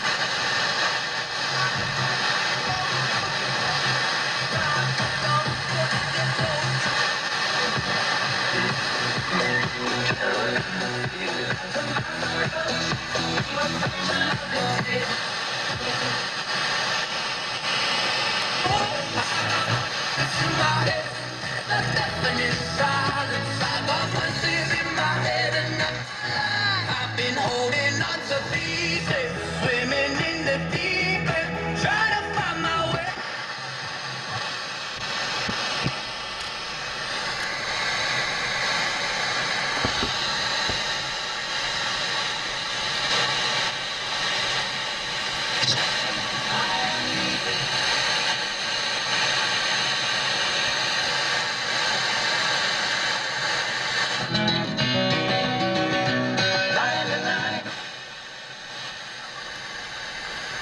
Okay, I can see that the problem with this FM. Yeah, we've got the backlash spring missing off of this. That's why there's a problem with the tuning cap. Now, is it just the spring, or is there an issue with the whole lot? Let me just pinch the spring off the other one a minute.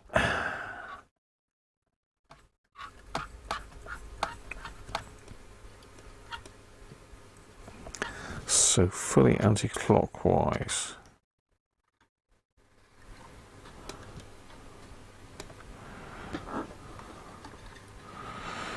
So yeah, the backlash spring is missing off of the tuning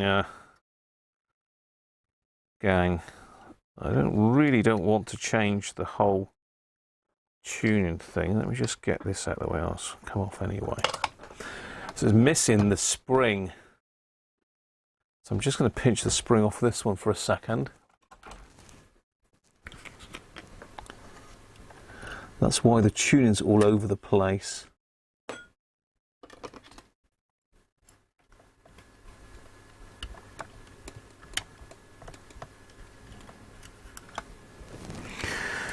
So that little spring is missing off of the tuning here. So if I reattach that, that might sort out our tuning problems. Might. I don't know how that's disappeared, but it obviously has.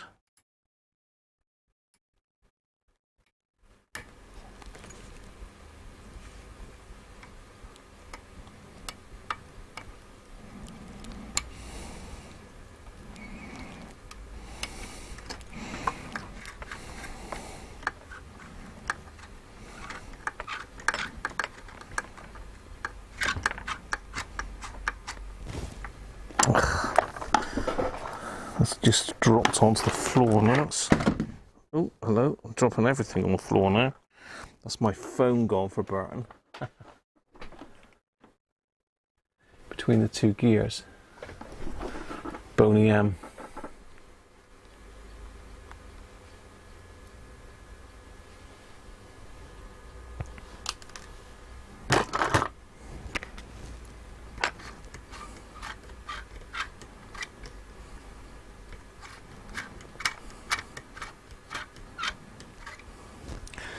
Yeah.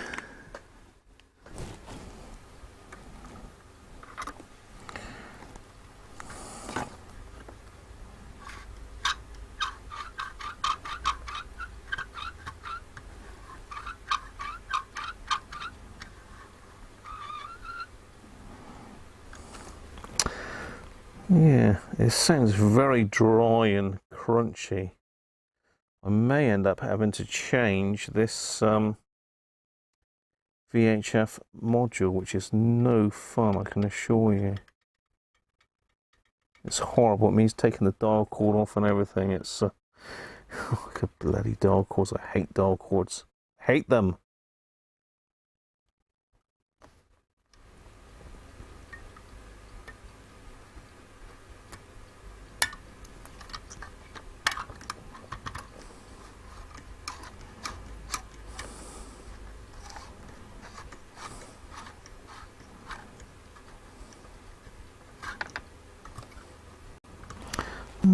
It's coming. It's not meshing properly. Okay.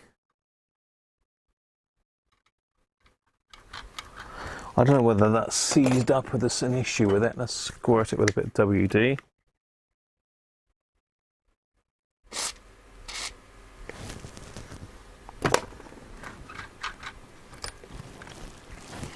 There goes the spring for the second time.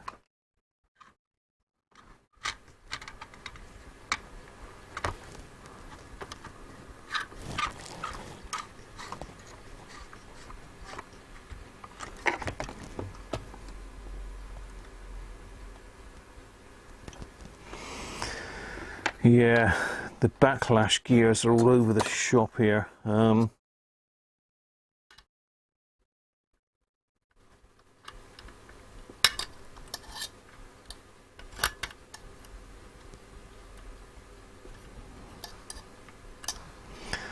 That's more like it.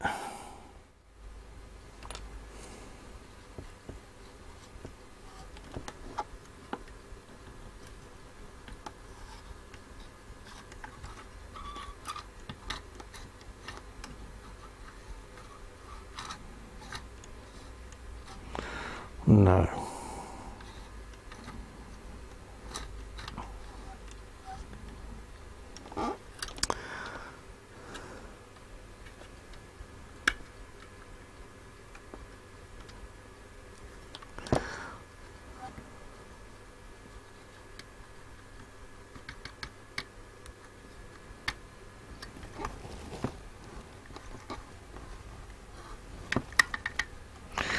No, that tuning cap's going to have to be changed. What a pain in the backside that's going to be. Okay, let's forget about that for a minute. Let's try it on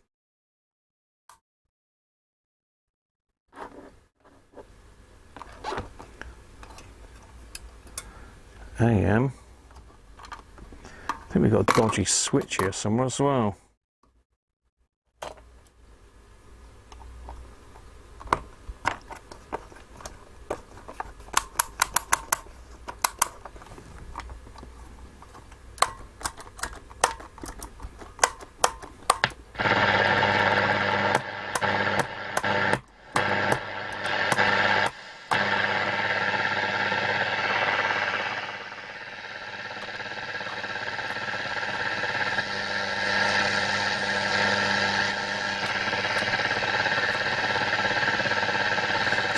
going way over that. It wants to go into yesterday.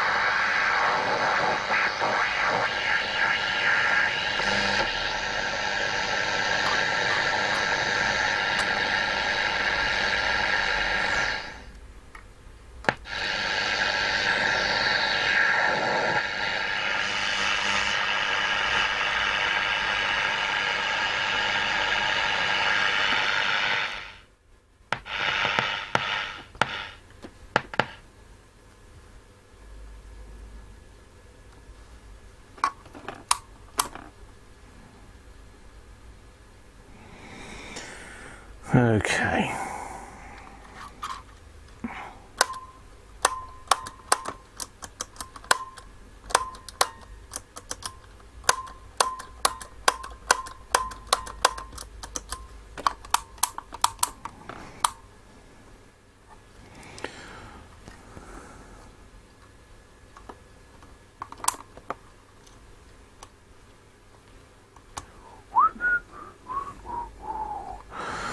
No, it's decided it doesn't want to work again now, but it is working.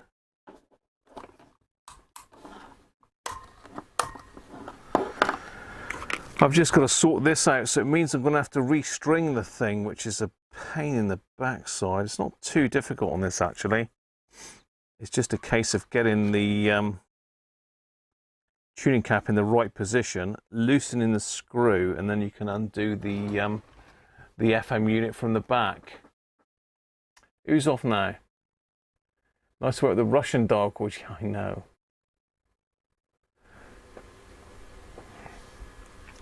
I don't think it is the grub screw, but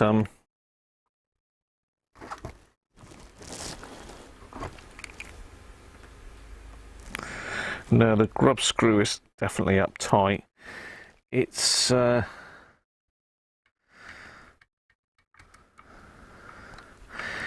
to have to be changed, which is a real pain, but there you go.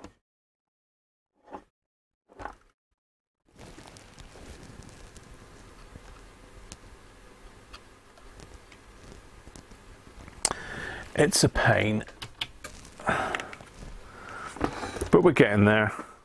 So I've got to change this unit here because all the gears are all gone to cock there. Again, you can't really work it out while it's in situ. There should be like an end float spring in there, which is missing off of this one.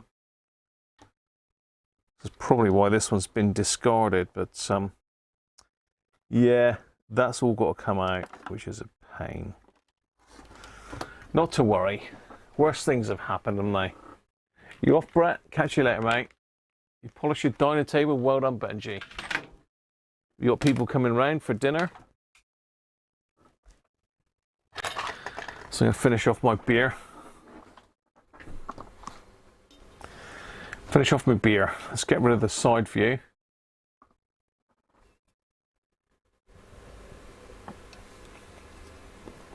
Cheers, Dom. Catch you soon, mate.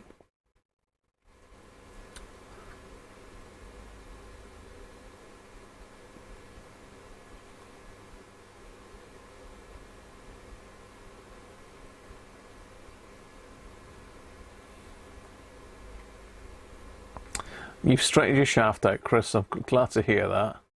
Bit scary bending that stuff. The dial cord's going to have to come off anyway.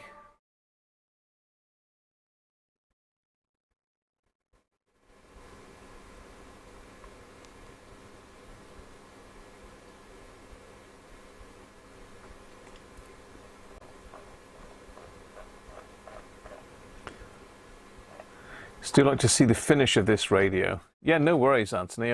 I can do a bit more of it perhaps on Wednesday.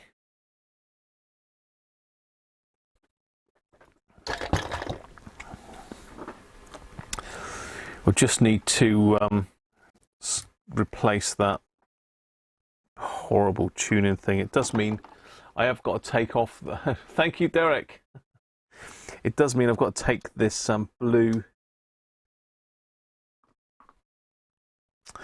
I've got to take this off to get to the screws underneath here that hold it in. You've got one here and there's two in underneath here. So it really has got to come quite a long way apart to change that, which is a real pain in the backside. That's added a load more time onto the job, really. But not to worry. I give a fixed sort of price on these, and well, no, that one's. I give a fixed price on these, and I tend to try and stick to that. At the end of the day, there's only so much value in these radios. A lot of them are sentimental to people, so they want them done, sod the costs, so to speak. But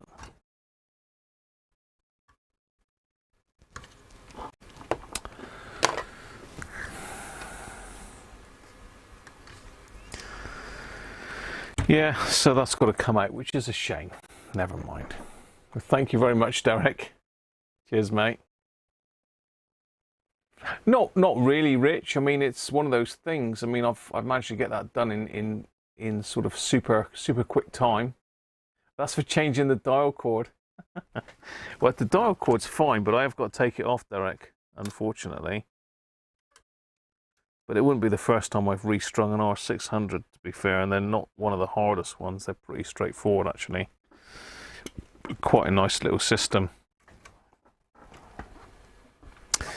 You know, the spring is actually in line.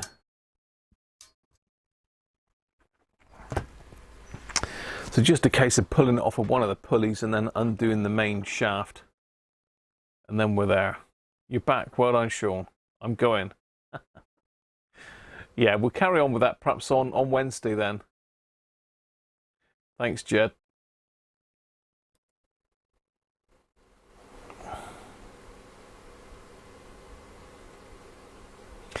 Dinner awaits, and I can smell mine downstairs, people, and it's now 7 o'clock. It's going to finish about 6:30, so gone on a little bit longer.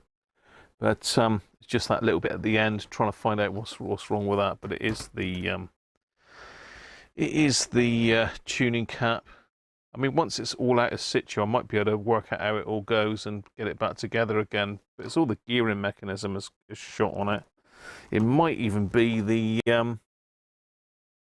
plastic teeth, because if I just get back to the other one, this piece here,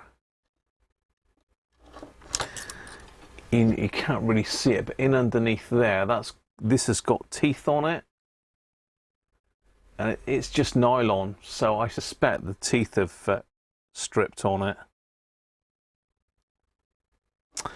But there you go. These things are sent to try us, and it's all in the joy of repairing and restoring old radios. Unfortunately, it comes with the territory. Just as you think you've got it sorted, something else goes wrong, so never mind. Never mind.